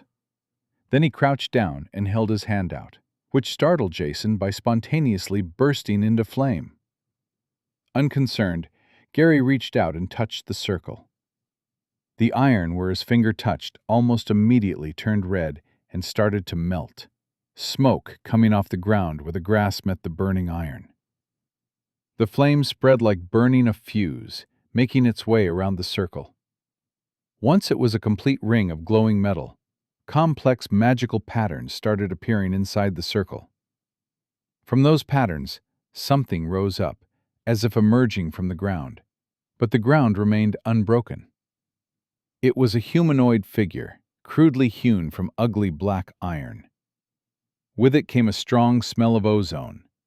It was huge, around 3 meters tall. It looked ungainly and menacing, like something hammered together from leftover slabs of pig iron. In between the joints, the glow of molten metal could be seen shining from within. The head was flat and blank. The center of the torso looked to be 2 separate pieces of metal pushed together, the edges ridged like interlocking teeth. As he watched, its torso opened like a hideous mouth, revealing a pool of molten metal inside, radiating heat over the group before closing shut again. "Impressed?" Gary asked Jason, having already cheered up. "Very," Jason said. "What is it?" "It's a foundry golem," Gary said proudly. A droplet of molten metal dripped from it, sizzling when it hit the ground. "I understand why Anissa doesn't want it in the house," Jason said. "You too?" Gary asked sadly. Anissa gave Jason an unhappy glare. "You," she said, making it sound like a swear word, "may address me as priestess." Jason didn't care for being talked to like he was something scraped off the bottom of a boot. "Well, you," he said with an insolent grin, "may address me as rakishly handsome Jason." "Excuse me?" Anissa said, barely believing what she just heard. "You're excused," Jason said pompously as he looked away. "Just don't let it happen again." Anissa's eyes went wide. Rufus stepped into her path as she took an angry step forward. "Jason, you should probably stick with Gary and Farah," Rufus said. Farah took her turn to summon a creature. She poured out her own circle next to the ring of scorched earth that had been Gary's. Farah's process was the same, right down to the powder melting into a red-hot ring. Instead of a golem like Gary, Farah's summon was a pile of black and red magma with arms. "Lava that can punch you with a fist bigger than my head," Jason said. "Why does she get that when I just get to see in the dark?" "Well," Gary said, "what essence did you use?" "The dark essence." "Well, hers came from the volcano essence, so there you go." "There's a volcano essence? That definitely sounds better than mine." "That depends," Gary said. "Farah's not great when it comes to sneaking." "That's because she has volcano powers," Jason said. "Everyone else has to do the sneaking." Gary considered for a moment. "That's a pretty good point," he acknowledged. Rufus and Anissa made for the house as Gary and Farah set out through the grounds. "I can't believe they made us wait outside," Gary said. As they walked, the 2 monstrous figures ranged ahead. Both emanated searing heat, so Gary and Farah didn't keep them close. "I can believe they made you wait outside," Farah told Gary. "Maybe we'll catch some cultists," Jason said. "That'd be nice," Gary said. "How long do these summons last?" Jason asked. "Depends on your power level," Farah said. "A few hours for me and Gary." It was around an hour later that Rufus came out to find them. He looked down the row of scorched archways cutting a straight line through the hedge maze. "You said flush them out," Gary said defensively. "You were unspecific as to how," Farah added. "Well," Jason said, "he did point at you and say, 'No unnecessary damage. This means you.'" "Whose side are you on?" Gary asked. "Justice." Farah snorted a laugh. "Did you actually find anyone?" she asked. "There was one guy in some kind of storeroom," Gary said. "Did you get anything out of him?" Rufus asked. "The storeroom kind of burned down with him in it," Gary said. Rufus shook his head. "We found a carriage shed missing a carriage," Jason said. "It looked like they left in a hurry." Seems like someone raided the valuables and made a run for it, not even stopping to pick up the stuff they dropped. Cowards, Gary said. They can't be cowards, Jason said. They would have needed those horrifying monsters to pull the carriage. Monsters? Rufus asked. They're not monsters, Gary said. Heidels are just normal animals. Jason had his first encounter with a Heidel when they found the stables. They were the size and shape of a horse, but with scales instead of hair, and 2 heads, each of which had a horn sticking out of the forehead. To Jason's eyes, it looked like someone had put 2 unicorns and a lizard in a teleporting machine, and they came out blended together. They're horrifying. If you think they're bad, Farah said, you're in for it when you see an actual monster. What did you find? Gary asked Rufus. We found a few people squirreled away. After those cultists came back, the lord of the manor cleared out the vault and they all took off, leaving the staff behind. Wasn't the lord that high priest guy? Gary asked. Apparently not, Farah said. What did you do with the cultists you caught? Jason asked. We questioned them, and then we killed them, Rufus said, matter-of-factly. You just executed prisoners? What's wrong with that? Farah asked. Jason ran a hand over his face, the energy draining out of him. Oh, damn it. Chapter 18. One of Us. With their sweep through the manor house, the group completed their mission. The cultists were dead or running, and they found plenty of documentation pointing them to the main cult. So, these people were only a local branch? Jason asked as he rifled through a closet. That's right, Rufus said, opening a chest of drawers. It's called the Red Table. They're only weak in remote areas like this. Core membership takes higher-ranked adventurers than us to deal with. They decided to remain at the manor overnight before leaving. Jason was able to explore and was surprised at what he found. Rather than the medieval technology he was expecting, magic had been used to replicate amenities from indoor plumbing to lighting to refrigerators. The horrors found in the cannibal's kitchen were the stuff of nightmares. Jason was looking for clothes to replace the filthy rags his current outfit had become. The local fashion was big on loose fits, letting airflow combat the desert heat. That made it easy to find something in his size. He put together something suitable and took a hot shower, the water flow and temperature controlled by a pair of crystals. After he stepped out feeling refreshed, he put on some of the new clothes. The top was lightweight and breathable, fully covering the arms and with a wraparound hood to shield the head and face from the sun. Gary had worn something similar for their previous trek across the desert. The rest of the outfit was loose pants and practical desert boots.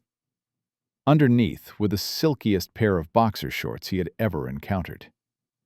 He hesitated before using purloined underwear, but he decided not to go commando when they headed back into the desert. He wondered if he had killed the person whose clothes he now wore. As for his old clothes, only the t-shirt was salvageable. The pants and sandals were beyond saving and got thrown away. You no longer own items belonging to the Starting Gear outfit. Starting Gear outfit has been removed from the Outfit tab of your inventory. Remembering the Outfit tab, Jason played around with it, creating several outfits from the clothes he had collected. His snake-toothed dagger had been retrieved, along with the gear from the rest of the group, so it joined the default ensemble, along with the snakeskin belt and sheath. He put together a few extra outfits, creating more sets for them. Conveniently, items in the Outfit tab didn't take up space in his main inventory slots. The most interesting part was when he changed outfits. Switching gear sets shrouded his body in dark mist for a brief moment, during which the old gear was returned to the inventory and the new gear appeared directly on his person. He switched rapidly back and forth between outfits to try it out. The dark smoke lightly tingled his skin. Nighttime found Jason laying in a bed, staring at the ceiling. He was exhausted after the strangest and most dangerous day of his entire life, but his mind refused to retreat into sleep. Shoving off the covers, he opened his inventory to throw on one of his new outfits. The group had claimed bedrooms in a row on the top floor. A shared balcony connected all the rooms, each accessible through French doors. Jason opened his set of doors and wandered out. He rested his hands on the balustrade and looked up at the sky. In a massive field of stars, a pair of moons shone bright, one half-moon and one crescent. I really am in a different world. You're just figuring that out? Rufus's voice came from behind. Jason turned to see Rufus emerging from his own room. He walked over and joined Jason in leaning on the balustrade. Couldn't sleep either? Jason asked. I'm on watch, Rufus said. We don't think the cultists will come back, but they've surprised us before. We're rotating turns through the night. Didn't want me to take a turn? Jason asked. Honestly? No, Jason chuckled. Good call. He turned his gaze back to the sky. So why aren't you sleeping? Rufus asked. I would have thought you'd be out the moment you hit the sheets. Everything that happened today just keeps running through my head, Jason said. I was concussed for most of it, so it feels like it wasn't me somehow. But it was me. It was my hands I washed the blood from. You were impressive today. We'd be dead if it wasn't for you. It didn't feel impressive. It felt like a perpetual state of desperation and panic. I think all the blows to the head may have helped, strangely enough. My head hurt like hell, but I was too punch-drunk to really think about what was happening. Otherwise, I would have freaked out and hidden under a table. I don't believe that, Rufus said. I've seen a lot of adventurers.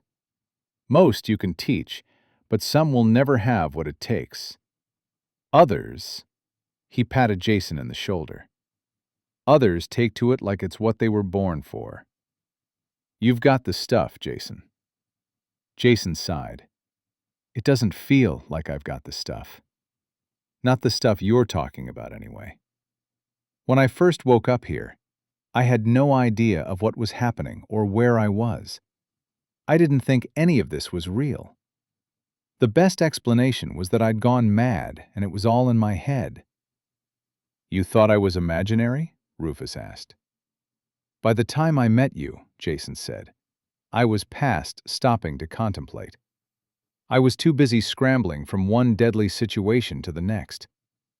You certainly arrived in rough circumstances. Impossible circumstances, from my perspective, Jason said. Everything in this place is impossible. Where I come from, there's no magic, no elves, definitely no awesome lion men named Gary. Monsters are just myths and metaphors, stories we tell ourselves about the dark corners of our own nature. But now you believe it? That all this is real? Jason nodded. Anissa gave me pause, but yeah. Anissa? A haughty elf girl in tight leather that doesn't hide how much she dislikes me.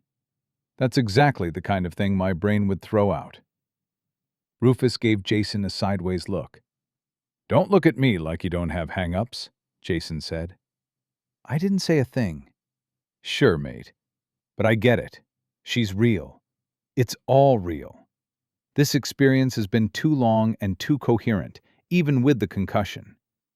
Any explanation that makes sense in my world doesn't fit. At least, none that I know of. Hallucinations, madness, dreams. The ability to muster even a little bit of logical detachment implies that they aren't the answer. Jason sighed again. If nothing else, he continued, there's just too much going on for me to have come up with all of it. I don't have the imagination to have thought up all this. I mean, broad strokes, maybe, but not all the little details. Well, Rufus said, now that you've accepted it, what comes next? I have no idea, Jason laughed. If I'm really here, then I guess I start looking for a way home. You don't seem too enthusiastic about that. I didn't leave a lot behind, Jason said. I kind of made a mess of my life. A fresh beginning, then, Rufus said. You can start by becoming an adventurer, like us. Jason looked over at Rufus. I'm not sure that's what I want, Jason said. This, today, is what you do, right? It normally goes more smoothly, Rufus said. Not so dangerous. Although it's a dangerous life, I won't lie. It's not the danger that worries me, Jason said. Well, it is, but that isn't what's keeping me awake. It was the first time you've killed someone? Rufus asked softly. Jason nodded. This time yesterday, he said. I hadn't been in a fight in 10 years. I don't remember what it was about. Some nonsense that seemed important when I was 13. A child's fight, for a child's reasons. But I killed people today. I can tell myself they were evil, but that doesn't matter. I can say I was defending myself, but I manipulated people in order to bring about their deaths. Jason shook his head. That isn't the even worse part, he said. That came later, when I was lying in bed, a stranger's bed, maybe even someone I killed. That was when I realized I had to count to remember how many people I murdered today. And that's when I got out of bed again. Jason fell quiet, and they stood in silence, looking out into the dark for some time. I'm guessing your world is a safe one, Rufus said, after contemplating Jason's words. Not all of it, Jason said. But my part, yeah. That's good, Rufus said. But you have to accept that you're not there anymore. This world can be hard, and life can be cheap. You said it doesn't matter that the ones you killed were evil. But you're wrong. You think we were the first people on their chopping block? You saw what was in that kitchen. There's a larder downstairs with a cell to keep people in, and it wasn't a new cell either. They've been doing this for a long time. If we hadn't stopped them, they'd have killed us too, and plenty more after. I don't know what justice is like in your world, but in this one, it sometimes comes down to people like us dealing with people like them. I'm not sure I can be that hard, Jason said. I saw you today, Rufus said. You can be. And if I don't want to be? Rufus nodded. That's a choice only you can make. I don't know what kind of person you were before, but this is a chance to leave that person behind, to become whoever you choose to be. That's a rare chance. Just remember that every choice has its consequences, even if you choose to do nothing. Rufus looked over at Jason, then back out at the night sky. I'm an adventurer, Rufus said. Being an adventurer can open every door, give you everything you ever wanted. Power, money, respect. Travel the world, see amazing things. 9 days out of 10, being an adventurer is the best thing you could possibly be. But on that 10th day, that's the one when you earn all the others. When you make the hard choices. When you walk through fire so no one else has to. Rufus turned to Jason, giving him a weary smile. Has it made me callous?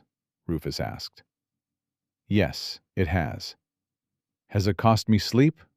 Absolutely. But there's a whole lot of people sleeping safe and happy tonight because of me and people like me. You can be one of those safe and happy people if you want. Never making the hard choices. Never doing the things that need to be done. But think about what happened to you today. You stood up in a horrifying situation and you took control. The safe and happy people don't get to do that. When fate comes for them, they need people like me to stand in its way. That's fine. It's what I'm here for. But if you want to control your own fate instead of people like me doing it for you, then you have to become one of us. Rufus took a deep breath, letting it out slowly. "I'm not going to lie," he continued. "If you become an adventurer like we are, this won't be the last night of sleep you lose." "Is it worth it?" Jason asked. "Only you can answer that.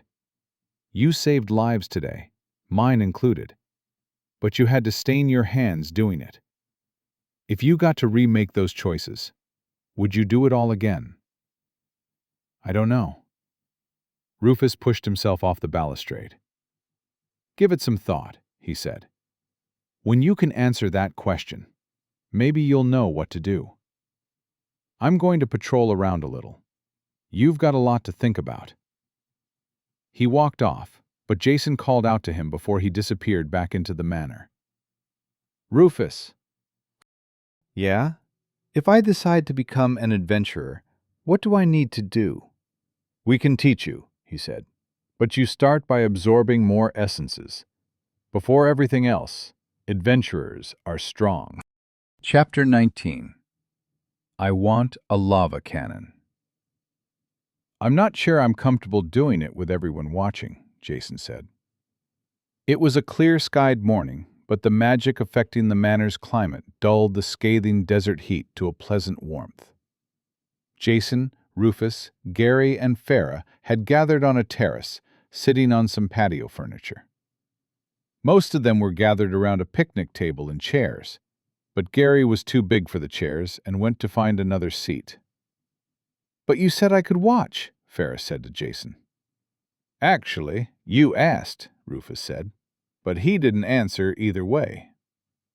"I want to watch too," Gary said. He picked up a low bench, which turned out to have been affixed to the tiled terrace. Some of the tiles came loose along with the bench.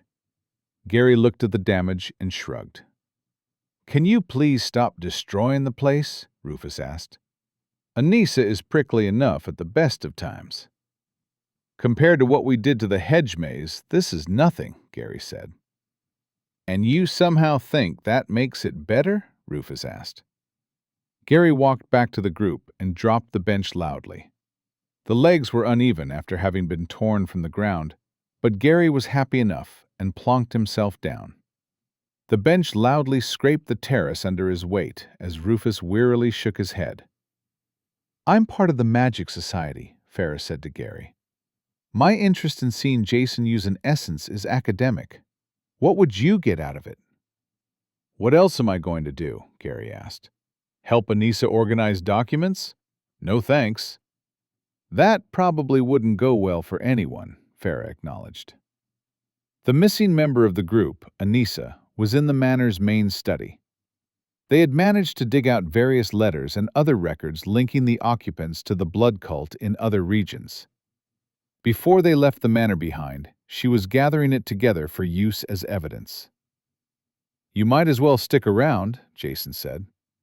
"I don't want anything happening to me if I pass out again." Don't anticipate a great show of dignity. I'm still a little surprised you got your hands on so many essences, Rufus said.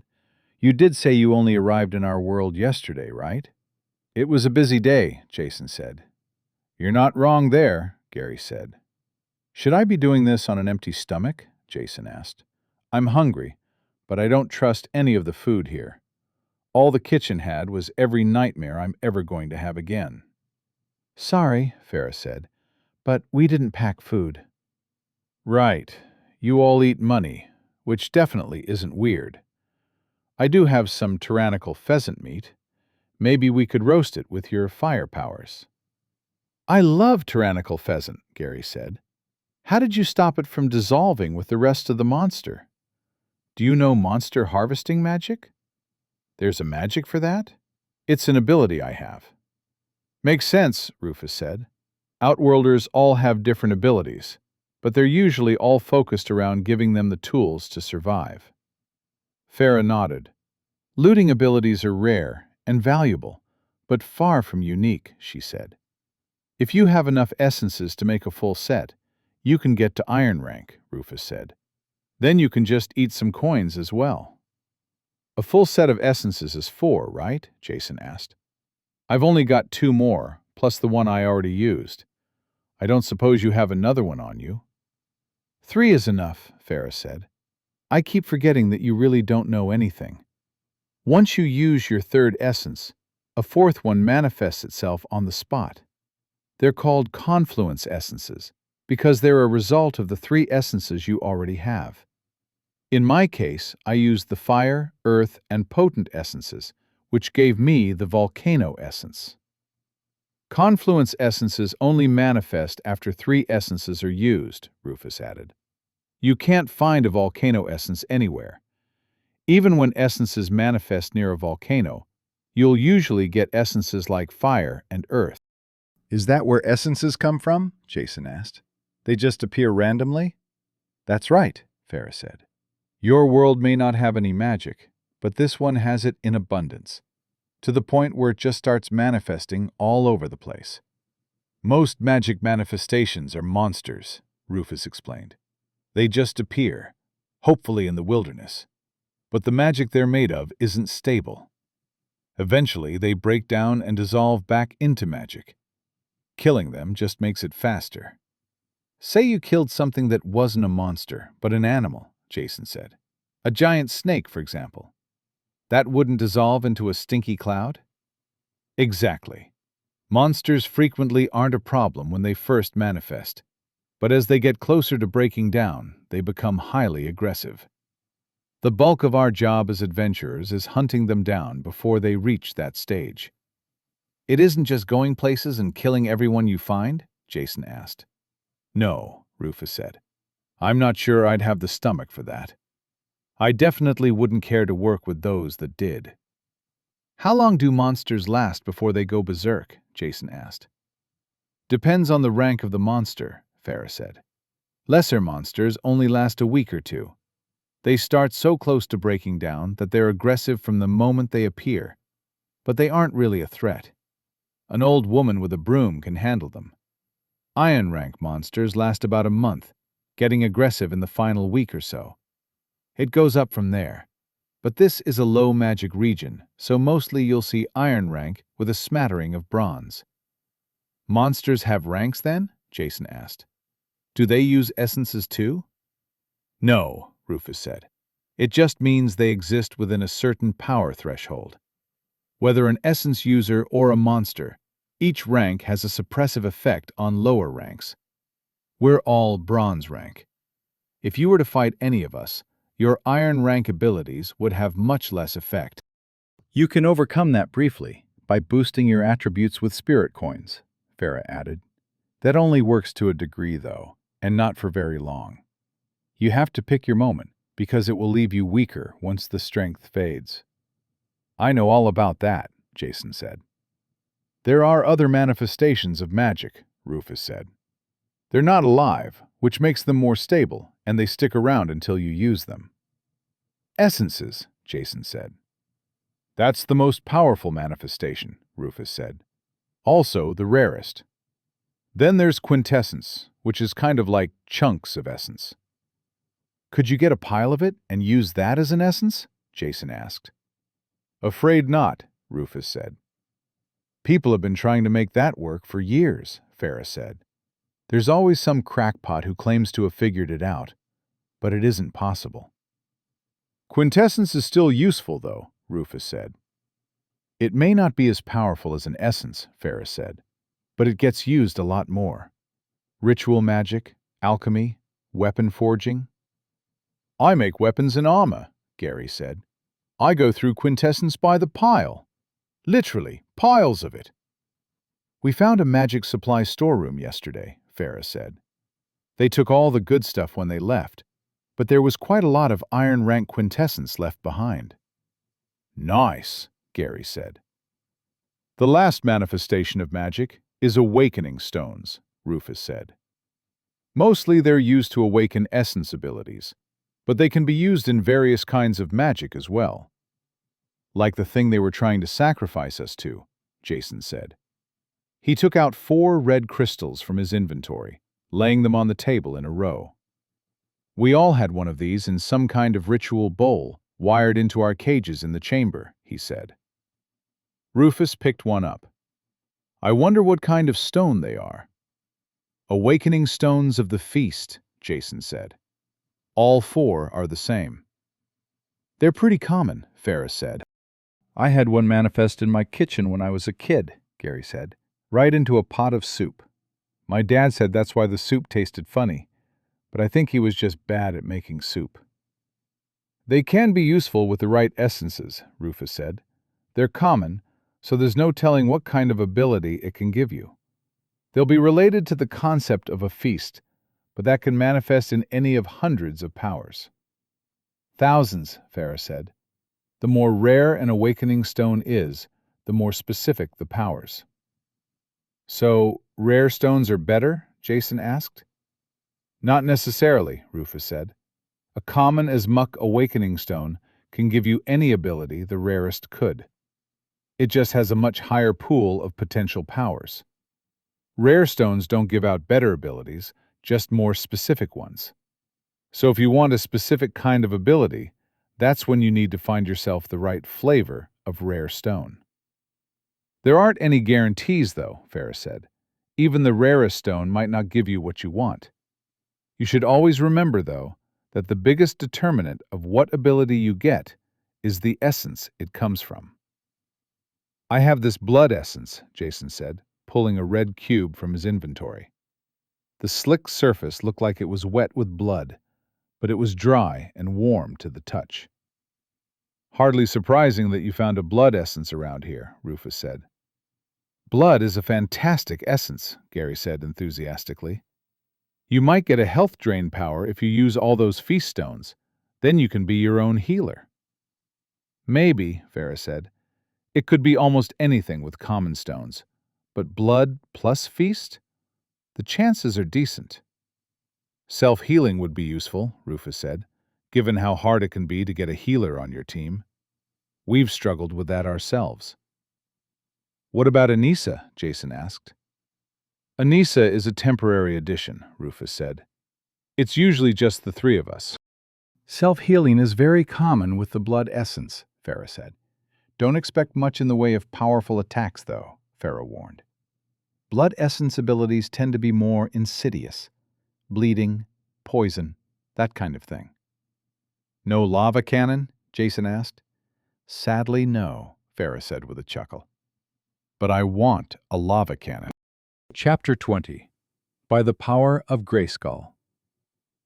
You probably want your essence abilities to be more well-rounded than Farah's, Gary said. Hey, Farah complained. In terms of raw power, Farah is easily the strongest of us, Rufus said. But that focus comes at the cost of versatility. She's great at blowing things up, Gary said. It's true, Farah said. I am good at blowing things up. Which, admittedly, solves the bulk of our problems, Rufus said. But when overwhelming, barely contained annihilation isn't the answer, it leaves her somewhat at a loss. Power is always the answer, Farah said. Mass destruction sounds pretty good to me, Jason said. But it doesn't seem like the blood essence would give me that. Should I use it, or hold out for something better? That's up to you, Rufus said.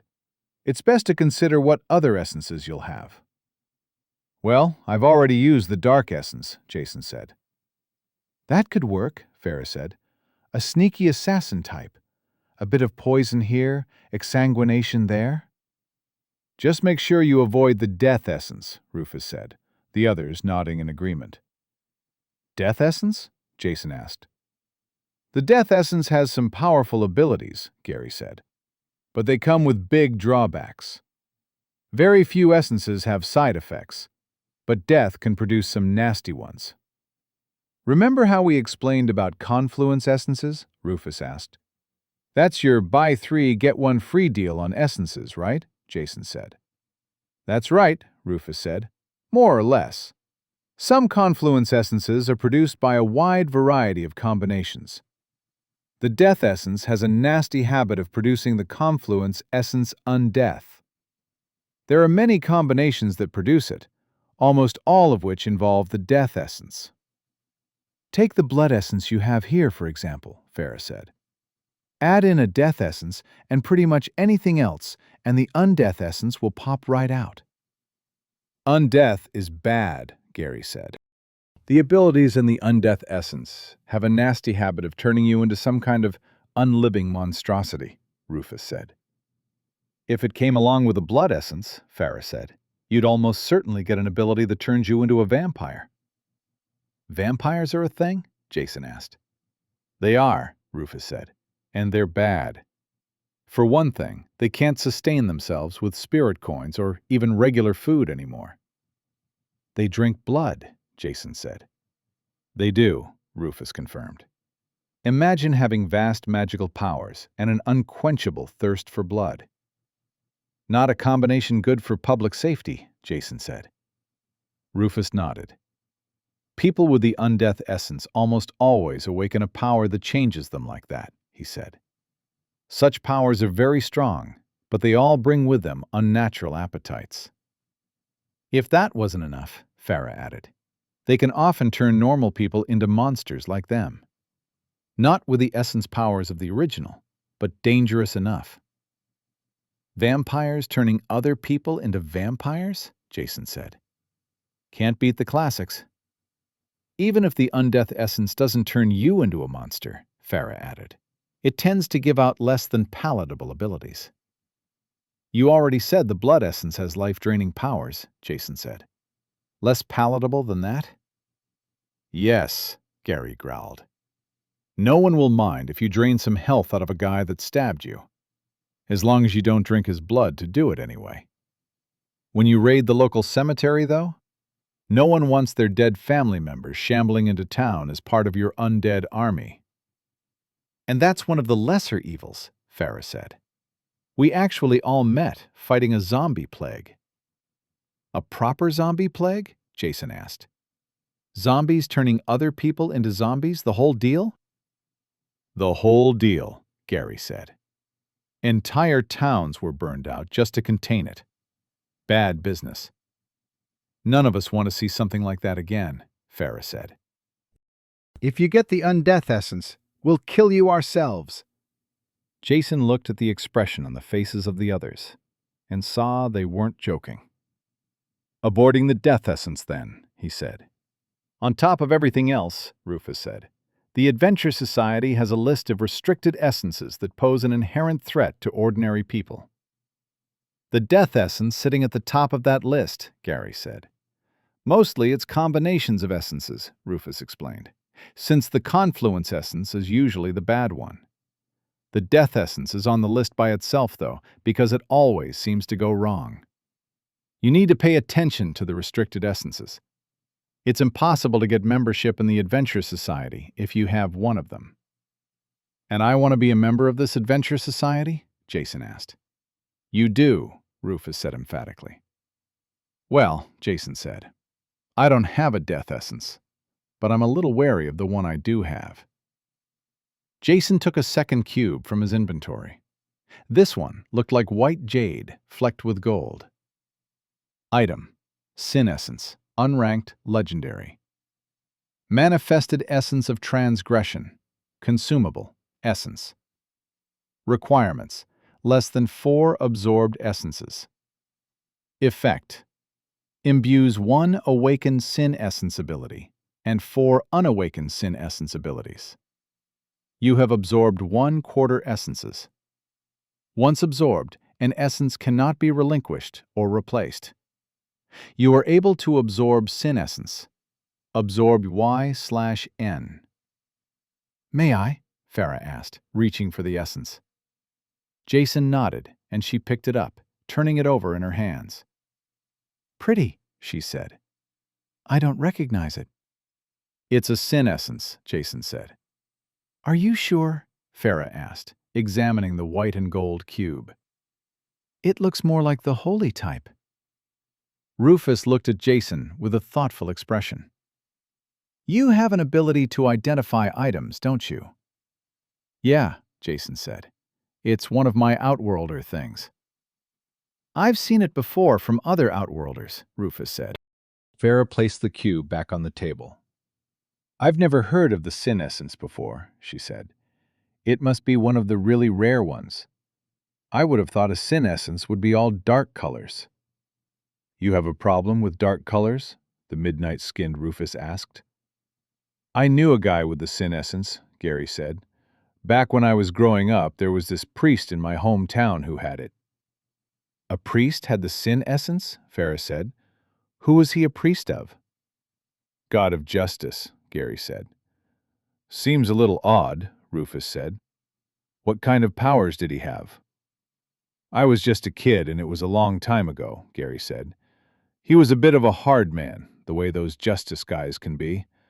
I seem to recall a lot of smiting going on. I could get behind some smiting, Jason said. Hold up. You guys have gods here? Of course, Gary said. You don't have gods in your world? We have religions, Jason said. Isn't that the same thing? Gary asked. No, Jason said. No, it is not. Do your gods turn up and do things where people can see them? Of course they do, Farah said. Anissa's a priestess. We've seen her god show up in person. Spend some time in the worship square of any good-sized city. You'll see one sooner or later. That must forestall a lot of theological debate, Jason said. If you decide to use that sin essence, Gary said, you might not want to tell Anissa about it. Why not? Jason asked. She's a priestess of the god of purity, Farah explained. That's not good, Jason said. You have a problem with purity? Gary asked. In my world, you have to keep an eye on the ones who talk about purity all the time. Leave them be and they start rounding people up into camps, getting all enthusiastic about purging the unclean. That does sound like something Anissa would get behind, Farah said. Her church has this idea that the essences we use change who we are, so they only like the ones they see as holy or pure. They claim other essences taint the soul.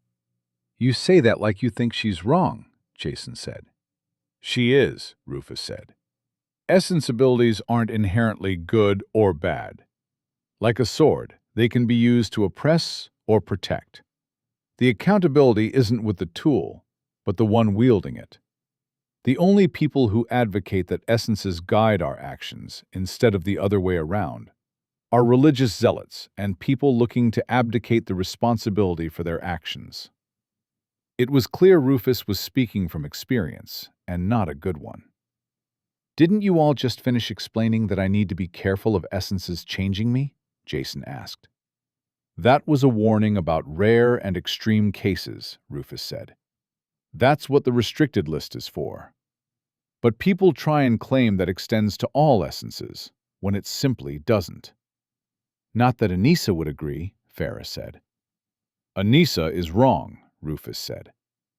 I'm going to pull out the restricted list, Farah said, getting up.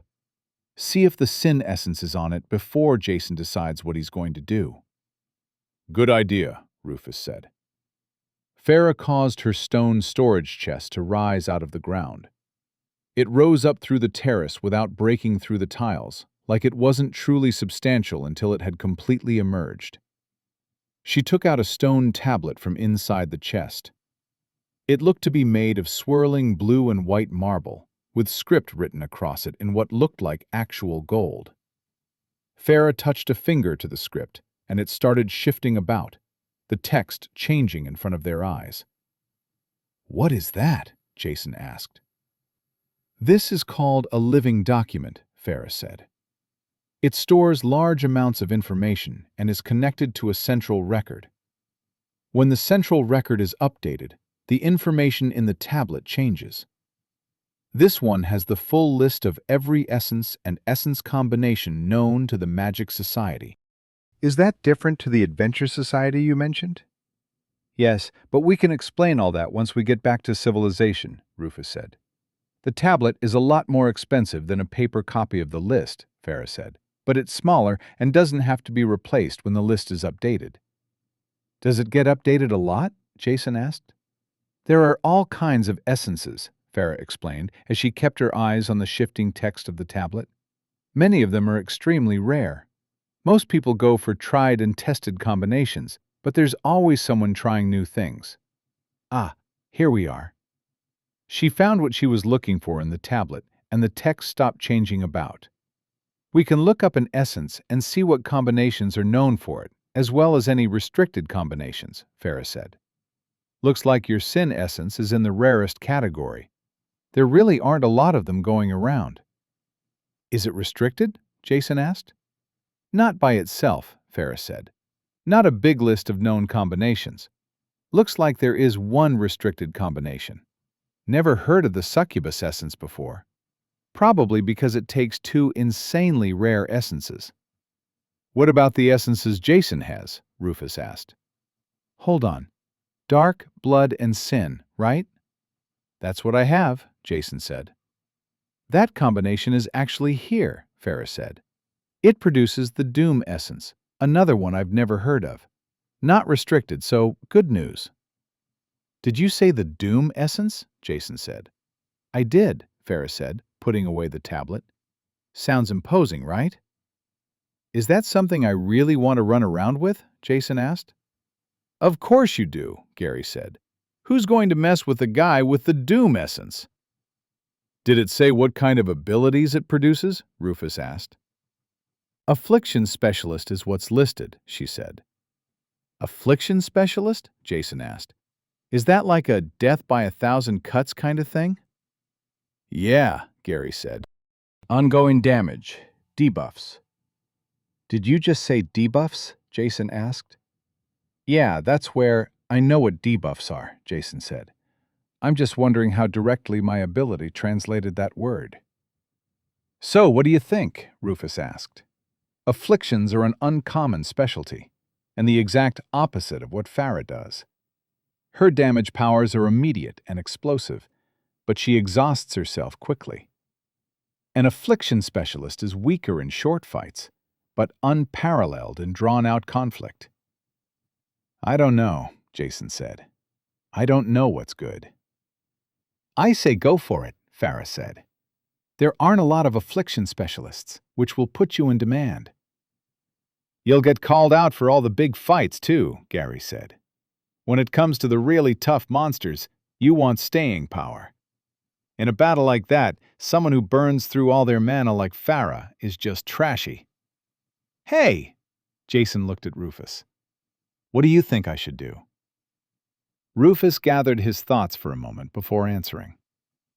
Affliction specialists usually don't have abilities that will hit hard and fast. That gives them a harder time with what most people consider the easy fights, Rufus said. As a trade-off, they become more and more dangerous the longer a fight goes on. They have endurance. An enemy others will exhaust themselves fighting. An affliction specialist can fight multiples off at once.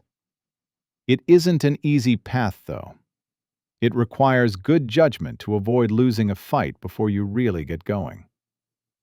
There's also the intimidation factor, Gary said. Smart people don't mess with affliction specialists. Poisons, curses, setting your insides on fire. Even if you kill an affliction specialist, you might be a dead man walking. No one wants that kind of enemy. There is certainly a social factor, Rufus said. Affliction masters scare people. Should I do it then? Jason asked. Use these essences I have? My advice would be yes, you should, Rufus said. It doesn't matter if the easy fights aren't quite as easy. The hard fights are what matter. You're going to need skills to make it work, which you don't have right now. But I can teach you. Now there's an offer not to refuse, Gary said. Agreed, Farah said. Rufus's family runs one of the most exclusive prep academies for adventurers in the world. Kings go to that school. If he's willing to teach you, let him. We all owe you, Jason, Rufus said. If it weren't for you, we'd be dead right now, and we aren't going to forget that. So we'll do our best to help you find your feet as an adventurer. Maybe you can eventually discover a way home. Thanks, Jason said. Although, I wouldn't have gotten out of there without you either. If I just ran out of that chamber, I'd be in the middle of the desert. No water, no idea where I was or where to go. Even if the cultists hadn't chased me down, I'd have died out there anyway. I don't know about that, Gary said. You seem to have a way of turning situations around.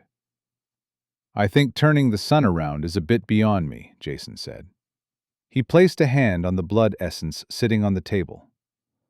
All right, he said. I guess we should do this before Anissa comes out. Oh, I wouldn't worry about that, Farah said. I left her buried in documents in the study. I think she's going to read every piece of paper in the whole manor to make sure she doesn't miss anything. That's good, Jason said, because I have an awakening stone that seems a little questionable as well. Jason picked up his 2 essences and stood up. He was concerned about passing out again, so he led them off the terrace and onto the grass where they all sat on the lawn. So how does this work? Farah asked. I just kind of do it, Jason said. I want to try something this time, though. He held up the blood essence in his hands. Fabulous secret powers were revealed to me when I held aloft my magic cube. He raised the cube above his head with one hand. What in the world are you doing? Farah asked. I told you, I'm trying something, Jason said. I didn't expect it to work, but it wouldn't be the least plausible thing I've seen in the last day. Jason lowered his arm back down. I'm starting to suspect that it isn't just that you're an outworlder, Rufus said. I think you might be strange in any world. Chapter 21. I have the power. When Jason had used the dark essence, it had turned into smoke, painfully invading his body until he passed out. The blood essence instead melted over his hand, becoming a viscous liquid that crawled up his arm and started coating his torso as it seeped through his pores and into his skin.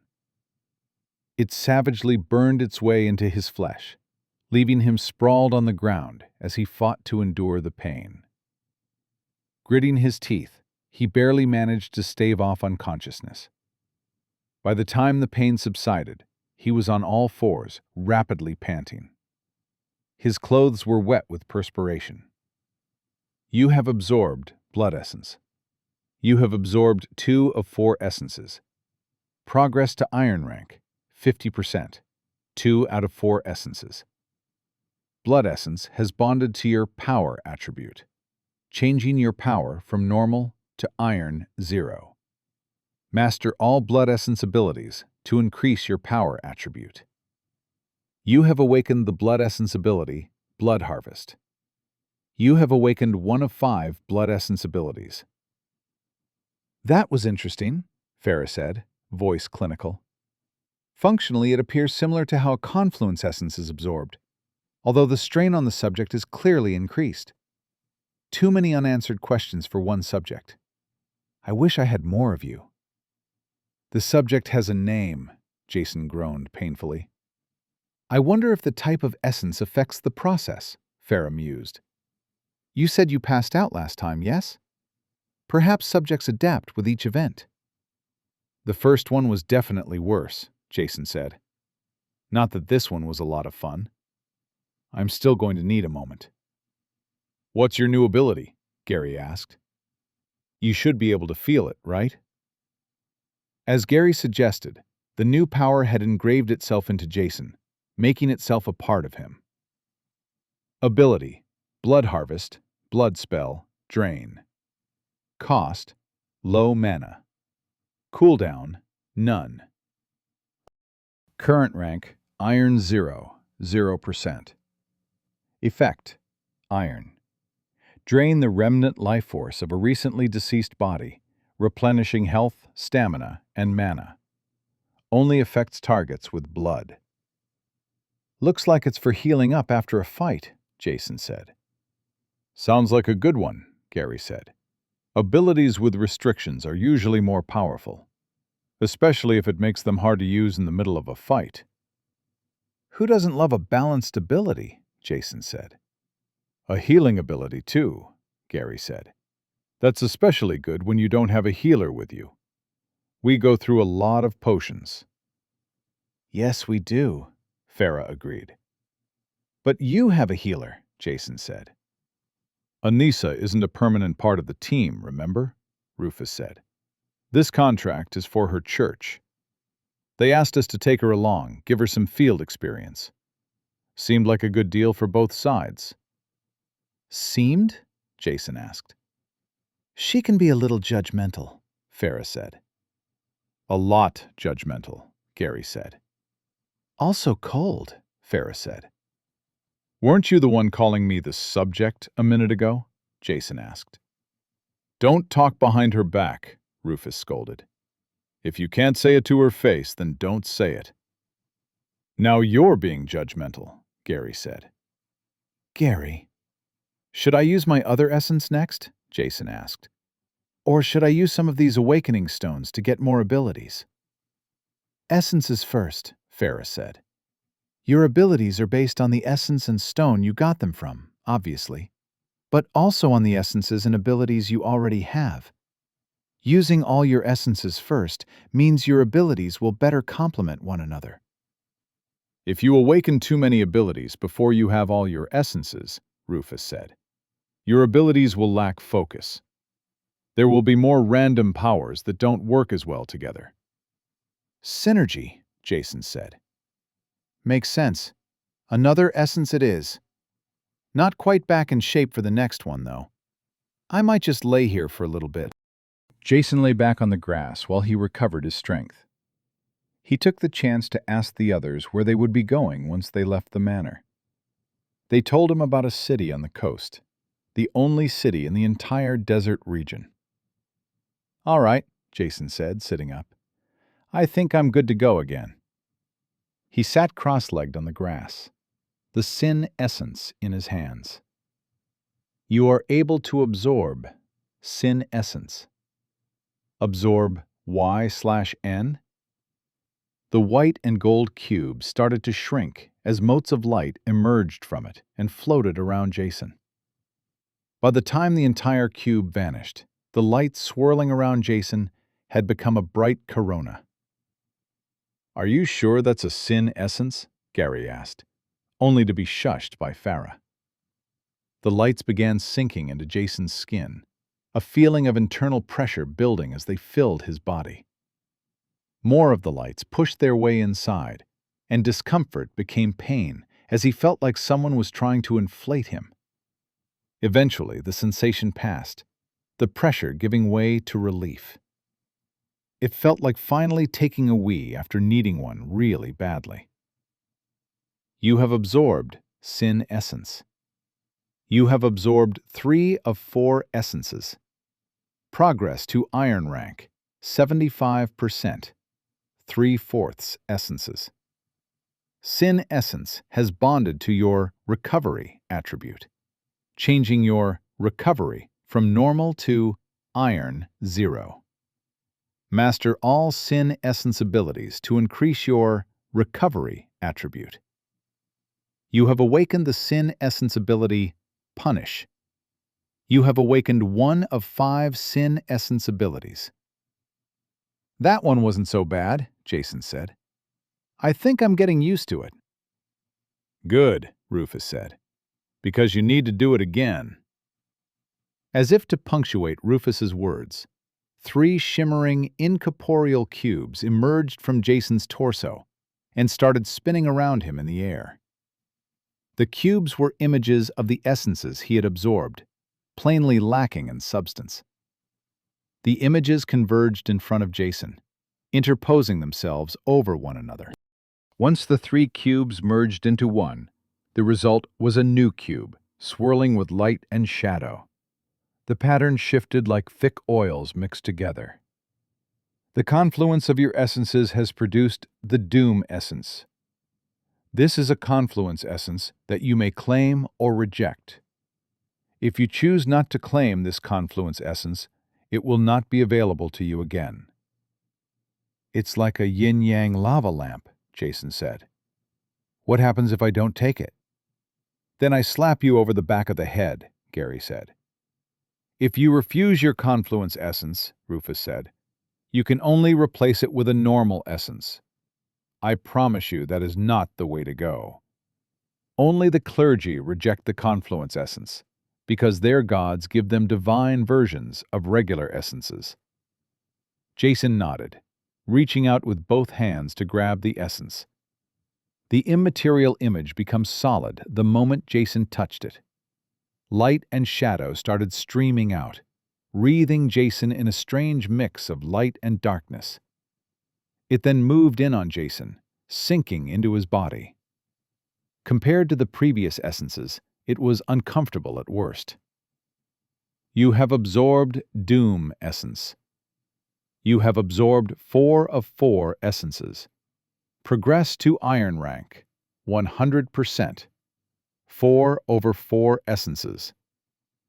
Doom Essence has bonded to your spirit attribute, changing your spirit from normal to Iron 0. Master all Doom Essence abilities to increase your spirit attribute. You have awakened the Doom Essence ability, Inexorable Doom. You have awakened 1 of 5 Doom Essence abilities. Once the essence was completely subsumed into Jason, a light started emerging from within his body. It was a strange gray light, washing out the colors of everything it touched, from the grass to the adventurers sitting around him. They were unconcerned, Rufus smiling broadly, while Farah laughed, and Gary clapped enthusiastically. You have absorbed 4 over 4 essences. All your attributes have reached Iron rank. You have reached Iron rank. You have gained damage reduction against normal rank damage sources. You have gained increased resistance to normal rank effects. You have gained the ability to sense auras. You have gained the ability to sustain yourself using sources of concentrated magic.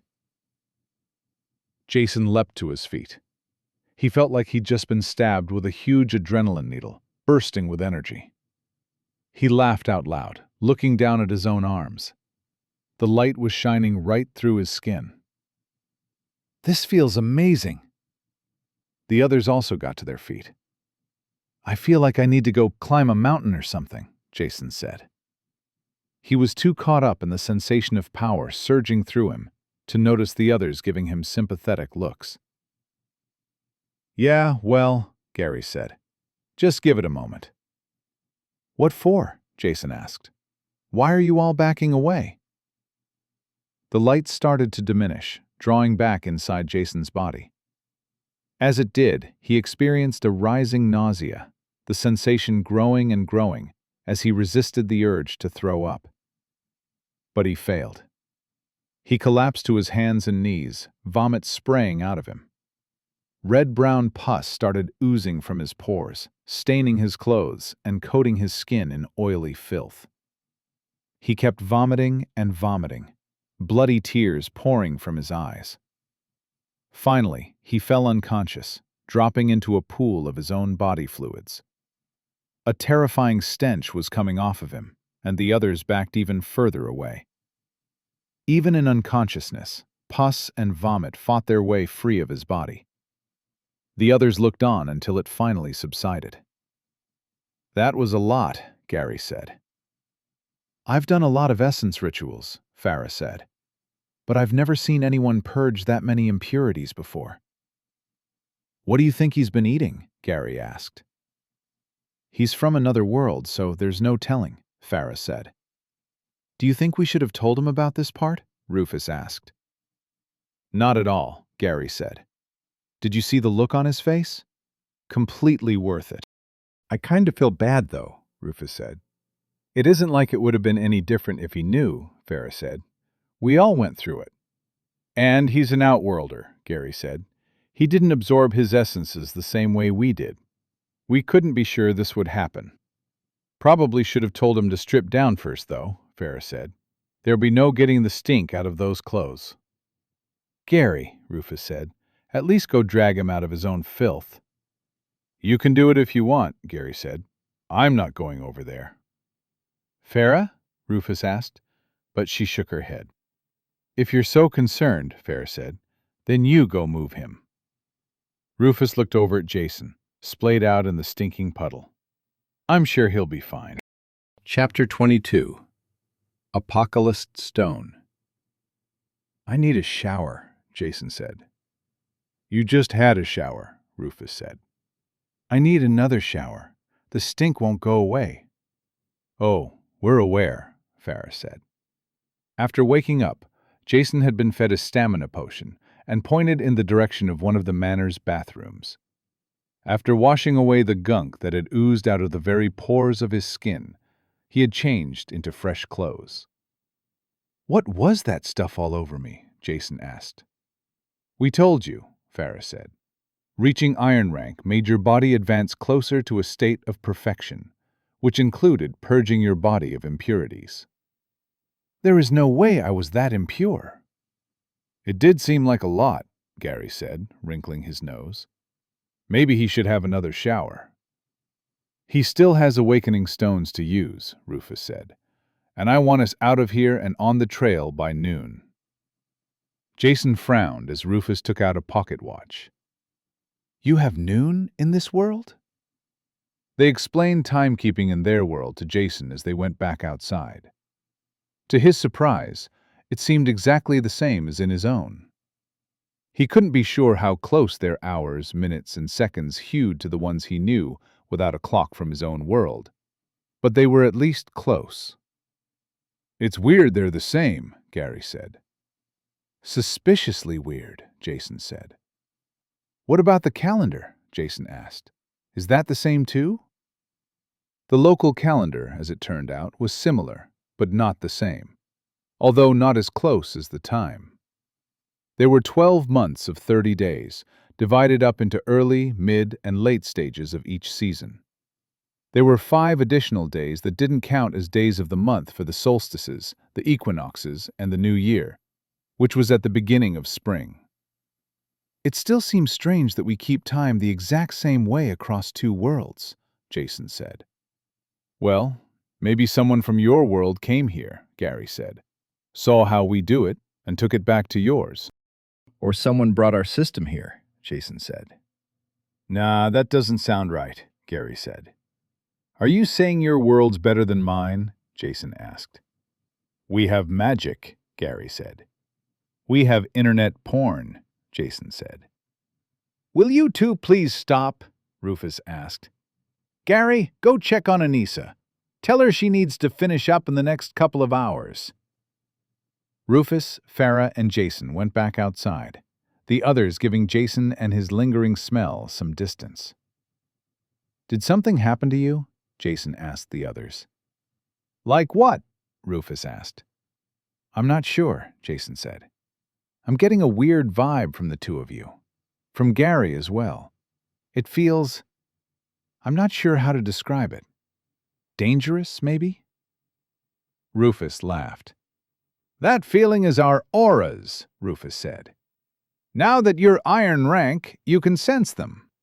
We're both bronze rank and not that far off silver, so we're a lot more powerful than you.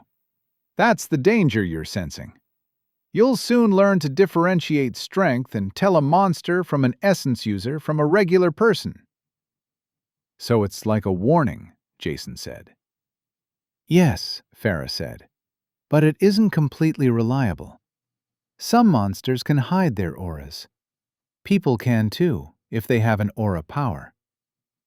They arrived back on the lawn outside, staying upwind of where all the Jason goo still lay in a puddle. You've already used an awakening stone, right? Rufus asked. Was it much different to using an essence? It was easier, Jason said. You need a ritual for those as well, right? You do, Farah said. Well, not you, apparently, but everyone else. How many stones do you have? 6, Jason said. Good thing you can just use them then, Rufus said. Going through a half-dozen rituals would take hours. Wouldn't be that bad, Farah said. I've done a bunch of them, so I can knock them out fast. They sat down on the soft grass, and Jason took out his awakening stones, laying them out in a row. They were using these as part of the sacrifice ritual? Jason asked. Sometimes, awakening stones get used as part of very powerful rituals, Farah explained. Even essences sometimes. They did make an apocalypse monster, Rufus said. Could that thing have really wiped out the world? Jason said. Not to say it wasn't scary, but it didn't seem up to the task of global annihilation. They would have had to feed it for a long time before it became a genuine threat, Farah said. They probably intended to keep it somewhere isolated and supply it with a steady stream of victims. Killing it as soon as it emerged was like smashing an egg before it could hatch into a dangerous animal. Even if we hadn't, Rufus said, there are people far stronger than us that could deal with it. Even if it became truly powerful, there are diamond rank adventurers out there. Is that the highest rank? Jason asked. It is, Rufus said. But you don't see them very often. Or at all, if you're most people, Farah said. I've only met one because of Mr. Fancy Britches here. I don't wear breeches, Rufus said. Rufus's grandfather is diamond rank, Farah said. He's chancellor of the academy his family operates. Diamond rank essence users are the peak of mortal power, Rufus explained. The Adventure Society likes to keep 2 or 3 in the biggest cities in case a diamond rank monster shows up. That rarely happens, though, so they largely go unseen. When you're that powerful, the idea of a higher authority is laughable. Mostly, diamond rank adventurers are mysterious figures pursuing goals known only to them. And there aren't that many diamond rankers in any case, Farah said. The only reason they exist in the numbers they do is because they live so long. They live longer? Jason asked. All essence users age slower, Rufus said. At iron rank, you wouldn't notice the difference, but bronze rankers can live well past 100. Silvers can double that. Reach silver rank young enough, and you'll look young for decades. Gold rankers live for centuries, and I'm not even sure diamond rankers can die of old age. They're immortal? Jason asked. It's a rumor, Rufus said, but a persistent one. There's kind of an unwritten rule that diamond rankers don't tell the rest of us the limits of their abilities. So, am I going to get super old now? Keep raising your rank, and yes, Rufus said. Wow, that's quite the bombshell, Jason said. What's a bombshell? Farah asked. It's a weapon that causes a great big explosion. Imagine shooting Farah at people. We kind of do that already, Rufus said. So how do I raise my rank? Jason asked. I want some of that sweet immortality action. How about we walk before we run? Rufus said. You can't even properly progress towards bronze rank until you awaken every essence ability you have. That's all 20. The first step is using those awakening stones. Jason nodded, picked up the first stone, and took a deep breath. Here we go. The stone melted in his hand, sinking into his skin with little fanfare. You have awakened the blood essence ability, Leech Bite. You have awakened 2 of 5 blood essence abilities. That's it? Farah asked. Jason's stomach made a large rumbling sound. I was pretty hungry already, he said. I think the stone of the feast made it worse. You're an essence user now, Rufus said. Eat a spirit coin. Jason took an iron rank coin from his inventory. It had the metal gray color of iron, but was actually made of crystal. Hesitantly, he placed it into his mouth, where it immediately dissolved with an intense fizzing sensation. It tasted like he'd touched his tongue to a battery, tangy and energetic. He felt power flood through his body, washing away the hunger of moments before. Rufus and Farah laughed as they watched his expressions, wide-eyed and panting. What's wrong with him? Gary asked. He had left the manor through the terrace doors and approached to sit with them on the lawn. He just ate his first spirit coin, Rufus said, causing Gary to chortle. Jason shook his head to clear it. I don't think I've ever been this awake, he said. Rufus picked up another awakening stone and handed it to him. Jason nodded and took it. He went through the remaining awakening stones of the feast in quick succession. You have awakened the blood essence ability. Feast of Blood. You have awakened 3 of 5 blood essence abilities. You have awakened the sin essence ability. Feast of Absolution. You have awakened 2 of 5 sin essence abilities. You have awakened the sin essence ability. Sin Eater. You have awakened 3 of 5 sin essence abilities. Jason had abilities before he reached Iron rank, but now he could feel them within himself much more clearly. They were like hunting dogs, waiting to be unleashed at his command. Even without the descriptions, Jason clearly understood the abilities he had just awoken. 2 came from the blood essence and were different ways of draining health. The other 2 came from the sin essence, letting him resist afflictions on himself or remove afflictions from others. "My abilities feel incomplete," Jason said. "Like a puzzle where I don't have all the pieces." "There's a scale," Farah said. "At one end of the scale is people whose abilities are individually strong.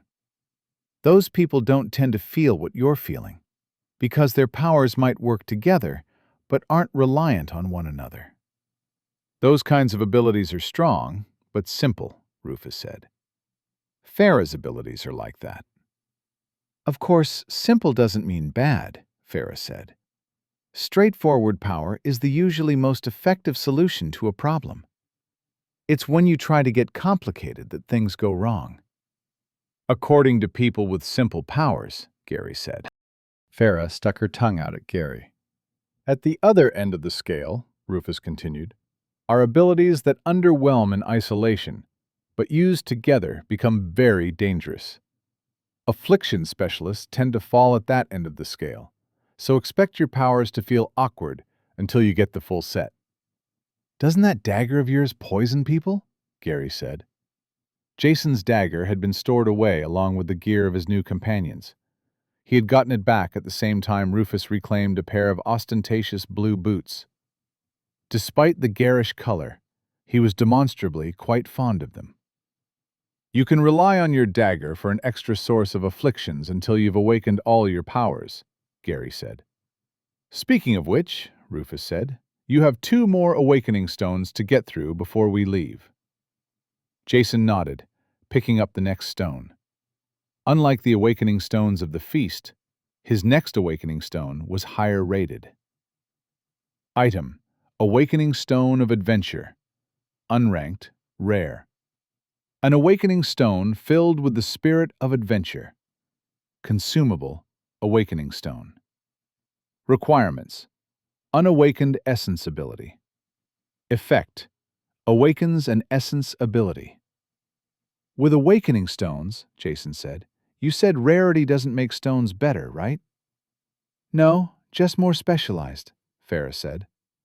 "And harder to find, obviously. All stones have some amount of focus, but there's no telling exactly what they'll give you.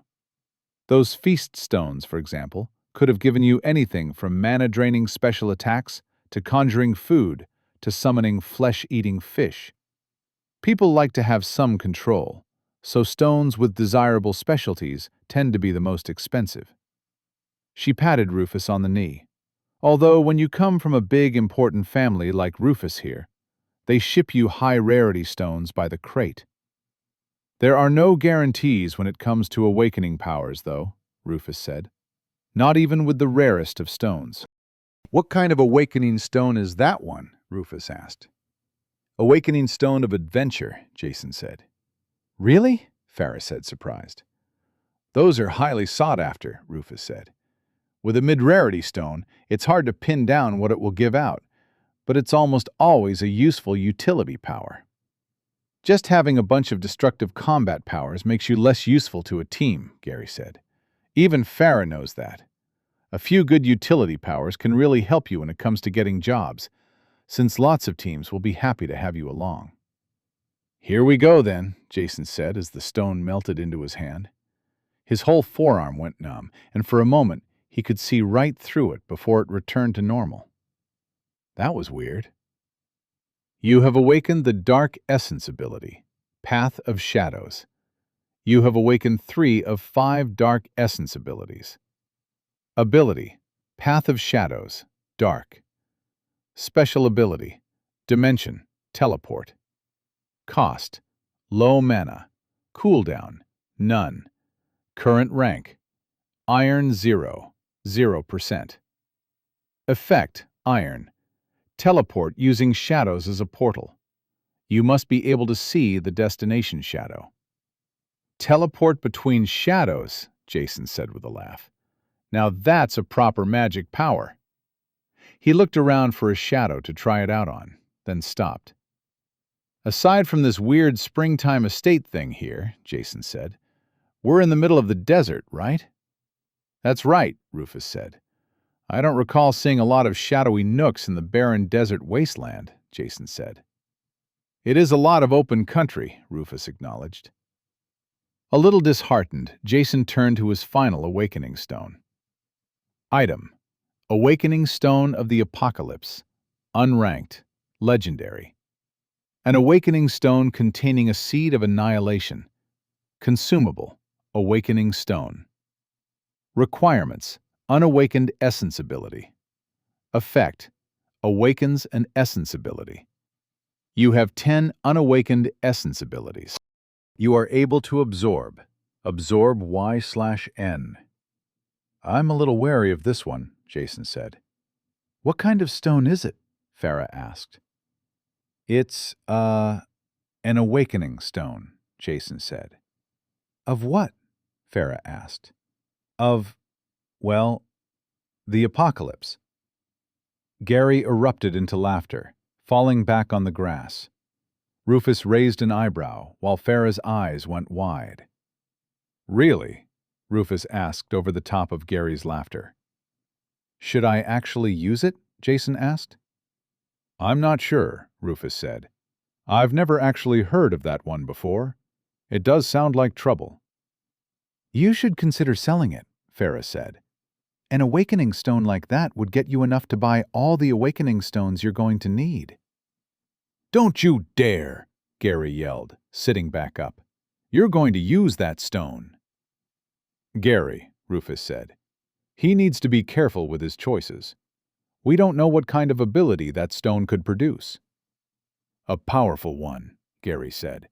Jason, you need to grab all the power you can.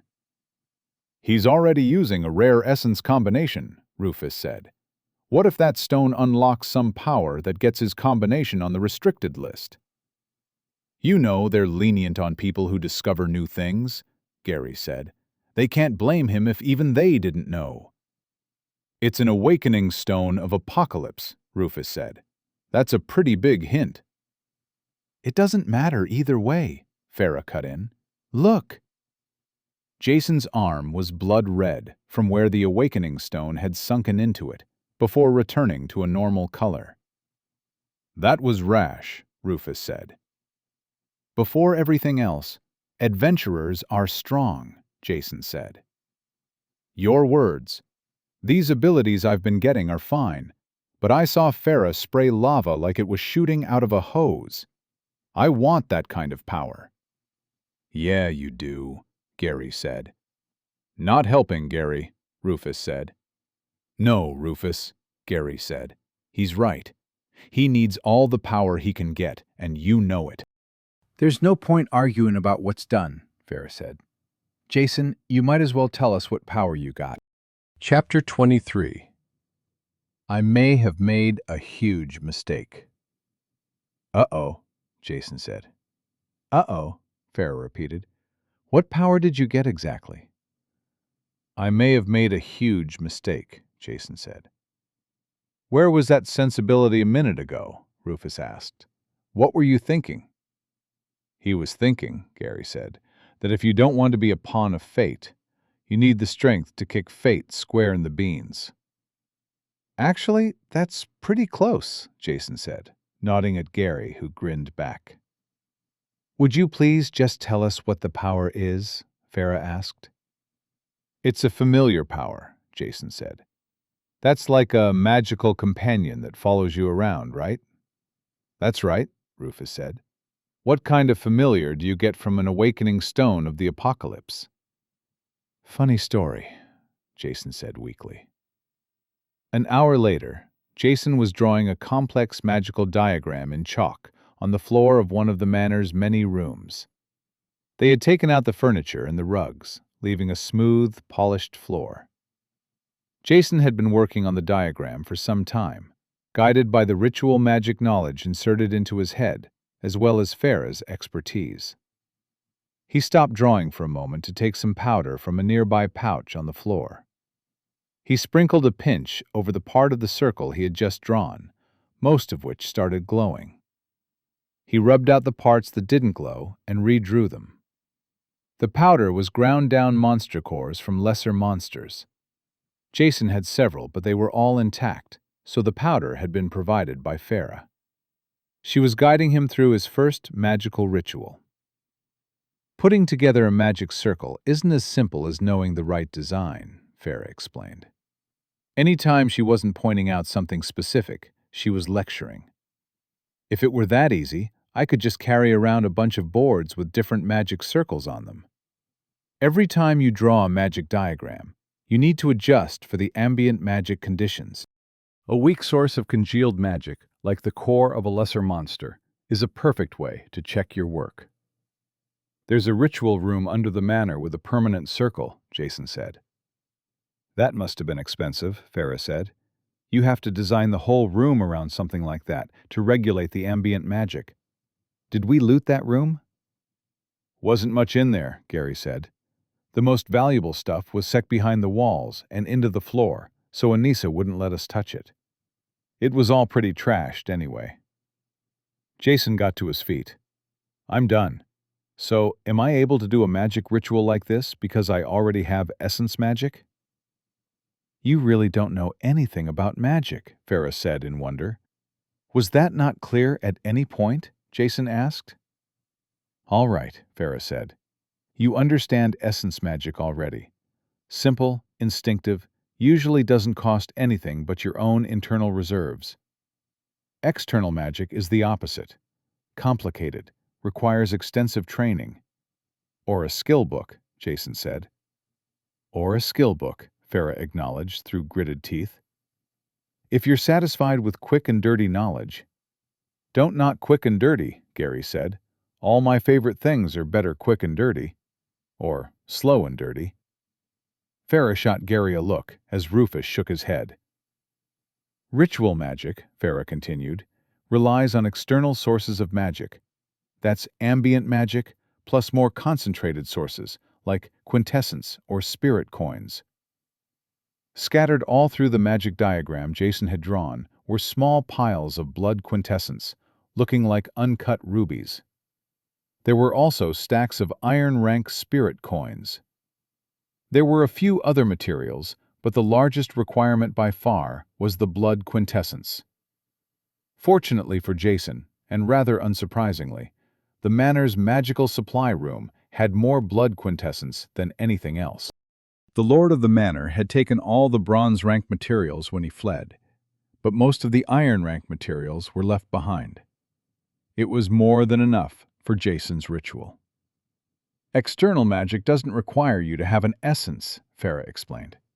There are people who make careers out of learning a specialized slice of external magic. Like plumbers, Gary said. They know the magic to set up running water in a building. That shower you like so much. Exactly, Farah said. They know just enough to do a specific job. Most of those people don't have essences and lack the proper grounding in theory. The fundamental theory is the same, whether you specialize in rituals like me, magical craftsmanship like Gary, or something like alchemy. Same basis, different applications. What about you? Jason asked Rufus. I'm good at stabbing. Rufus doesn't know external magic, Farah said. His obsession is swordsmanship. Your skill book gave you the minimum to be considered a proper ritual magician, Farah told Jason. The bare minimum. That's how you awakened a familiar summoning power. You can only awaken that kind of essence ability if you already understand ritual magic, Gary said. That's why me and Farah have summoning powers, and Rufus doesn't. You've seen Gary and myself call up short-lived monsters, Farah said. Rituals that are also essence powers tend to be quick and dirty, Gary said with a grin. Please stop, Farah said. I remember when you summoned those things, Jason said. You just kind of knocked out a circle and out they came. Summoning a familiar is a more elaborate ritual, Farah said. Unlike a regular summoning, you should only need it each time you go up a rank. Unless your familiar gets killed, in which case you'll have to summon it back.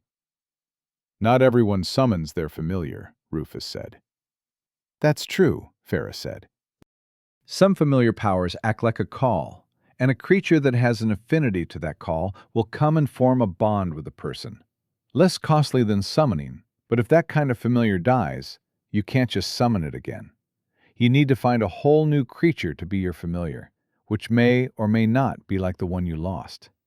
Let's get this thing going, Rufus said. You don't want Anissa to walk in on us. You definitely don't, Gary said. Jason stood in front of the diagram. He could feel the power inside him aching to trigger the ritual. He knew the incantation. He had known it since the moment he used the stone. He held one hand over the magic diagram. In his other hand was a knife. He hesitantly cut the palm of his outstretched hand, letting blood drop into the circle as he chanted. Let this mortal blood beckon the all-devouring power of the final threshold. Answer the call and claim the offering. Heed my command and bring forth the avatar of life's annihilation. Oh, using that stone was a terrific idea, Rufus said. Shush, Farah told him. Red liquid started oozing out of the floor where Jason's blood had fallen. Dark, thick, and viscous, it spread out over the entirety of the magic diagram, obscuring the lines and only stopping when it reached the edges. Does that remind anyone else of something we saw recently? Gary asked. Jason felt a prickling sensation spreading throughout his body. It became sharper and sharper, turning into pain as it focused on points on his arms, legs, and chest. He gritted his teeth, but yelled out as blood burst out of a dozen pain points, spraying over the circle. Rufus moved to intervene, but Farah grabbed his arm. Interfering now would be more dangerous than letting it happen, she said. Rufus turned a frustrated face to look at her, but stepped back on seeing her resolute expression. Blood sprayed out of Jason like a fountain, ripping right through his clothes. He staggered, struggling to stay upright as the blood kept spurting out of him. As the blood mixed with the pooled liquid on the floor, the obscured lines of the diagram underneath started to light up, shining red light through the liquid. The other three looked at each other as the room was filled with the same red light that had suffused the ritual chamber they escaped together. Jason stumbled as the blood finally stopped pouring out of his body. He was pale and sweaty, swaying as he struggled to avoid toppling over, but he remained on his feet. His eyes were locked on the glowing red pool in front of him. Rufus and Gary flinched as a leech with a horrifying ring of lamprey teeth emerged from the pool, mirroring the scenario of the day before. Isn't that... Ability, sanguine horror, blood. Familiar, ritual, summon. Cost, extreme mana, extreme stamina, extreme health. Cooldown, none. Current rank, Iron 0, 0%. Effect, Iron. Summon a sanguine horror to serve as a familiar. A second leech crawled up through the red liquid, then a third and fourth as their rate of appearance accelerated. Soon leeches were tumbling out until they formed a waist-high pile on the floor. Unlike their experience the previous day, no bloodied rags appeared to push the pile into a humanoid shape. The pile remained as a pile. The red pool slowly soaked into the floor, which absorbed it as if it were disappearing down a drain. Jason's blood, the circle he drew, and all the magical materials within it, vanished into the floor as if they had never existed. Jason watched the process with eyes foggy, standing unsteadily. That's not going to drip downstairs, is it? Gary asked. No, Farah said. It's all being drawn back through the astral channel created by the summoning. It'd be funny if Jason summoned another outworlder. That'd be fantastic, Farah said. The paper I could write on that would be the talk of the Magic Society. As the final traces of the blood pool drained away into nothingness, Jason collapsed to the floor. He really does pass out a lot, Gary said. And he really goes through clothes. Wait, is that thing going to eat him? The mound of leeches was undulating its way towards Jason's unconscious body. It wasn't far, but the pile moved slowly. It's his familiar, Farah said. It's not going to eat him. They watched the slow-moving pile undulate closer to Jason's unconscious form. Are you sure? Gary asked. The pile crawled over Jason's limp body, seeking out the wounds where the blood had sprayed out. The leeches started disappearing as they buried themselves into the wounds. I'm pretty sure, Farah said. Are they crawling inside him? Gary asked. It's a summoned familiar, Farah said. A summoned familiar can temporarily disperse its body and place its spirit inside the summoner. Does it usually look that disturbing? Gary asked.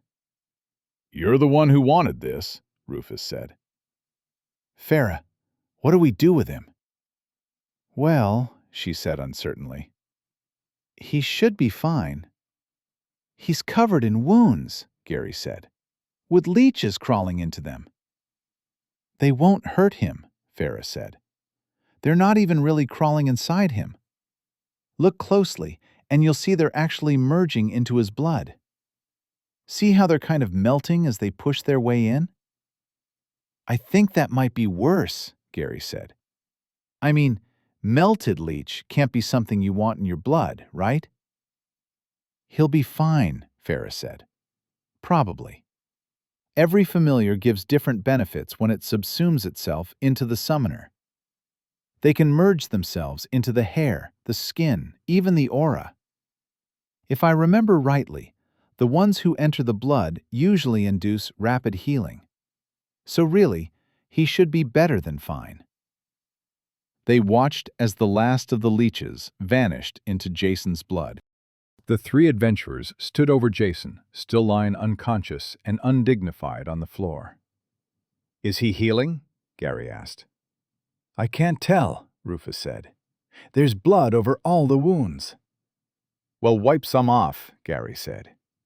You're the one who wanted him to use that stone, Rufus said. You wipe some off. I have fur, Gary said. I don't want to get blood in it. Since when has that been a concern? Rufus asked. It's a new thing, Gary said.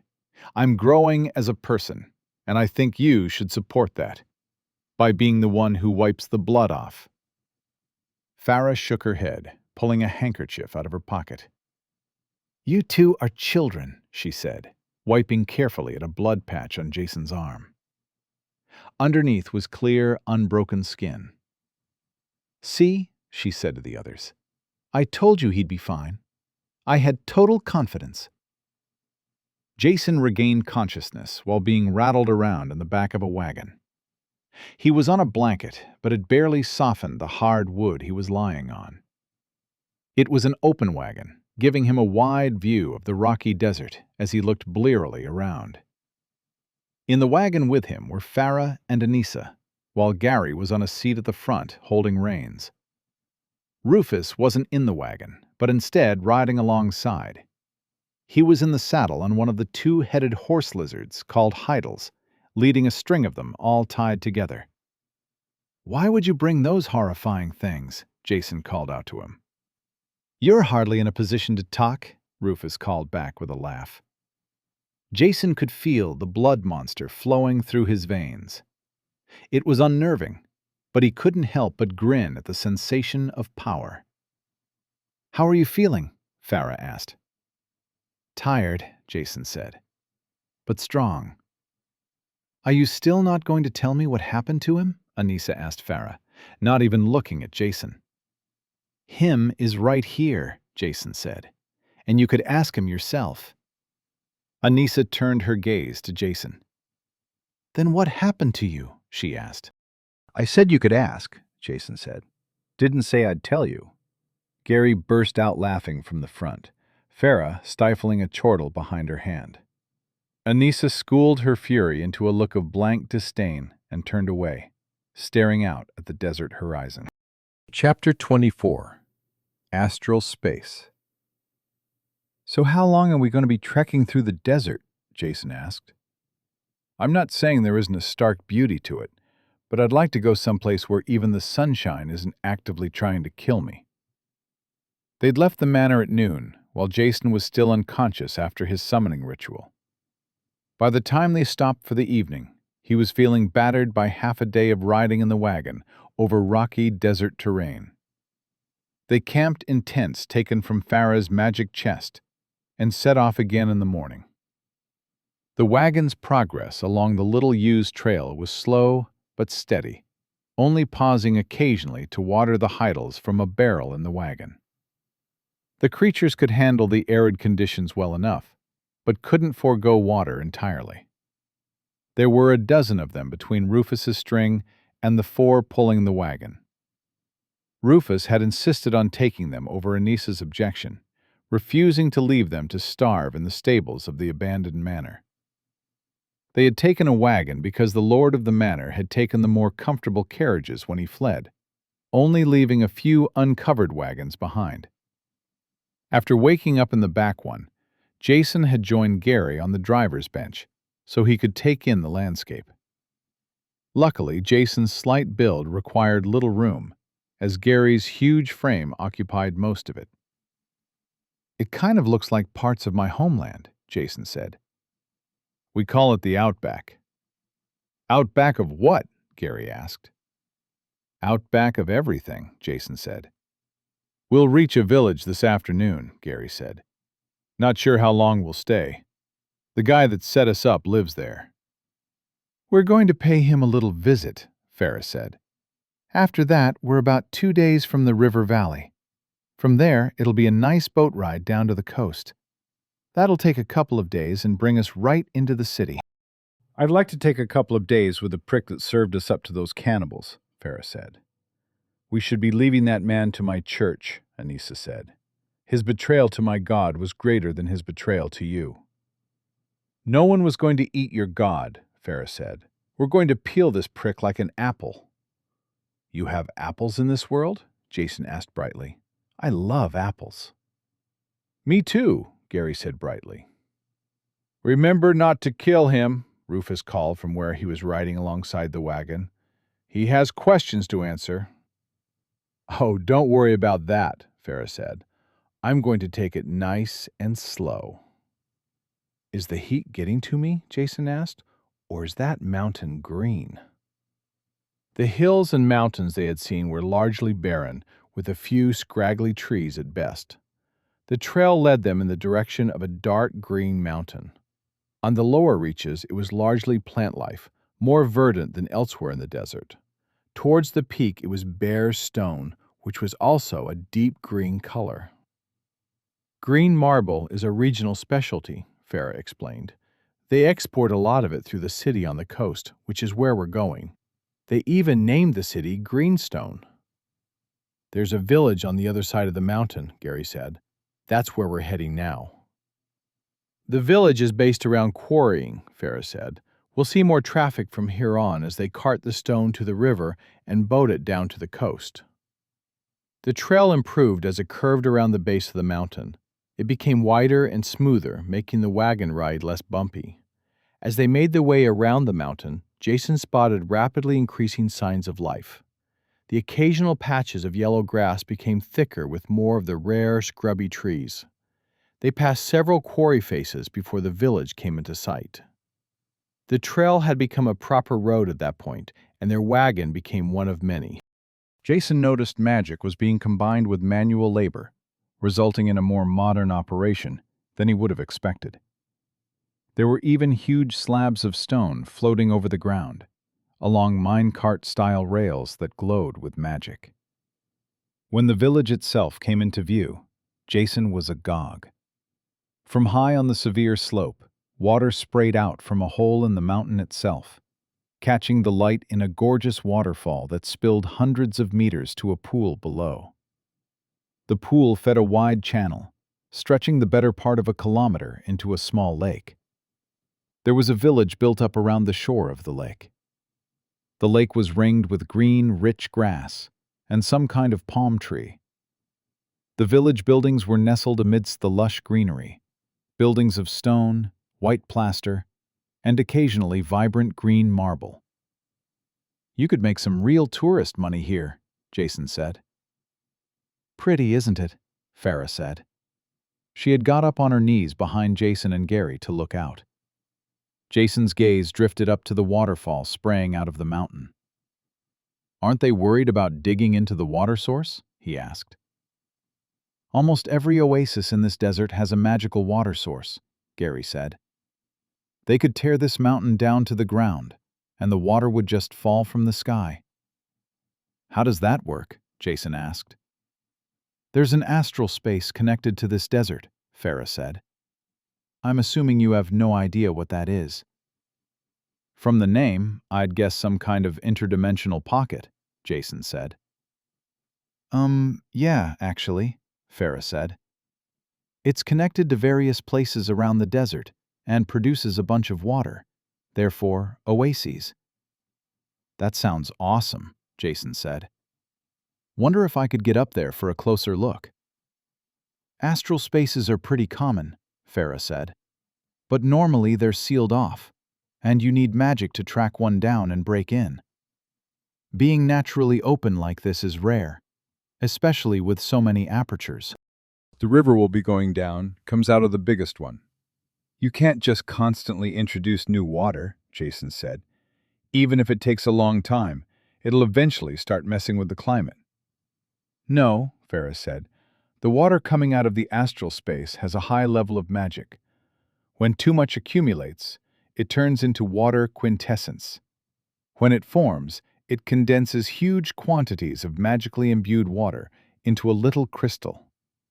"Is the crystal super heavy?" Jason asked. "No," Farah said. "Why would it be?" "Conservation of mass," Jason said. "Or energy or something. Physics isn't my thing." Gary and Farah glanced at each other and shrugged. They were quickly getting used to not knowing what Jason was talking about. Farah pointed out what looked like fishing boats on the small lake.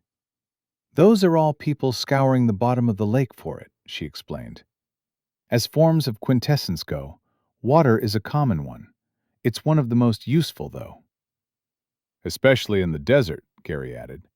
"Being able to find it reliably means there's real money to be made." "Yeah," Farah agreed. "There's whole villages along the coast dedicated to hunting up water quintessence that forms after the river water washes out to sea. Funnily enough, this desert is one of the best sources of water quintessence in the world." The wagon drew closer to the village. They passed by what looked to be a staging area for exporting the marble before reaching the village itself. Rufus separated himself from the group to find somewhere to stable the string of heidels for the night. An inn would have livery with room enough for the ones pulling the wagons, but not the extra ones as well. The village was made up of a single, circular street, running around the entirety of the lake, paved in tan-colored brick. It looked like sandstone, but for all Jason knew, it could be some weird magic rock.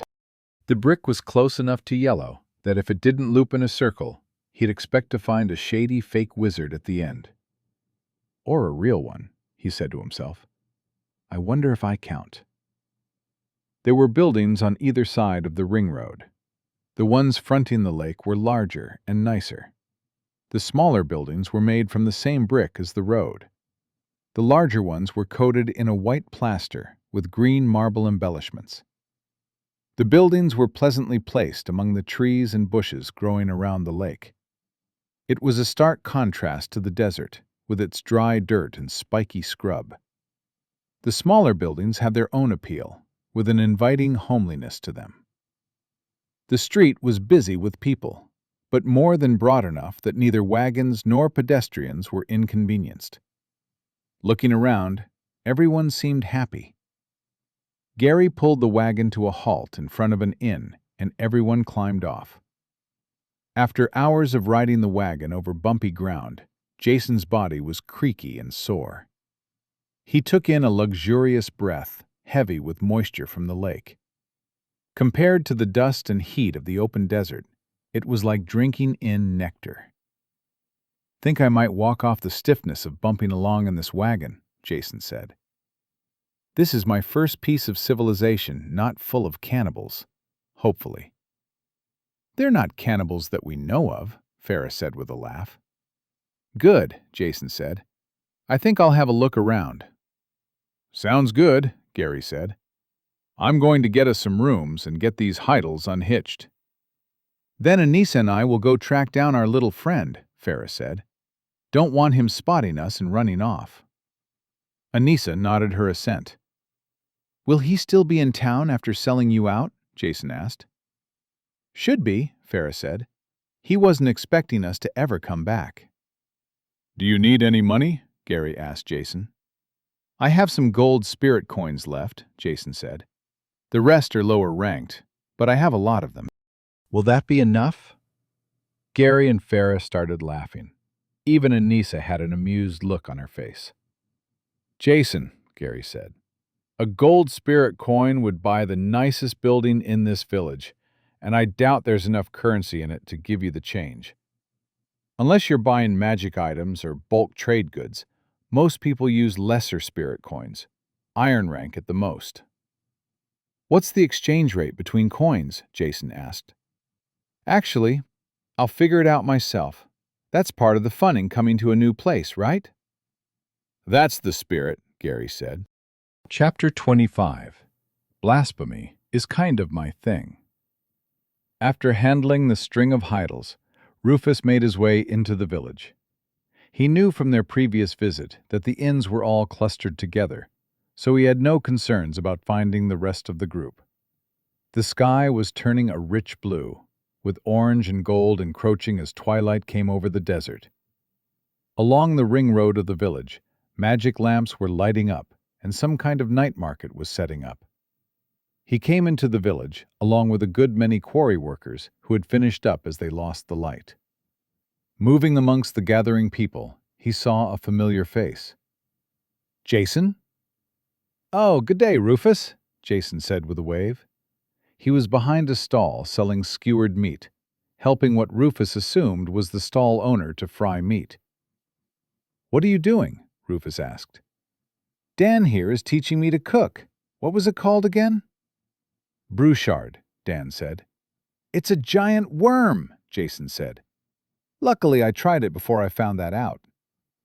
"You seem to be adjusting well," Rufus said. "Yeah, no worries," Jason said. "You go get your revenge or whatever. I'm good here. Gary picked the inn on the end with the big livery, by the way. There's a sign with a little house and a cart on it." "Thanks," Rufus said. "Now," Jason said, turning back to Dan, "give me those sauce ingredients again. I haven't heard of any of them, so I'll have to write them all down, which means I'm going to need some paper." Hours previously, Jason was happily meandering around the circle road, frequently pausing to take in the village. He'd stop and talk with villagers who proved more than ready for a conversation. They were proud of their village, and rightly so, Jason was happy to acknowledge. The colorful houses looked inviting. Everywhere was lush with greenery, so removed from the desert around it. The air was fresh, cool, and clean. Jason thought back to Gary's claim about a gold coin buying whole buildings and found himself tempted. He came across something that looked like a covered bus stop, but instead of a timetable, there was a bulletin board with various pieces of paper pinned to it. Looking over them, he saw they were all descriptions of monsters, along with when and where the monsters were last seen. He asked a passerby about it and, true to form for the village, she was happy to explain.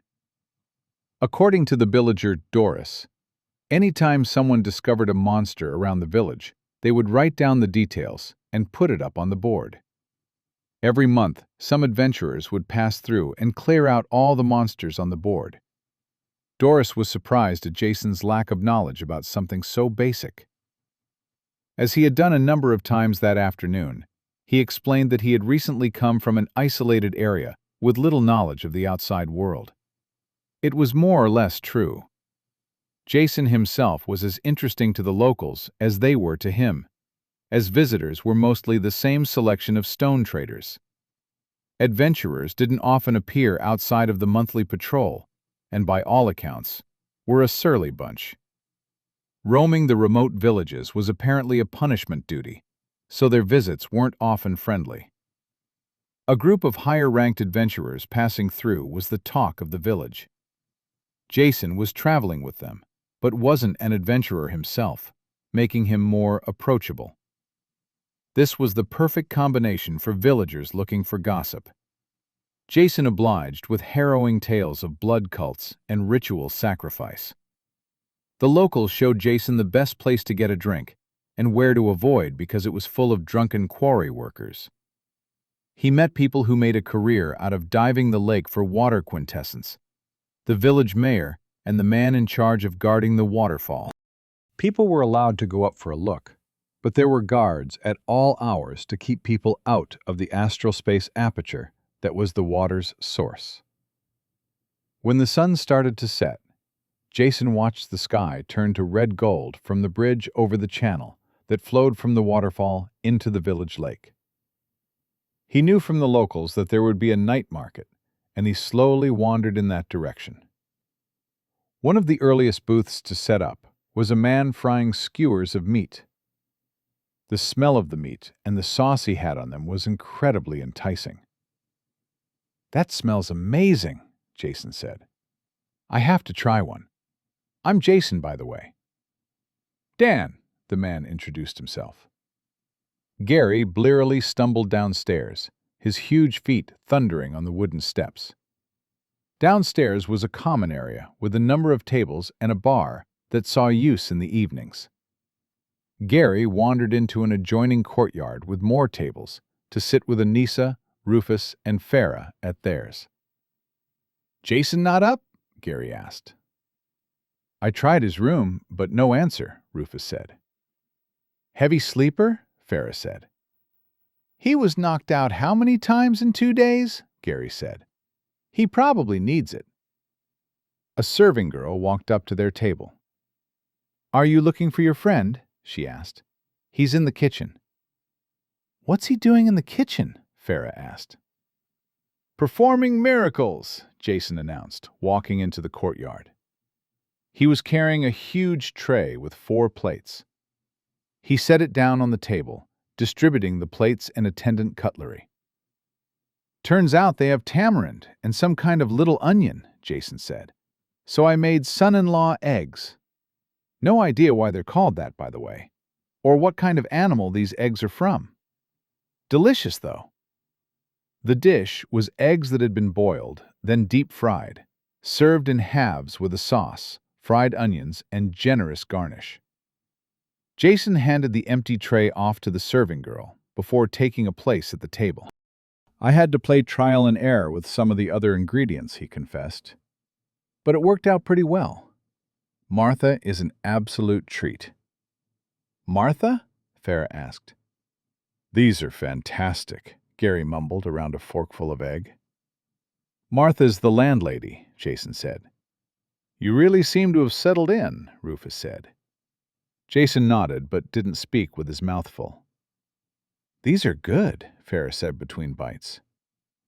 "I'm quite satisfied sustaining myself with spirit coins," Anissa said.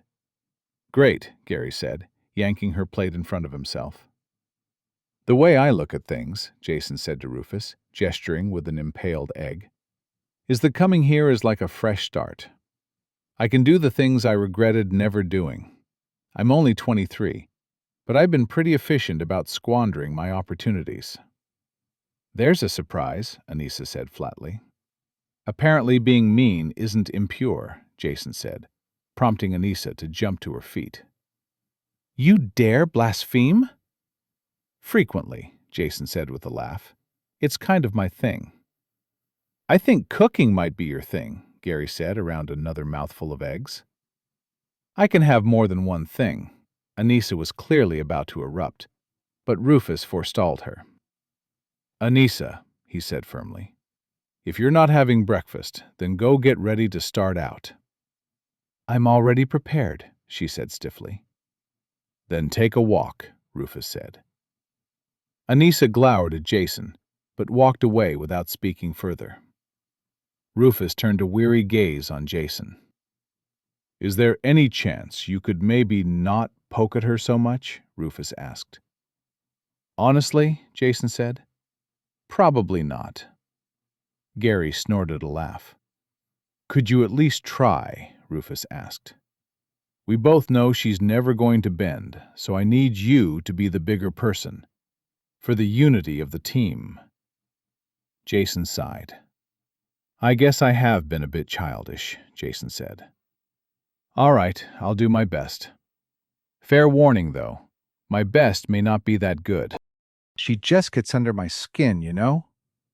Oh, we know, Farrah said. I'm amazed she doesn't bump into things, Jason said. Always looking down her nose like that. Think of it this way, Rufus said.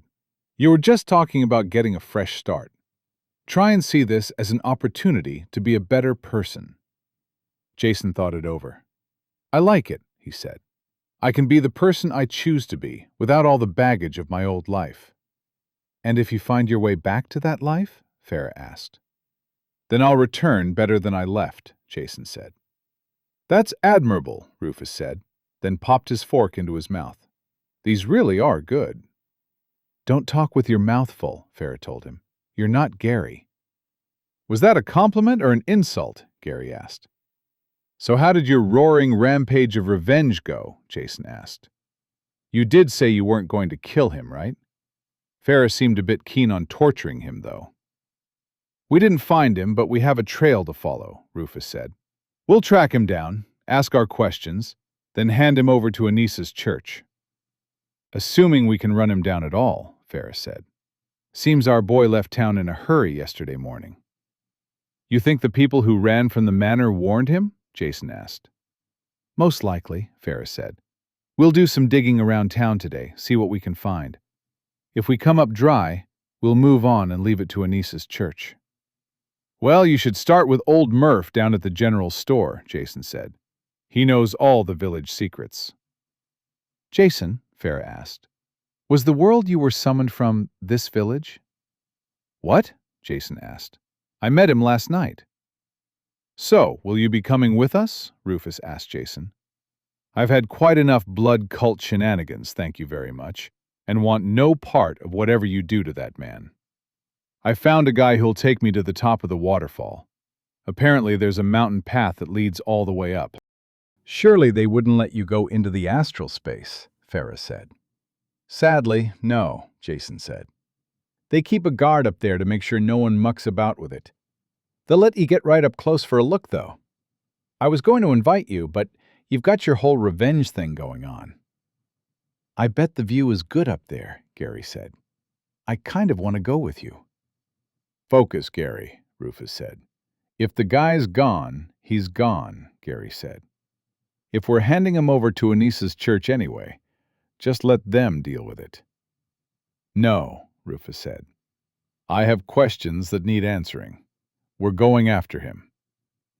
Rufus skewered his fork into another halved egg. After breakfast.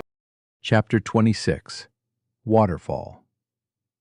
Jason was only an occasional bushwalker, so as he climbed the steep mountain trail, he appreciated his new iron rank attributes.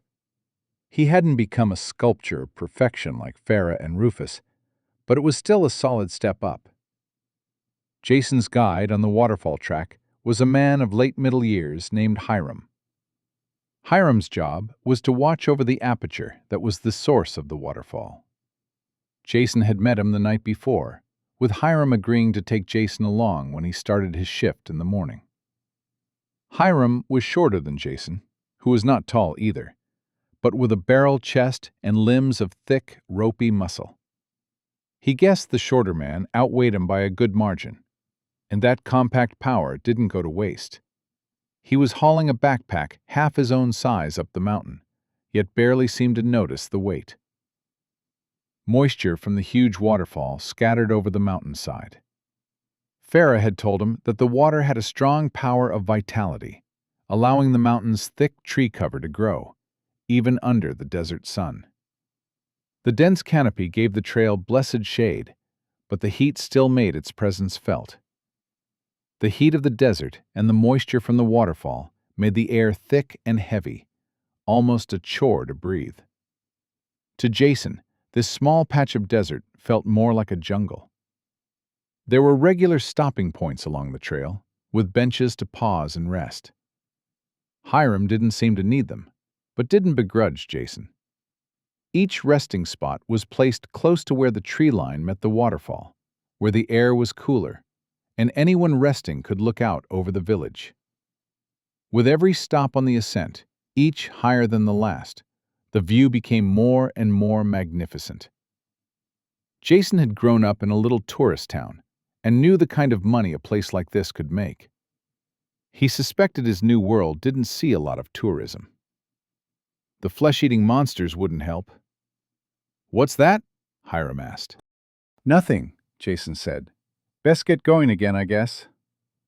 The roar of the waterfall grew louder as they closed in on the point where it erupted from the side of the mountain. The trees became smaller and thinner as they approached the upper tree line. "Getting close now," Hiram said loudly over the noise of rushing water. "These trees are around the same height as the fall, so only the closest ones see a lot of moisture." The sound of the waterfall grew to a cacophony where they had to shout to hear each other. The final stretch of the trail was actually a cave that led into the mountain. There was a wooden walkway with grit glued on for purchase, and the magic lamp to light the way. Jason was unpleasantly reminded of the cavern he had navigated below the Vane Estate hedge maze. It was the first time he had seen wood used in construction since arriving in the village. The buildings were stone, but even the doors were made of woven reeds, suggesting the village didn't have much of a crime problem. Once they entered the cave, the thundering sound of the waterfall was amplified in echo, making even shouting a futile effort. The cave was filled with wet air, and they moved forwards carefully. Hiram had the respect for the slippery boards that Jason had learned the hard way. When lit up by lamplight on glistening stone walls, the cave was quite pretty, with much of the stone a marbled green. Compared to the humid exterior, cold, clean air blew over them from the tunnel. Jason enjoyed the refreshing feeling as they made their way towards the light he could see at the far end. As they closed on the end of the tunnel, a cool mist wafted towards them. They reached the end of the tunnel and stepped out into a stone chamber. The first thing he noticed was the light, blue and shimmering, glinting off the mist. It gave the whole chamber the feel of being underwater. The chamber looked like it had once been a natural cavern, then later carved into more practical dimensions. The ceiling was untouched from the original cave, but the floor had been worked flat, with grooves cut into it for traction in the wet. The chamber's most arresting feature was the back wall, which wasn't a wall at all. A torrent of water blasted in one side of the room and out the other, through a tunnel taller and deeper than the chamber itself. The whole chamber looked oddly like a subway station, with the rushing water in place of a train. There was a fence of vertical bars in front of the water, like a safety rail going floor to ceiling. There was a gate in the middle of the fence, although Jason could not imagine a reason to go through it. The water looked like it would rip off any limb someone was foolish enough to shove into it. Velocity kept the water on course instead of spilling into the room. Gravity wouldn't win out until the water escaped the mountain. More than a little spray still escaped, filling the chamber with wet mist. It left the walls and floor slick with water, and quickly made Jason and Hiram the same. The water was also the source of the blue light. Either there were powerful magic lamps behind it, or the water had its own luminescence. Jason would have asked Hiram, but any attempt to talk would be futile over the sound of water. Hiram went to the side of the chamber, where Jason noticed a glazed window set into the wall. Through the window was a second chamber, cut deeper into the mountain. Inside, a young man in a comfortable chair was giving them a wave. There was a metal door next to the window, which Hiram opened and led Jason through. Beyond was a small antechamber, barely big enough to hold both men. A lamp was set firmly into the wall next to another metal door, which Hiram didn't open. With a door between them and the main chamber, the din from the water was greatly reduced. Jason noticed that there seemed to be some kind of seal around the door to keep the moisture out. "Just wait a moment," Hiram said. Jason looked about the tiny room, but there wasn't much to see. He spotted neat arrays of fingernail-sized holes in the floor and ceiling. As he was looking at them, hot, dry air blasted from them like a giant blow-dryer. "Close your eyes," Hiram shouted over the rushing air. "The air will dry them out." Jason did as instructed, waiting around half a minute as the air dried out his clothes and hair. "It draws the dry desert air from the other side of the mountain," Hiram explained, "with a little bit of magic to help it dry faster." When the air stopped, they were both nice and dry. Hiram opened the next door and took them inside. There was a comfortable-looking chair in front of the window, a number of cupboards, and an overstuffed bookshelf. "Morning, boss," the young man said. "Who's your friend?" "This is Jason," Hiram said, dropping his backpack with a loud thud. "He's passing through with a group of adventurers and wanted to see the aperture. Jason, this is Griff." "Traveling with adventurers," Griff said enviously. "That must be exciting." "It has its moments," Jason said. They exchanged greetings, and Griff made to leave. "Any idea when Duggan will be back, boss?" he asked. "I'm really looking forward to sleeping during the night again." "His wife is still on the mend," Hiram said. "Probably another month." Griff's shoulders slumped. "Make it to the end of the week and I'll switch with you," Hiram said. "Thanks, boss." Griff gave a weary smile and left. Jason looked out through the window as Hiram unloaded his backpack, stowing its contents in the cupboards. "Ready for a closer look?" Hiram asked when he was done. Jason grinned, and Hiram led them back out. Leaving didn't trigger the drying mechanism again. "It's set to go off when the outer door is open first," Hiram explained. Back out in the loud, wet chamber, they walked carefully over wet stone to reach the fence. They both grabbed a hold of the wet bars, which Jason noticed were engraved with magic symbols. As they were close to the torrent, water sprayed over them both, but Jason didn't mind. There was a feeling of refreshment that was more than just cool water on a hot morning. He felt like a child running under a lawn sprinkler on a hot day. Farah had told him there was magic in the water. Was that the cause of his strange reminiscence, or was he just homesick in a strange land? He craned his neck to try and see the actual source of the water, but it came from somewhere deeper in the mountain where he couldn't see. As there was no way to talk over the noise, Hiram grabbed his shoulder to get his attention. Hiram pointed in the direction the water was flowing, and Jason spotted a tunnel on their side of the fence. The path and tunnel ran alongside the water, through which Jason could see daylight. He nodded at Hiram, and they started off in that direction. The tunnel went all the way to the outside of the mountain, where the water broke free to tumble down through the air. There was a chest-high railing to keep people from falling off. The view was breathtaking. Below them was the pool where the waterfall landed, and the channel flowing into the village lake. Beyond that lay the vast expanse of the desert. Jason was taking in the view when he noticed the noise of the water seemed to be dimming. At first, he thought it was his imagination, but then he saw Hiram looking at the water stream with a confused expression. They watched the avalanche of water rapidly diminish, as if someone was turning off a giant tap. The flow dropped down to nothing, leaving an empty tunnel carved out by the water as smooth as a machine-made pipe. "Is that meant to happen?" Jason asked, in the sudden silence. "No, it isn't," Hiram said, concern plain on his face. Has it ever done this before?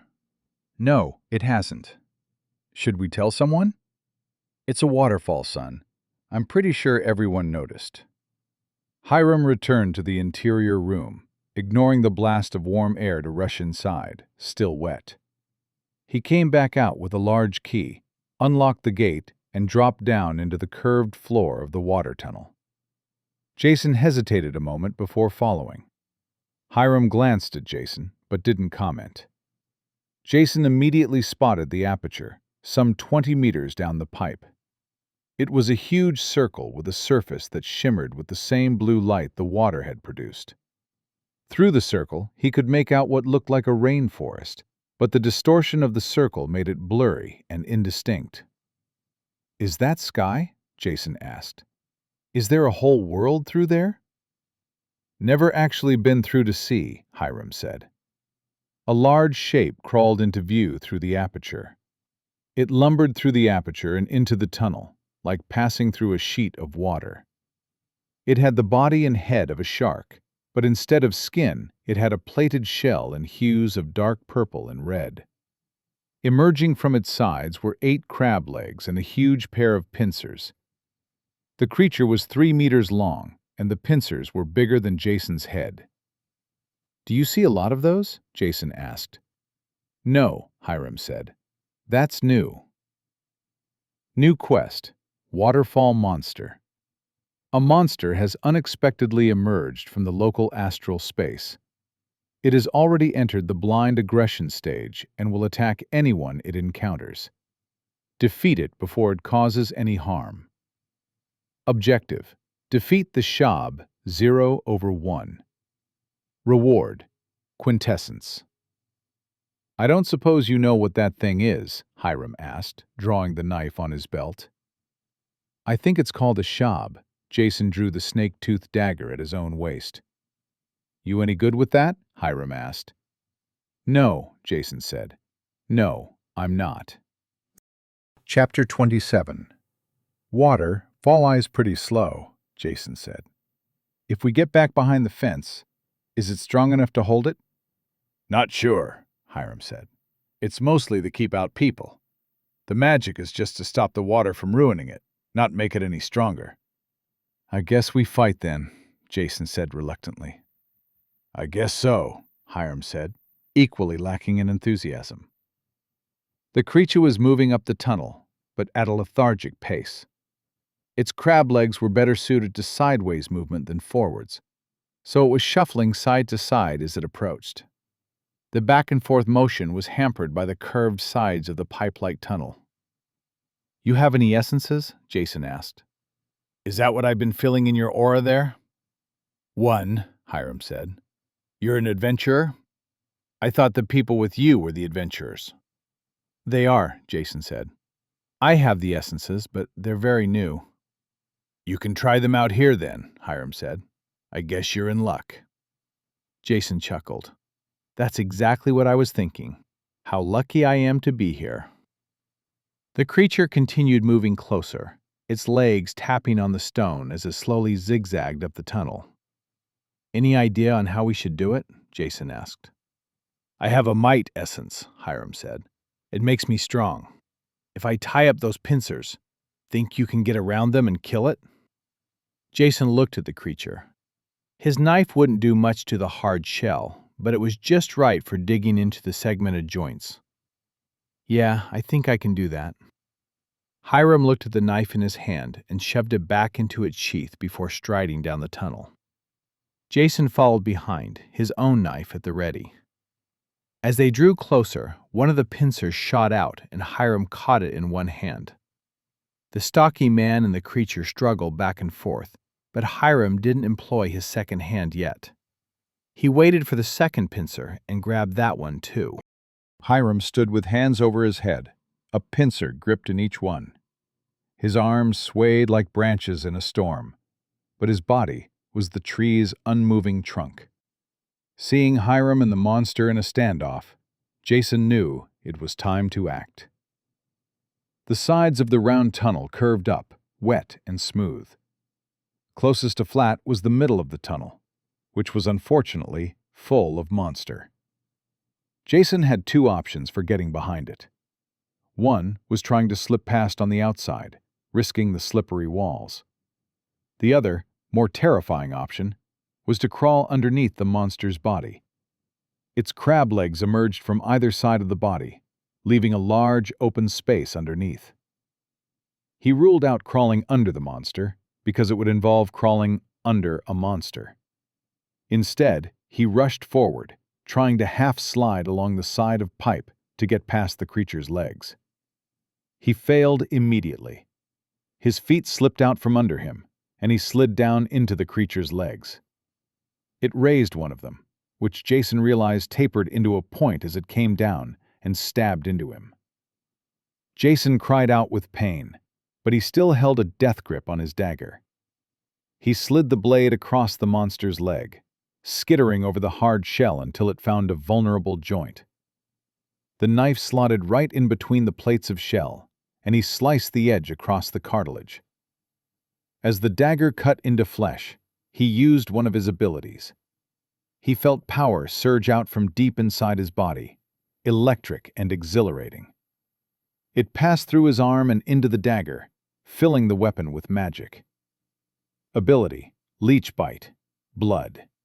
Special Attack: Melee, Drain, Wounding, Blood. Cost: Low Stamina. Cooldown: None. Current rank: Iron, 0, 0%.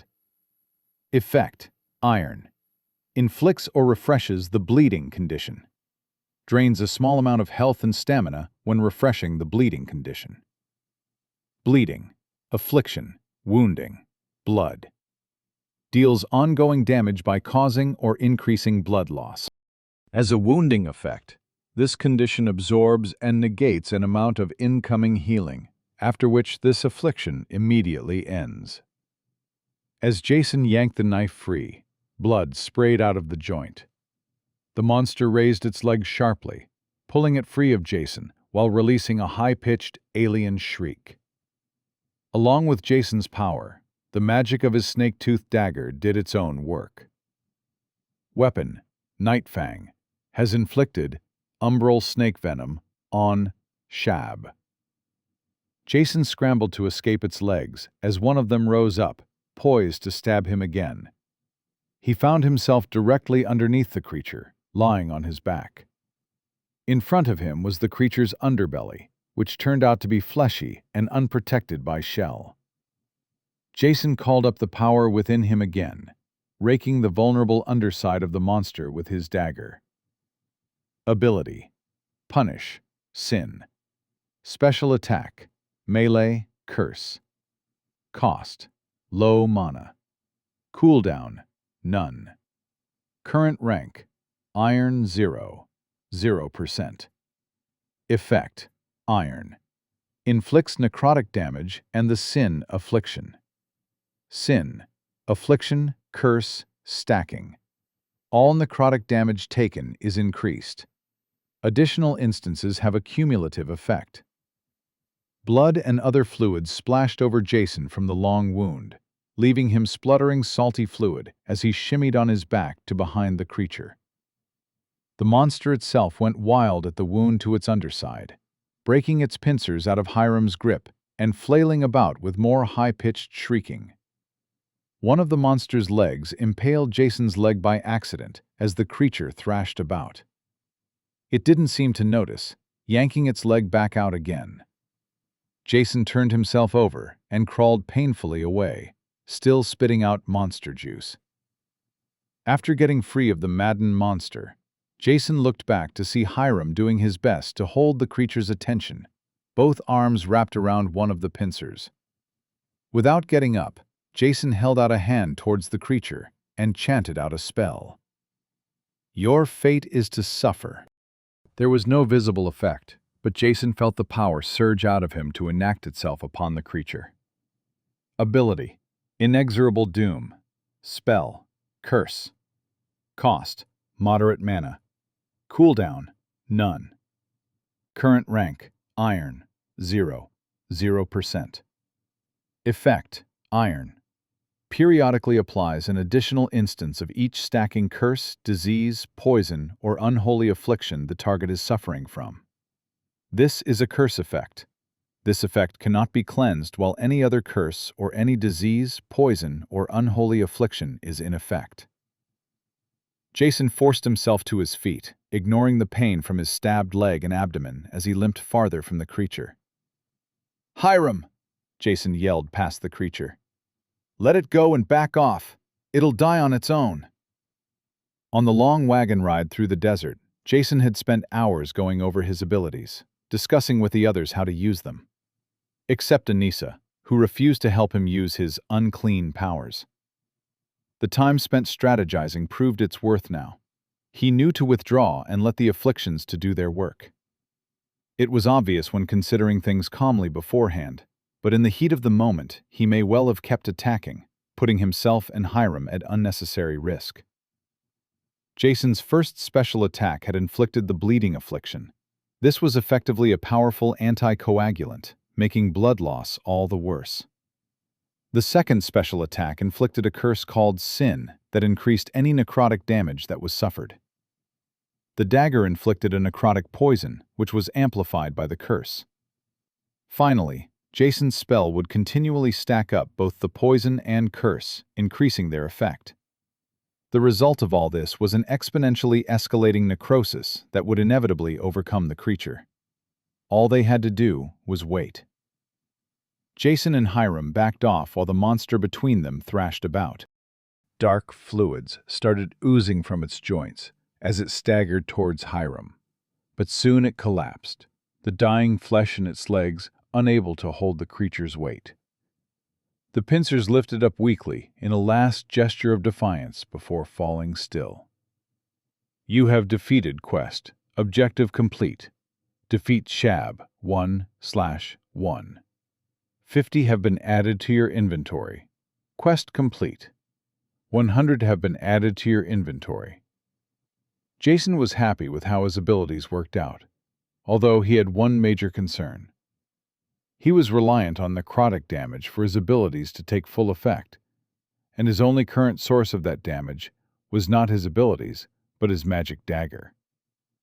The others assured him that he would get such a power, but until then, he would be reliant on an external tool. Hiram and Jason cautiously approached the creature from either side. Jason had 2 painful wounds, and he could see an injury on Hiram's arm. Hiram stood over the creature, cradling his bleeding arm. "What did you do to it?" Hiram asked. The monster was oozing black fluid from under its shell, which gave off a horrifying stench. "I wasn't confident about cracking that shell," Jason said, "so I killed it from the inside out." Jason held hand over the creature and chanted a spell. "As your life was mine to reap, your death is mine to harvest." Ability: Blood. Spell: Drain. Cost: Low mana. Cooldown: None. Current rank: Iron, 0. Iron. Drain the remnant life force of a recently deceased body, replenishing health, stamina, and mana. Only affects targets with blood. Dark red light rose from within the creature.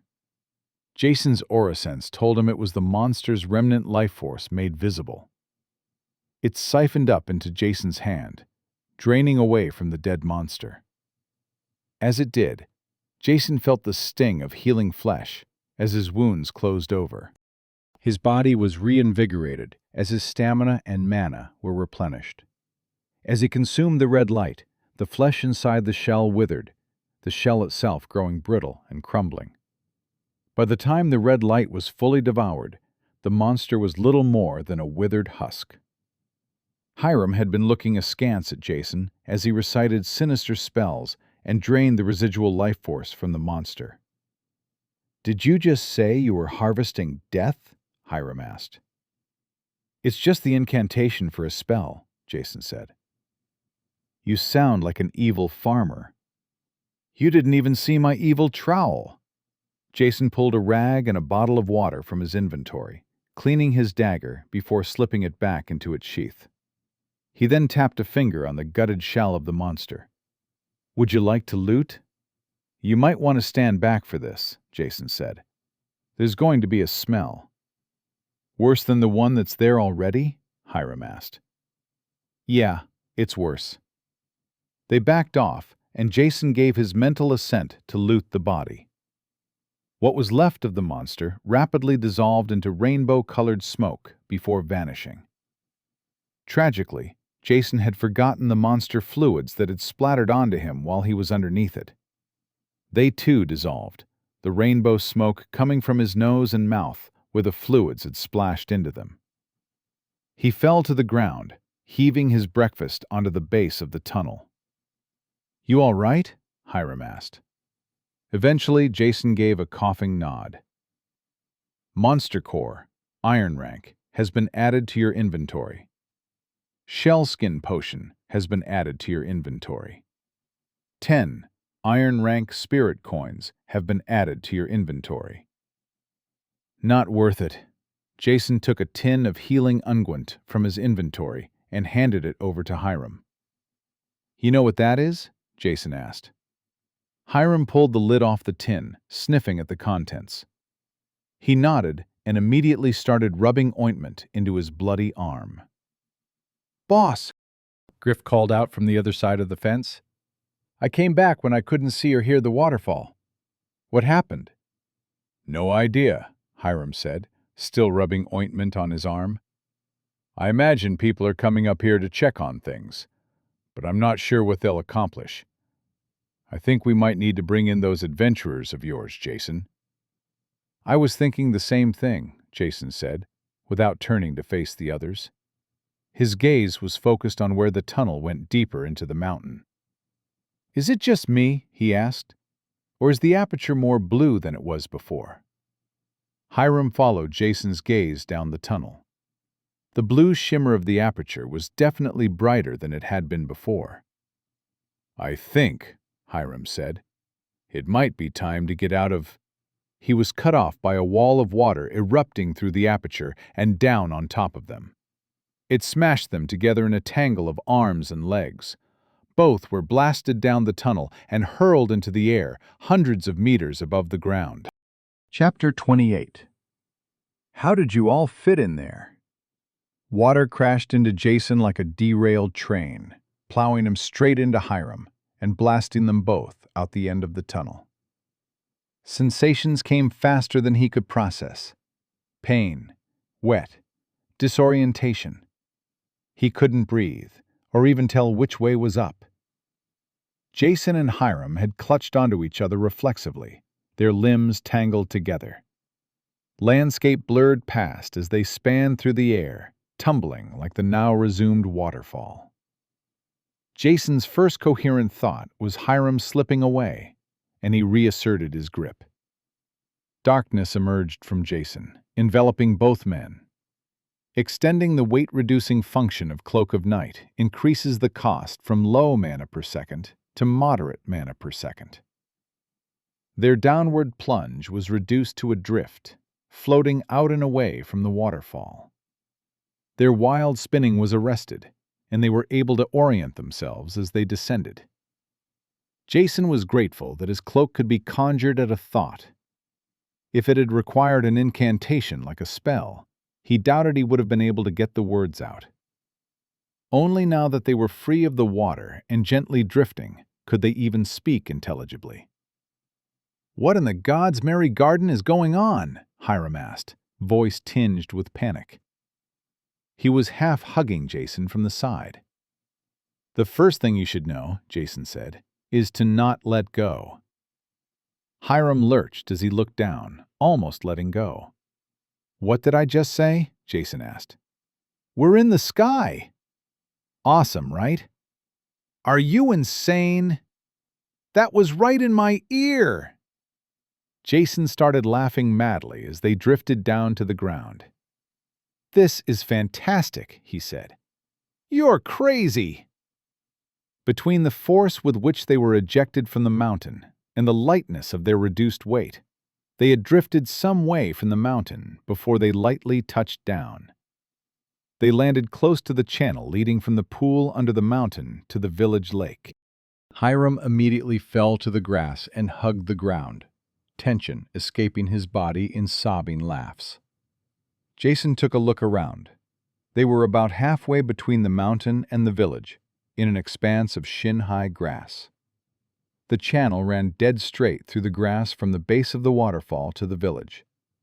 He could see people heading for the mountain trail he and Hiram had taken earlier. None of them seemed to have noticed his and Hiram's descent. On the other side of the channel were a bunch of children who had been looking up at the absent waterfall until they spotted Jason and Hiram fall from the sky. Jason gave them a wave. He then looked back up at the mountain and saw how far he had just fallen. A grin spread across his face. "If this is the adventuring life," he mused, "I think I want some more." "You're a crazy person," Hiram said, getting unsteadily to his feet. He looked uncertainly at Jason, still shrouded in the cloak of stars. Under the desert sun, the void black stood out more than the starlight. "Hiram," Jason said, still looking up at the mountain, "are they what I think they are?" Hiram followed Jason's line of sight to the top of the waterfall. He spotted objects being tossed out the same way he and Hiram had been, at least a dozen of them. "People?" Hiram asked. They were distant and hard to make out as they fell. "Those aren't people," Jason said. As they fell from the sky, the objects grew larger in their vision. Horror crossed Hiram's face as he recognized the shape of the creatures. "More of those things," Hiram said with horror. "Don't be too worried," Jason said. "A shab is a half shark, half crab, neither of which have wings." The large creatures lacked Jason's weight-reducing power and fell well short of the distance Jason and Hiram had reached. The first one hit the ground with a sickening crunch, with others soon following. Jason counted 17 by the time they finished falling, most of which died on impact. Those that fell either side of the water channel hit the ground and didn't get up. Of the 6 that landed in the water, 2 struck the surface at a bad angle. Hitting water flat from that height was as good as hitting solid concrete, with similar results. The other 4 survived, but were clearly injured as they staggered out of the water. New quest: Protect the village. A number of shabs have emerged from the astral space. Intercept them before they wreak havoc in the village. Objective: Defeat Shab 0/4. Reward: Iron rank, uncommon, magic bracelet. One of the monsters had emerged on Jason and Hiram's side of the channel, the others on the far side. They all looked about, disoriented, then made a straight line for the village. The sideways walk of the creatures wasn't a breakneck pace, but was faster than what Jason had seen from the one in the tunnel. "What do you think, Hiram?" Jason asked. Hiram's face was stern as he stared at the creature on their side of the channel. It looked to have at least 2 broken legs, and the shell around its body was cracked and oozing. "I think I can take one," he said, "if it's injured. But what about those kids on the other side?" "I'll get the kids away," Jason said. "Then I'll deal with the other shabs." "Are you up for that?" Hiram asked. "I guess I'll have to be," Jason said, flashing Hiram a grin. "Don't worry, I've still got a gimmick or 2. Jason started sprinting towards the channel. It was a natural waterway, 30 or so meters across. Jason leapt off the short embankment, landing on the gently flowing surface of the water, as if it were solid ground. He laughed with delight as he sprinted over the surface to the other side. He ducked down briefly as one of the dead shabs floated past, long enough to brush his fingers over its shell. "This monster corpse is unclaimed." Would you like to loot, Shab? Jason kept moving as he looted the body, rainbow smoke rising behind him. 1 Monster Core, Iron Rank, has been added to your inventory. 10 Water Quintessence have been added to your inventory. 10 Iron Spirit Coins have been added to your inventory. He recalled an odd potion he had looted from the first Shab. After climbing onto the grass on the opposite embankment, he pulled it out of his inventory.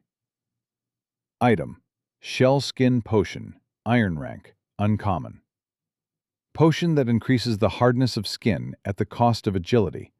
Consumable, natural. Effect: Skin is hardened against physical attack and speed attribute is decreased for 10 minutes. Uses remaining, 1/1. The kids, 5 of them, came running up to Jason with the fearlessness of children. "Are those things monsters?" one of them asked. "Yes," Jason told them. "You need to run back to the village." "Are you going to fight them?" "Yes, you need to run back to the village." "Can we watch?" Jason sighed and dropped down to one knee. "Look, everyone," he told them.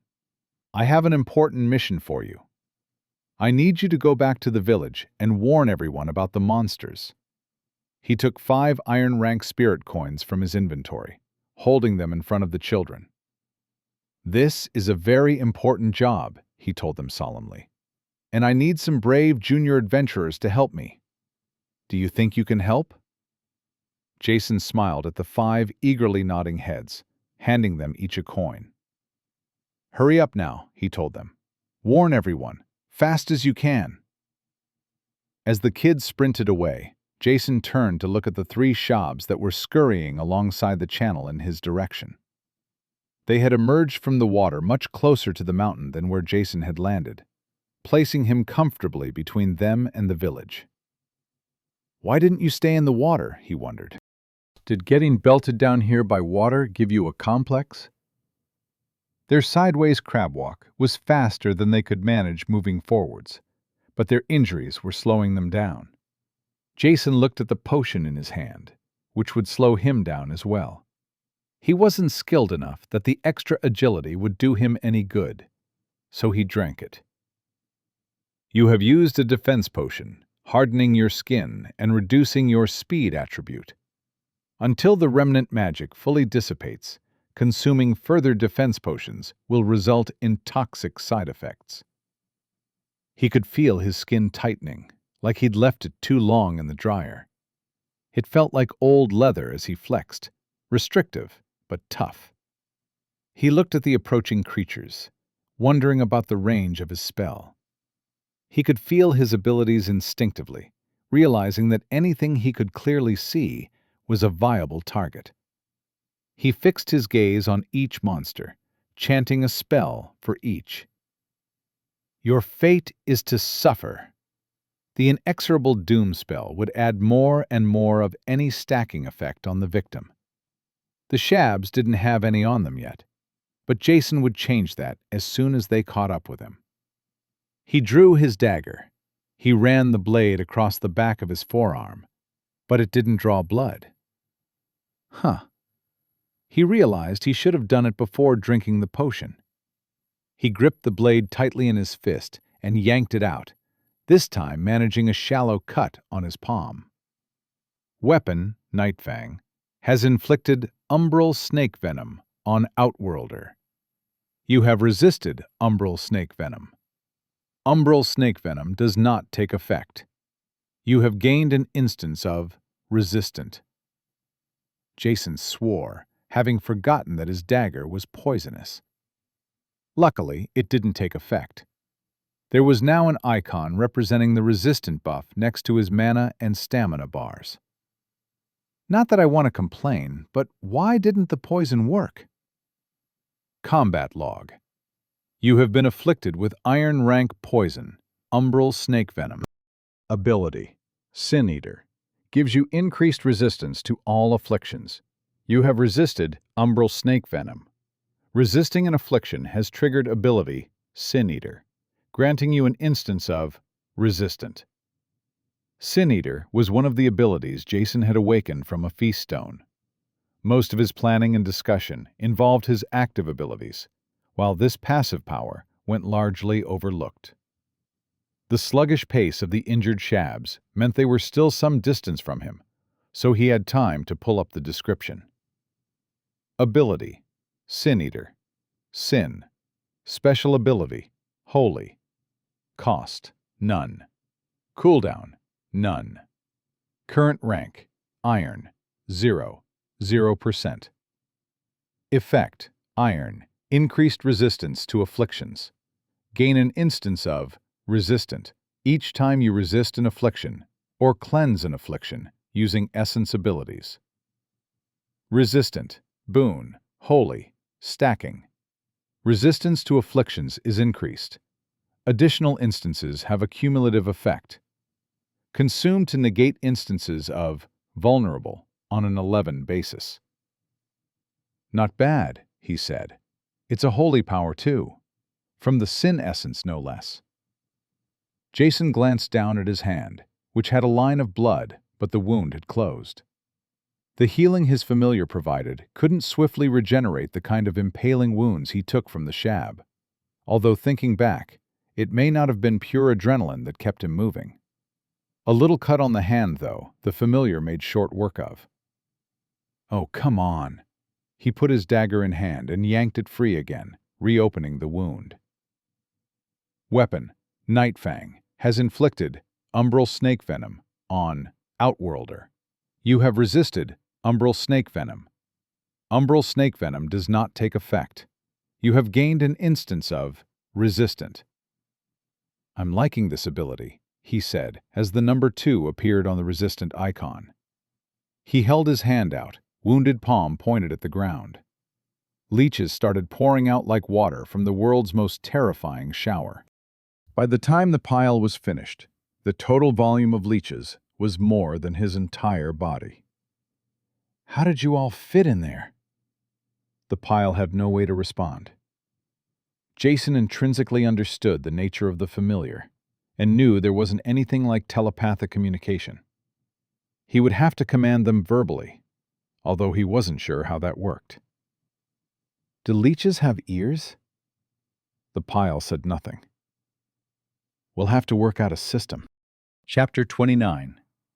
That's what adventurers do. That's what adventurers do. The Shabs were finally drawing close.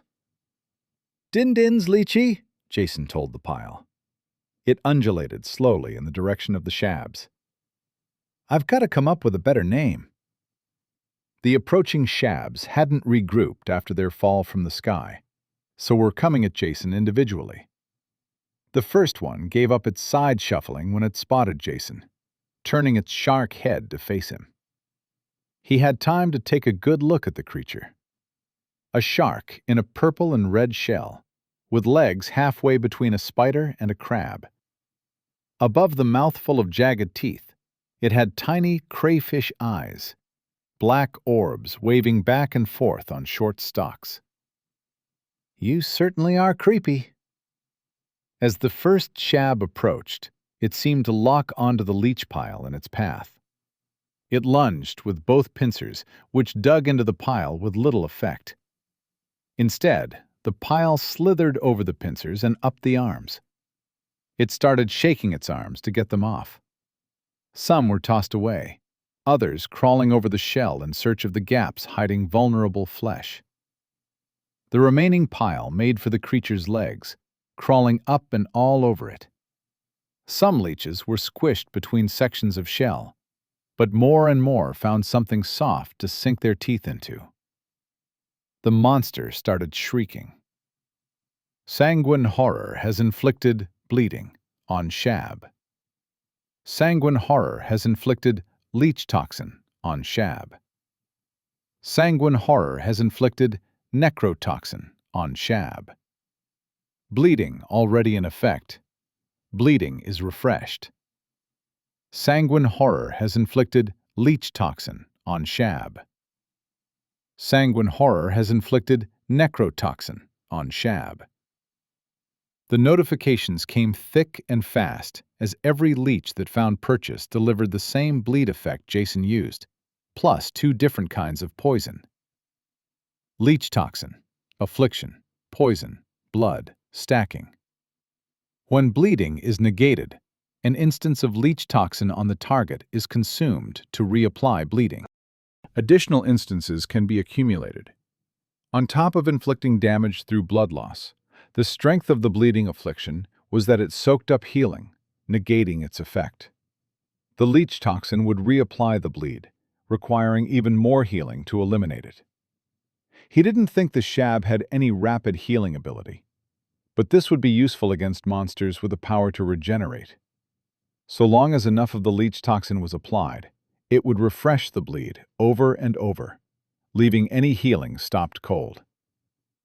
The other poison the leech inflicted was much the same as Jason's dagger.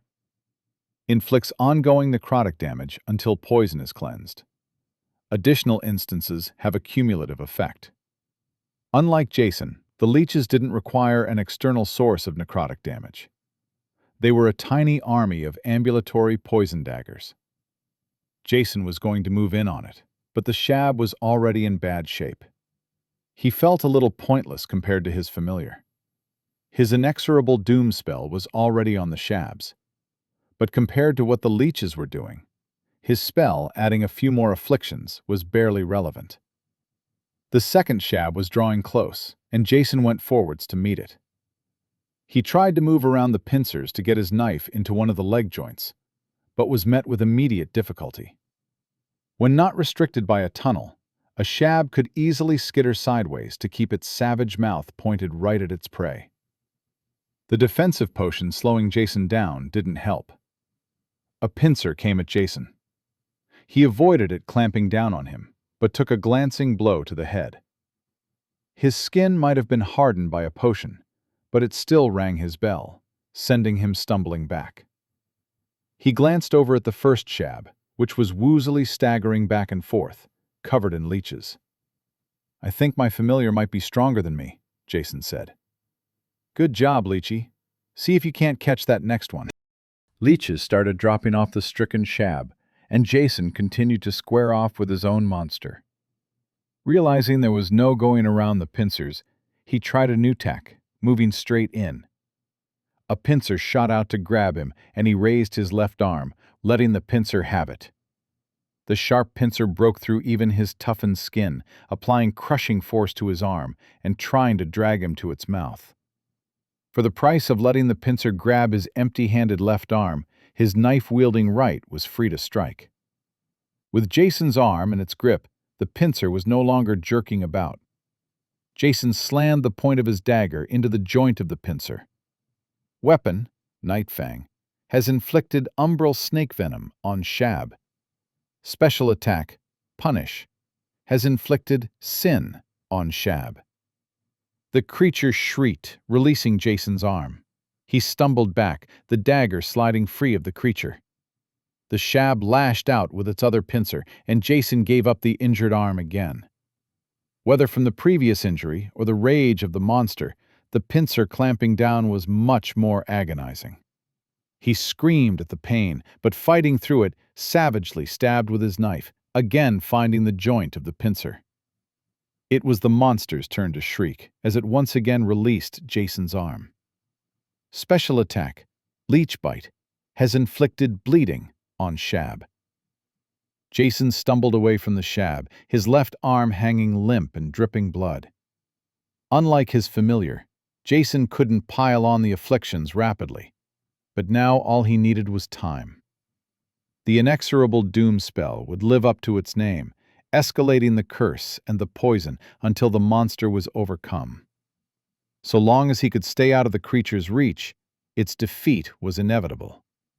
But Jason wasn't done. The shab might be quick side to side, but just by jogging backward, Jason created distance. Then he stopped, held up his good arm, and chanted a spell. "Your blood is not yours to keep, but mine on which to feast." Ability: Feast of Blood. Spell: Drain Blood. Base cost: Moderate mana. Cooldown: 30 seconds. Current rank, Iron, 0, 0%. Effect, Iron. Drain health and stamina. Only affects targets with bleeding wounds or who are suffering from the bleeding affliction. Red life force shone out of the shab. Some of it started streaming out from the wounds Jason had inflicted and into his waiting hand. Jason felt the healing sting in his wounded arm, but the life force drained was limited. Unlike his blood harvest spell, Feast of Blood didn't take all the life force, but he could use it on living enemies. Jason's arm was still far from healed, but at least now he could move it a little. The shab let out an ear-piercing shriek, driven to madness by the effect of Jason's spell. The red glow retracted back into the shab, which seemed frantic as Jason plucked away its life force. It scrambled madly, but was not physiologically designed for pursuit. If anything, its panicked movement was slowing it down. Jason easily kept out of reach as his affliction slowly overtook it. You have defeated Shab. Defeat Shab 1/4. Jason glanced at the shab the leeches had left behind. It was an emptied-out shell, collapsed on the ground. He looked around to where the leeches had moved to intercept the third shab. Spotting them, he slapped an exasperated hand over his face. The third shab had apparently seen what the sanguine horror did to the first one and was trying to avoid it. The leeches moved slowly, but the shab was apparently unwilling to take its eyes off the leeches long enough to crab walk away. The result was two monsters shuffling around in an awkward circle. When I said see if you can't catch it, I didn't actually mean for you to not catch it.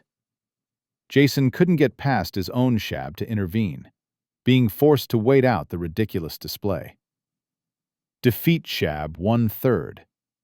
The number of shabs he needed to kill dropped by 1. Looking back over the channel, he saw a bloody and weary Hiram standing over a fallen shab. Good for you, mate. Jason's own shab finally collapsed, and he was able to corral the last one into the sanguine horror, which made short work of it. Quest: Protect the village. Objective complete. Defeat Shab 3 out of 3. Oasis Bracelet has been added to your inventory. Quest complete. 100 Iron Spirit Coins have been added to your inventory. Jason had noticed that his quests were a lot less lucrative than killing cultists, at least in terms of spirit coins. There was the other item, but he could check that later. On the far side of the channel, Hiram was bloodied but triumphant, standing with one foot on a dead shab. He waved broadly at Jason, who waved back. Using his blood harvest spell, Jason drained the remnant life force from the 3 shabs, healing himself back into pristine condition. He ran a hand over the bloody but fully intact arm that had not long ago been badly mangled. Not bad. Not bad at all. He looted the shabs, reabsorbed the sanguine horror, and made his way back across the channel. When he got there, he tried to loot Hiram's shab. This monster kill was not yours. You are unable to loot this monster. Hey, Hiram, Jason said. Can I loot this corpse? Sure, Hiram said. Jason tried again. Monster Core, Iron Rank, has been added to your inventory. Water Essence has been added to your inventory. 10 Iron Spirit Coins have been added to your inventory. Jason raised his eyebrows at the loot message. From his adventuring companions, Jason had gotten the impression that essences were fairly rare, in spite of his own experiences. He took the essence out of his inventory, a shimmering blue cube reminiscent of the aperture. He held it out to Hiram. Is that what I think it is? Hiram asked. Water essence, Jason confirmed. I can't take that, Hiram said. Do you know what they're worth? Jason looked at Hiram, then down at the shab. He pointed towards the mountain. The monster came from over there, Jason said. He pointed in the opposite direction. The village is over there. He pointed at the ground. You stood here, right in between them. He shoved the cube into Hiram's chest. As Hiram stared disbelievingly at the cube in his hands, Jason took out another object he looted from the shab. It was a monster core, which he had seen before, but this one was iron rank compared to the lesser-ranked ones already in his possession. It was teardrop-shaped, like a lesser core, but slightly larger and a more vibrant red. Item: Monster Core, Iron. Iron rank, Common. The magic core of an iron rank monster. Crafting material, Magic Core. Effect: Common component for ritual magic and magic item creation. Can be absorbed directly to advance essence abilities. You are able to absorb Monster Core Iron. Absorb Y/N? Jason's eyes went wide when he saw it could advance his essence abilities. He was tempted to try it immediately, but decided to ask Rufus and Farah first. He didn't want to wind up with any strange side effects. Hiram and Jason sat down on the grass for a well-earned rest. Hiram's eyes didn't shift from the essence in his hands. "I can probably help you out with an essence ritual for that," Jason said. Essence rituals were one of the most fundamental magical practices, and the knowledge Jason got from the skill book was more than sufficient to perform one. "No thanks," Hiram said. "I'm saving this for when my granddaughter is old enough. An essence makes you an important person in a village, which is why I'm in charge of watching over the aperture." "How old do you have to be use an essence?" Jason asked. That earned him a strange look from Hiram. "I'm from a very isolated area," Jason said. "We don't really know anything about magic there. I'm just starting to learn this stuff for myself." "Must be pretty damn isolated," Hiram said. "If you try and absorb an essence too young, there are problems. Never seen it myself, but I've heard it's bad. There's a simple test to see if your body's ready. It's usually at around 16 or 17, but it can go a year or two either way." "Thanks," Jason said. "I still have a lot to learn." "Well, I owe you," Hiram said, getting to his feet. "So does the village. I don't want to think about what would have happened if 4 of those things got in there." Jason likewise stood up. "I'm sure it would have been fine," he said.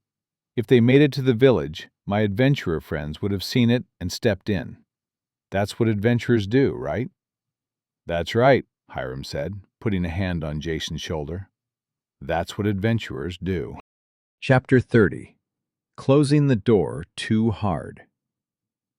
In the garden courtyard of the inn, Jason sat comfortably in the late afternoon shade, looking down at a single leech on the ground. "So you've got it, right?" he asked. "Left for yes, right for no. That's my left and right, so you're right and left. You have that?" The leech moved to the left.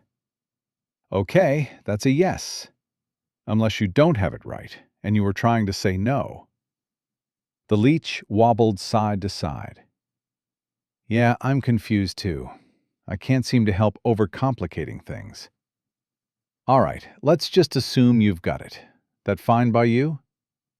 The leech moved left. "Great. So, do you have a name?"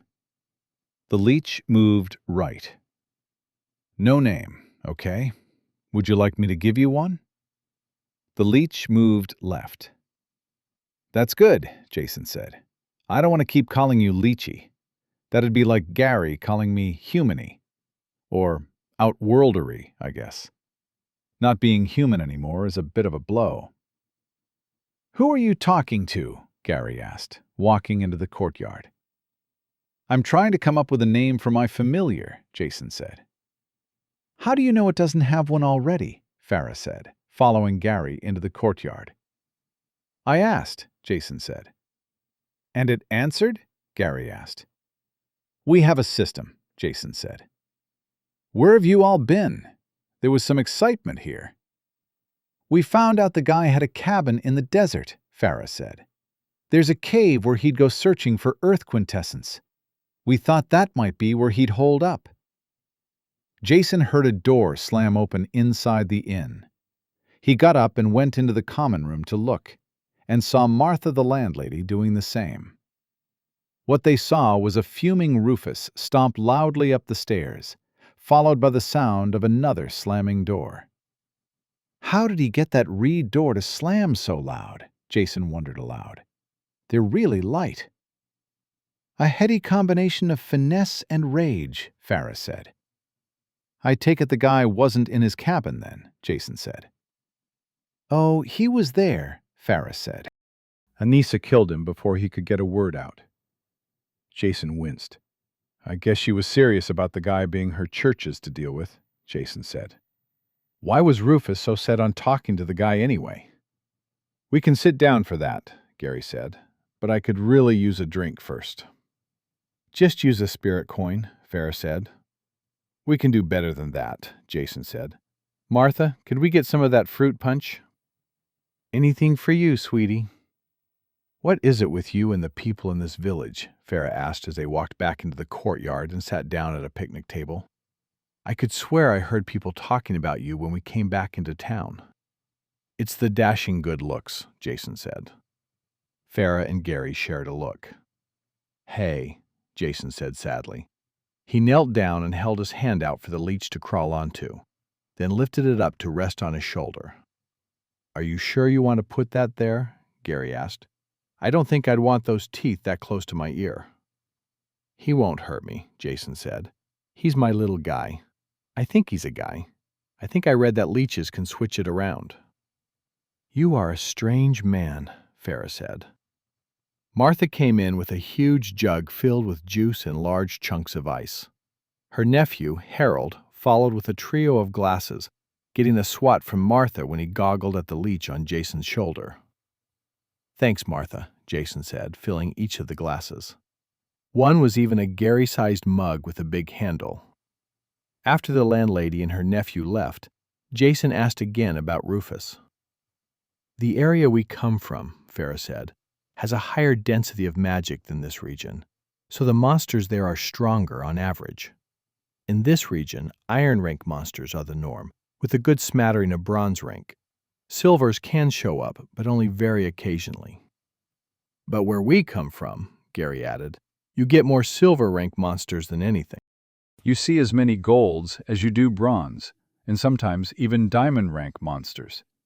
And if iron ranks do appear, there's always about 40 of the pricks. He chugged half of his giant glass at a go, topping it off from the jug. You're from one of those big cities? Jason asked. That's right, Gary said. Vitesse. The city of flowers, Farah added. That's weird, Jason said. There's a language in my world where vitesse means speed. Not how it works in our city, Gary said. Vitesse is as leisurely as any place you'll find, Farah explained. Culture, cuisine, lots of money floating around, even at the low end. A laborer in Vitesse can make as much as a craftsman here. Not a good craftsman, Gary said, but still. What does any of this have to do with Rufus being angry? Jason asked. Well, Gary said, around here an iron rank adventurer can wander about in relative safety. If some monsters show up, then an iron rank adventurer can go after them on their own, or with a small team. But around Vitesse, Farah said, that's just asking for death. Even bronze rankers go out with a silver-ranked escort. Coming here was our big chance to strike out on our own. Prove ourselves, Gary said. And then you went and got captured, Jason said. Rufus is in charge, so he blames himself. Exactly, Farah said. But you don't understand the level of pressure on him. His family operates the Remor Academy, which is a big deal everywhere, not just Vitesse. Let me guess, Jason said. Rufus is the living paragon of this academy's teaching methods, so when he fails, it's a black mark on his family's reputation. His family isn't like that, Gary said. They understand better than most that failure is a valuable lesson. Rufus is the one putting pressure on himself. More than anything, he blames himself for putting us in danger, Farah said. He takes responsibility seriously, and he thinks he let us down. The reason he was obsessed with catching the guy, Farah said, was so he could find out what he did wrong. Rufus works harder than anyone to avoid making a mistake once, let alone twice. In his eyes, Anissa took away his chance to understand what he did wrong. As far as Rufus is concerned, what Anissa did was the same as putting the team in danger. "Is anyone else getting a shady feeling from Anissa?" Jason asked. "Like she's quietly on the shonk?" "I think that's going a bit far," Gary said. "Probably," Jason said. "I'm definitely biased, but think about it. She brought this job to you from her church, right? Then the guy supposedly working for her church sets you up?" "The shonk?" Farah asked. "Anissa was in a cage like the rest of us," Gary said. "Sure," Jason said. "But she didn't go to the ritual chamber, did she? Who's to say that if I hadn't shown up, there wouldn't be some other excuse to leave her behind? Then she breaks out all by herself?" "So did you." "They underestimated me backwards and forwards," Jason said. "And even then I was lucky. Do you think a blood cult is going to underestimate a priestess of purity?" "She had a collar like the rest of us," Gary said. "They might have thought she couldn't do anything." "Sure," Jason said. "But did you notice that her escape took just long enough that if she rushed to save us, she would have been tragically late?" "That's thin," Farah said. "So we busted ourselves out," Jason continued, "leaving you free to find and question the guy who might have answers. Except he gets silenced before you even start with the questions." "I'm not convinced," Farah said. "You're jumping a lot of gaps there." "I'm not saying anything definitive," Jason said. "Like I said, I know I'm biased enough to not see things objectively. But a lot of things are coming up funky on the smell test, so maybe keep your eyes open." "Always do," Gary said. "You were blindsided and handed over to a blood cult," Jason said. "This is really good," Farah said, after emptying her glass of fruit punch, veering off topic. "I know, right?" Jason said, refilling her glass. "I'll have to ask what's in it. Most of the local ingredients I've never even heard of. Bought a notebook last night at the market to jot down recipes." They heard the front door of the inn slam open again. "That door is going to get ruined," Jason said. Anissa strode out into the courtyard, storming up to Jason. "Why is everyone talking about you like you're the town hero?" she asked. Her face filled with fury when she spotted the leech on Jason's shoulder. "What is that thing?" "That's Colin," Jason said. "I've decided to call him Colin. And his friends. Team Colin." Anissa's hand flashed towards it, her bronze rank reflexes too fast for Jason to react. Not too fast for Gary, however, who clamped her wrist in his huge, hairy hand. Anissa glared at Gary as she tugged at her arm, but his grip didn't budge. "Not happening," Gary said. "That thing is obviously evil," Anissa said. "It doesn't matter what it is," Rufus said, striding into the courtyard. While the others turned to look, Jason pulled a knife and pricked his finger, letting Colin the Apocalypse Leech melt back into his bloodstream. He'd bought a small, sharp knife for the purpose after accidentally poisoning himself with the snake-toothed dagger. Looking up after putting the knife away, he saw Anissa and Rufus squaring off. "You knew he had that thing," Anissa accused. "I did," Rufus said calmly. "He's tainted," she said. "We need to burn him." "You don't get a say in what we do anymore, Anissa, especially when it comes to killing people. You're out." "What are you talking about?" "This was always a temporary collaboration," Rufus said. "The collaboration ends here." "Over him?" she asked, gesturing at Jason. "No, Anissa, over you," Rufus said. "You decide for yourself when to listen and when to do whatever you like. You're willing to place even your slightest ideal over the well-being of this team, and that is unacceptable." The most important thing on a team is trust, and I don't trust you. Humans, Anissa said, spitting out the word like a curse. You're all filth. She turned, marched away, and they heard the door slam as she departed the inn. Rufus was stewing on the spot, Jason, Farah, and Gary sharing wary looks. I think we may be paying for a new door, Gary said. Chapter 31. Taming the Beast. Mr. Mayor, Rufus said, are you certain you don't want us to investigate the astral space? We considered it, the mayor said, but we are only one of many places with an aperture leading to that astral space. We have no idea if the other locations are having similar issues, and the cost of a mistake could be critical.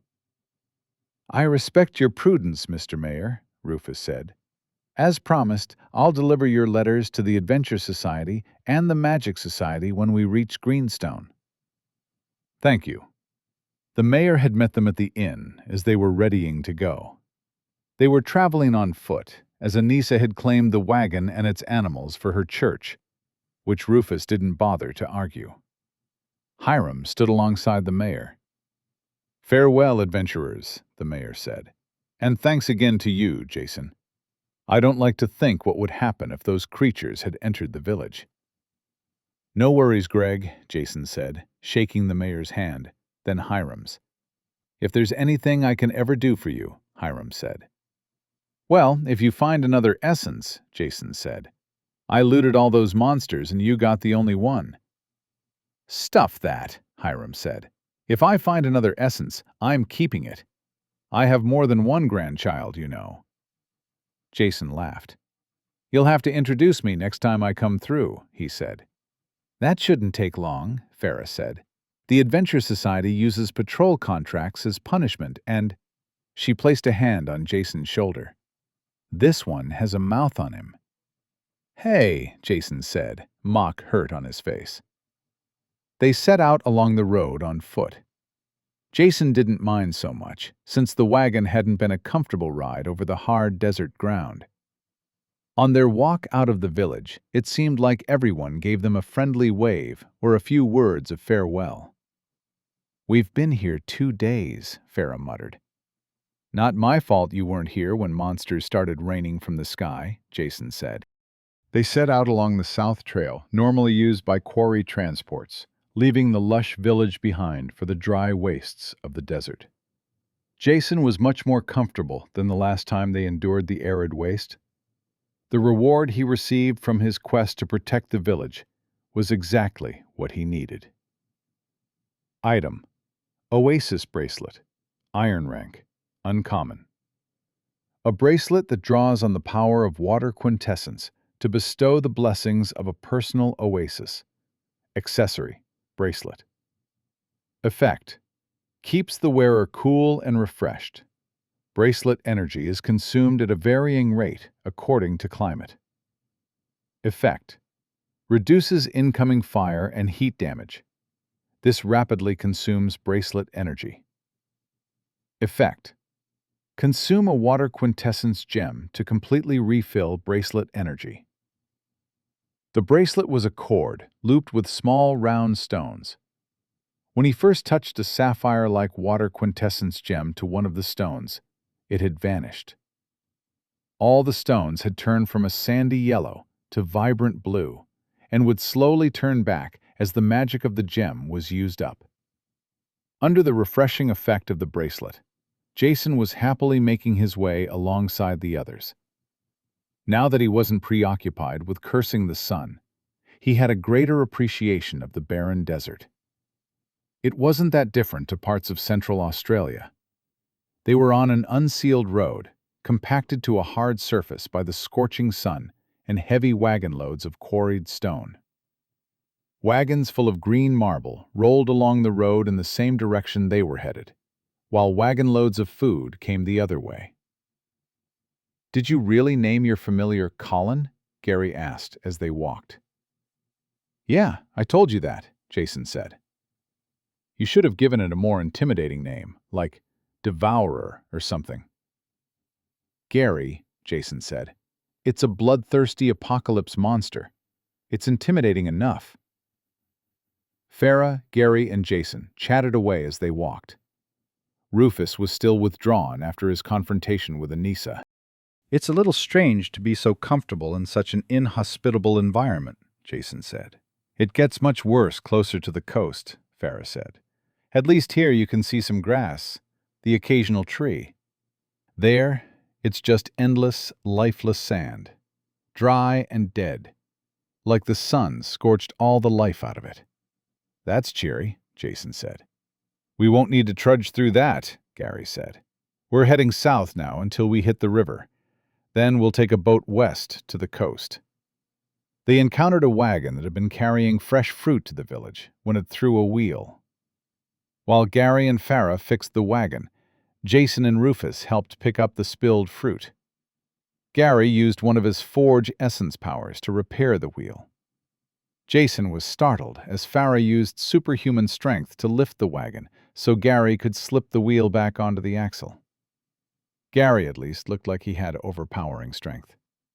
Seeing the same kind of power from Farah was startlingly incongruous. "What's wrong with you?" Farah asked Jason. "I thought you were some kind of spellcaster," Jason said. "What's with that strength?" "I have some spells," Farah said. "But humans have an affinity for special attacks. I spend most of my time up close and personal. The spells just give me a little flexibility." "I don't have any spells at all," Rufus said. "Farah having as many as she does is unusual." The wagon fixed, the grateful teamster left them walking away, eating some kind of juicy melon. Jason, Rufus, and Farah had a slice each, while Gary ate the rest of the melon. Afterward, Rufus seemed a little less broody than he had for most of the day. "Where are they getting fresh fruit in the desert?" Jason asked. "You'll get to see for yourself soon enough," Rufus told him. As they traveled, Jason took Rufus aside.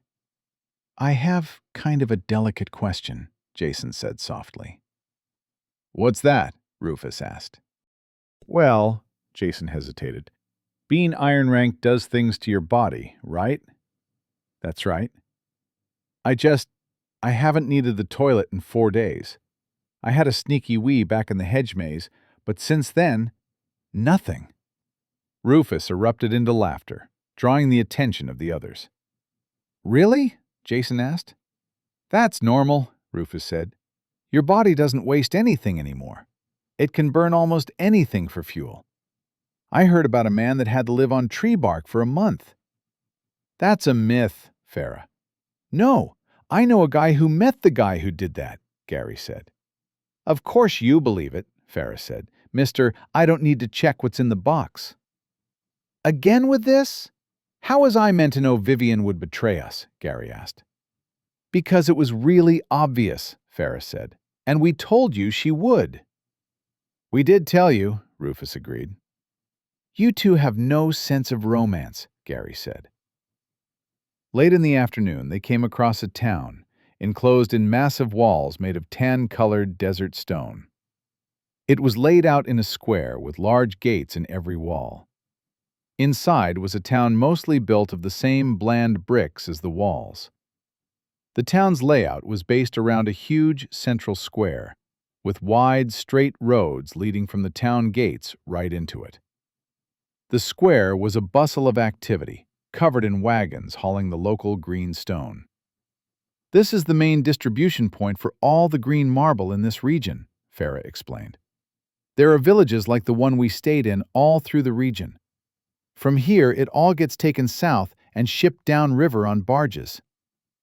"I figured there were more when they told me the name of the village was Northeast Quarry Village 4, Jason said. "No wonder they all just called it the village," Gary said. "What's with the huge walls?" Jason asked. The walls surrounding the town were at least 7 meters high and almost 3 meters thick. "That's for the monster surge," Rufus said. "What's a monster surge?" Jason asked. "Every 10 years, Rufus explained, there's a massive increase in the spawn rate of monsters, all across the world, all at the same time. Whole villages evacuate to fortified towns like his one, which is why most of this town is actually empty. So long as there isn't anyone left in the villages, the monsters largely leave them alone. So how long has it been since the last monster surge? Jason asked. 11 years, Rufus said. It's never exactly 10 years, Vera said. It's been as little as 8 or as many as 13. The last few have all come pretty late. They didn't need to find an inn to stay the night. Most of the town was composed of transient shelters that villagers used during the surges, which were available to anyone passing through. Mostly that meant teamsters hauling stone one way or food the other. Rufus led them to register in the square, where they were provided basic accommodation without cost. After they found the simple stone cottage to which they had been assigned, Rufus approached Jason. "There's still a few hours of light," Rufus said. "Come with me for a little bit." Rufus led them in silence. They went to the edge of town and up one of many sets of stairs, arriving on the top of the west wall. There he stopped to look out at the horizon, Jason stopping beside him. "So you fought your first proper monster," Rufus said. "The shabs were certainly rougher than the potent hamster," Jason said. Rufus turned his head to glance at Jason. "Your power to identify things extends to monsters?" "Just their names." Rufus looked back out at the desert landscape. "It's time you learned how to advance your abilities," he said. "Actually, that reminds me," Jason said. "I have a bunch of monster cores. Apparently they can raise abilities up." Rufus's head snapped sideways to look at him.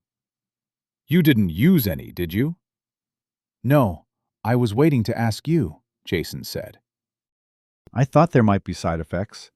After that reaction, I'm assuming there are. Rufus let out a breath. "I'm glad. I should have thought to tell you, but I forgot you had an ability to loot monsters. You're lucky. It's a rare power." "It's not just me that can do that, then?" "No, but it's a highly coveted ability. I'm starting to get envious," Rufus said. "Don't humans have their abilities go up faster than everyone else?" Jason asked. "Everyone else including me, since I'm not human. Which still seems harsh." "Being human does have its perks," Rufus acknowledged. "Rub it in, why don't you?" Jason asked. "How about you tell me how to raise my abilities so I can start catching up to you three?" "That's what we're here for," Rufus said. "There are 2 ways to raise your abilities. One is to use monster cores. Every core increases your abilities a little, but only a little. It takes hundreds of iron rank cores to reach bronze rank, and that's for humans. For everyone else, it takes even more. It takes iron rank cores when you're iron rank, bronze when you're bronze, and so forth. But you should never, ever use this method." "Do you turn into a monster or something?" "No," Rufus said. "I said there were 2 ways of raising your abilities. Every time you use a monster core to raise your abilities, it makes the other method a little less effective. The impact is minimal at first, but every core you use eats into your potential. If you used cores to get to where I am, the top end of bronze rank, then cores would be the only thing that works anymore. And bronze rank isn't that high." "Couldn't you just hunt up more monsters for cores?" Jason asked. "You could," Rufus said, "and some do. In the city we're going to, Greenstone, almost everyone uses cores. So long as you have the money to buy them, you can reach bronze rank without ever facing a monster. But every rank requires more and more cores. By the time you reach silver rank, things slow right down as the costs go up significantly. Most core users don't make it to gold." "If people know this, why would anyone use cores?" Jason asked. "Because it's easy, and you can buy the cores instead of risking your own neck," Rufus said. "Most aristocratic families only have a few truly powerful adventurers, while the rest use cores. Do you have aristocracy in your world?" Sure, Jason said. We're slowly phasing it out in favor of wealth-based oligarchy, but it's still around. All right. So, what's so bad about the second method, that people would use these cores? It requires danger and hard work. I bet it isn't the danger that stops them, Jason said. It's the hard work, right? Probably, Rufus said with a chuckle. The other path to developing your abilities, the real way, has 3 elements. Rufus raised 3 fingers, counting them off as he explained. The first element is training. You have to practice pushing your body to its limits, and not just the physical ones. You have to strain against the boundaries of what your 4 attributes are capable of. Exhaust yourself, body and mind. Pushing yourself to the limits prepares you to go beyond them. So, exercise? Yes, but not just physical exercise. You have to train the mind as well. Perception is part of your spiritual strength, and we will teach you how to exercise it. How? Observation training, which is a practical skill as well as a good training technique. Memory games, puzzles, anything that tests the mind can work. That actually sounds a little fun. That's good, Rufus said. Training, done right, will leave you feeling satisfied and empowered. The second element is also about pushing yourself, but in a much more dangerous way. Fighting monsters? Fighting monsters, Rufus said. To truly break through your limits, you must truly push up against them. Only with genuine danger can you go further and do more than you ever thought possible. That's simple enough to understand, if mildly terrifying. What's the third part? Jason asked. Meditation. Meditation? As in, just sitting there? Yes, Rufus said. Meditation is crucial. The other 2 elements are about breaking through your own limits. Meditation is about consolidating that gain. It's where you take the fleeting moments in which you were better than you've ever been before and make that your new normal. Is there a mantra or something? The key is concentrating on the magic flowing inside you. You can feel it, right? I can, Jason said. It feels unruly, doesn't it? Like some wild creature inside you. Yeah, it kind of does, Jason said. Using an ability feels like throwing out a piece of meat for it to run out and devour. That's the sensation after you reach a new rank, Rufus said. You'll slowly bring that beast under your control as your abilities grow. Then you'll reach a new rank and have a new beast to contend with, more powerful than the last. How does that work with core users? For them, it's like feeding the beast drugged meat to make it compliant. The beast still has its strength, but the owner can't make use of it properly. So core users aren't just hampering their future, but also making themselves kind of crappy in the present. That's exactly what they're doing, Rufus said. Rufus directed Jason to sit cross-legged, looking out over the landscape. He spent the remaining daylight guiding Jason through his first meditation until the sunset lit up the sky with orange and gold. Jason opened his eyes to watch. You know, Jason said, I think I'm starting to like it here. That night, as he lay in the small bed in their assigned accommodation, Jason checked his character screen. Jason Asano. Race, Outworlder. Current rank, Iron. Progression to Bronze rank, 0%. 0 over 4 essences complete. Attributes. Power, Blood. Iron, 0. Speed, Dark. Iron, 0. Spirit, Doom. Iron, 0. Recovery, Sin. Iron, 0. Racial abilities, Outworlder. Interface, Quest System. Inventory. Map. Astral Affinity. Mysterious Stranger. Essences, 4/4. Dark. Speed, 3 out of 5. Midnight Eyes, special ability. Iron 0, 0.4%. Cloak of Night, special ability. Iron 0, 0.2%. Path of Shadows, special ability. Iron 0, 0.0%. Blood, power, 4 out of 5. Blood Harvest, spell. Iron 0, 0.1%. Leech Bite, special attack. Iron 0, 0.1%. Feast of Blood, spell. Iron 0, 0.1%. Sanguine Horror, familiar. Iron 0, 0.1%. Sin, recovery, 3 out of 5. Punish, special attack. Iron 0, 0.1%. Feast of Absolution, spell. Iron 0, 0.0%. Sin Eater, special ability. Iron 0, 0.2%. Doom, spirit, 1/5. Inexorable Doom, spell. Iron 0, 0.1%. Looking over his abilities, he saw they had barely increased. Some he hadn't even used yet. I have to try out that shadow teleport. Chapter 32. Monster Hunting for Beginners. An hour after they left the walled town, Rufus stopped walking. He took a piece of paper from his pocket, looked it over, then turned his gaze to the desert landscape around them.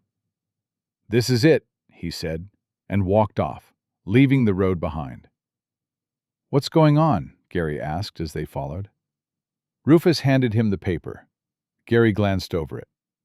"Nice," he said, handing the paper to Jason. It was a monster notification, with details and directions. Jason had seen something similar back in the waterfall village, but there was apparently a notice board for them in every town and village.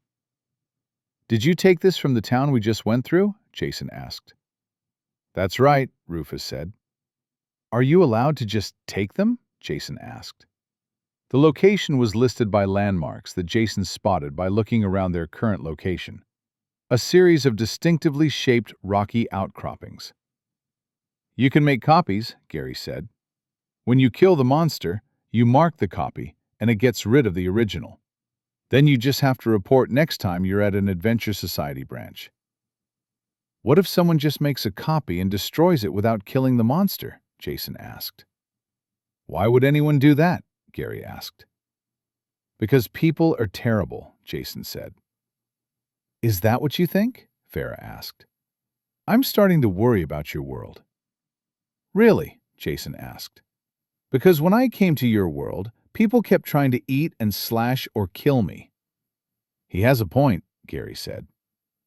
"To make proper copies, you need an Adventure Society badge," Rufus said. "The Society can use that to track down who made the copy."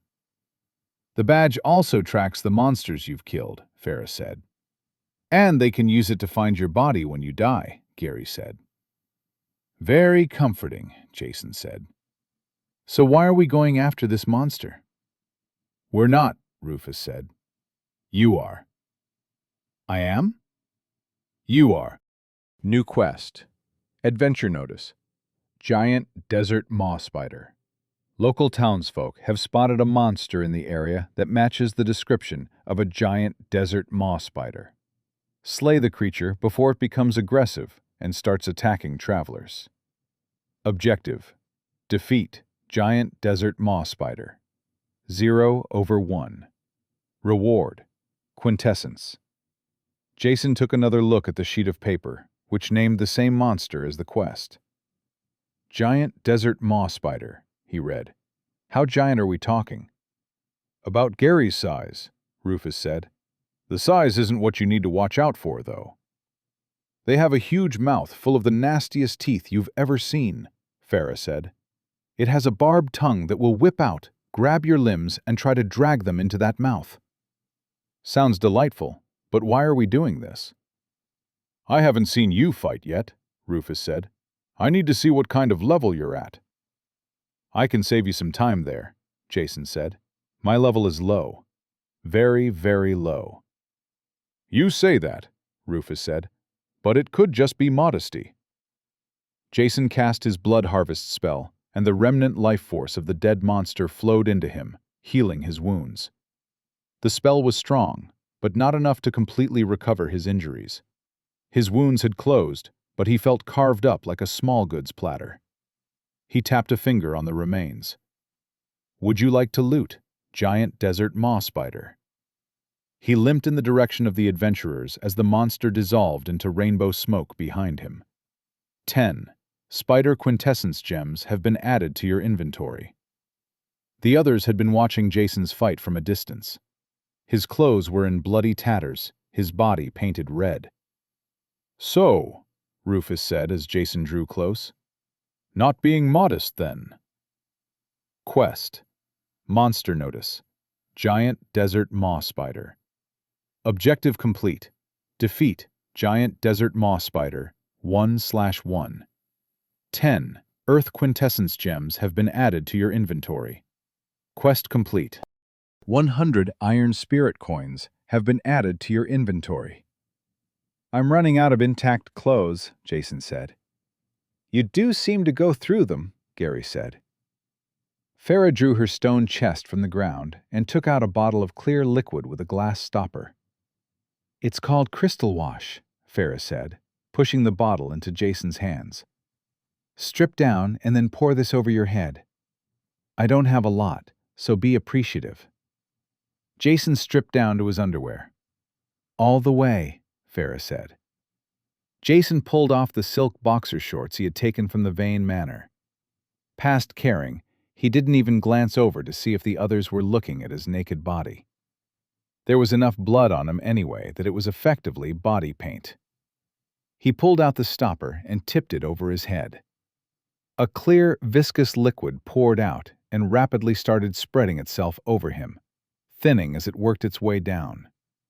It excised the blood and filth from his body, cleaning with an intimate thoroughness. An odd expression crossed his face as the liquid cleared out the hard-to-reach nooks and crannies. He could smell a fresh fragrance coming off his body as the liquid evaporated into nothingness, its job done. He felt cleaner than he ever had in his life. It's perfumed? He asked. No, crystal wash is completely odorless and clears off everything, Farah said. If there's any stink left behind, that's just you. Gary walked over and sniffed at Jason. Why do you smell like flowers? The other two crowded around Jason and started smelling him. Still naked, Jason said, boxed in by the trio. We've seen Rufus naked, Farah said. No one cares about your scrawny body. Hey, Rufus and Jason said together. You do smell like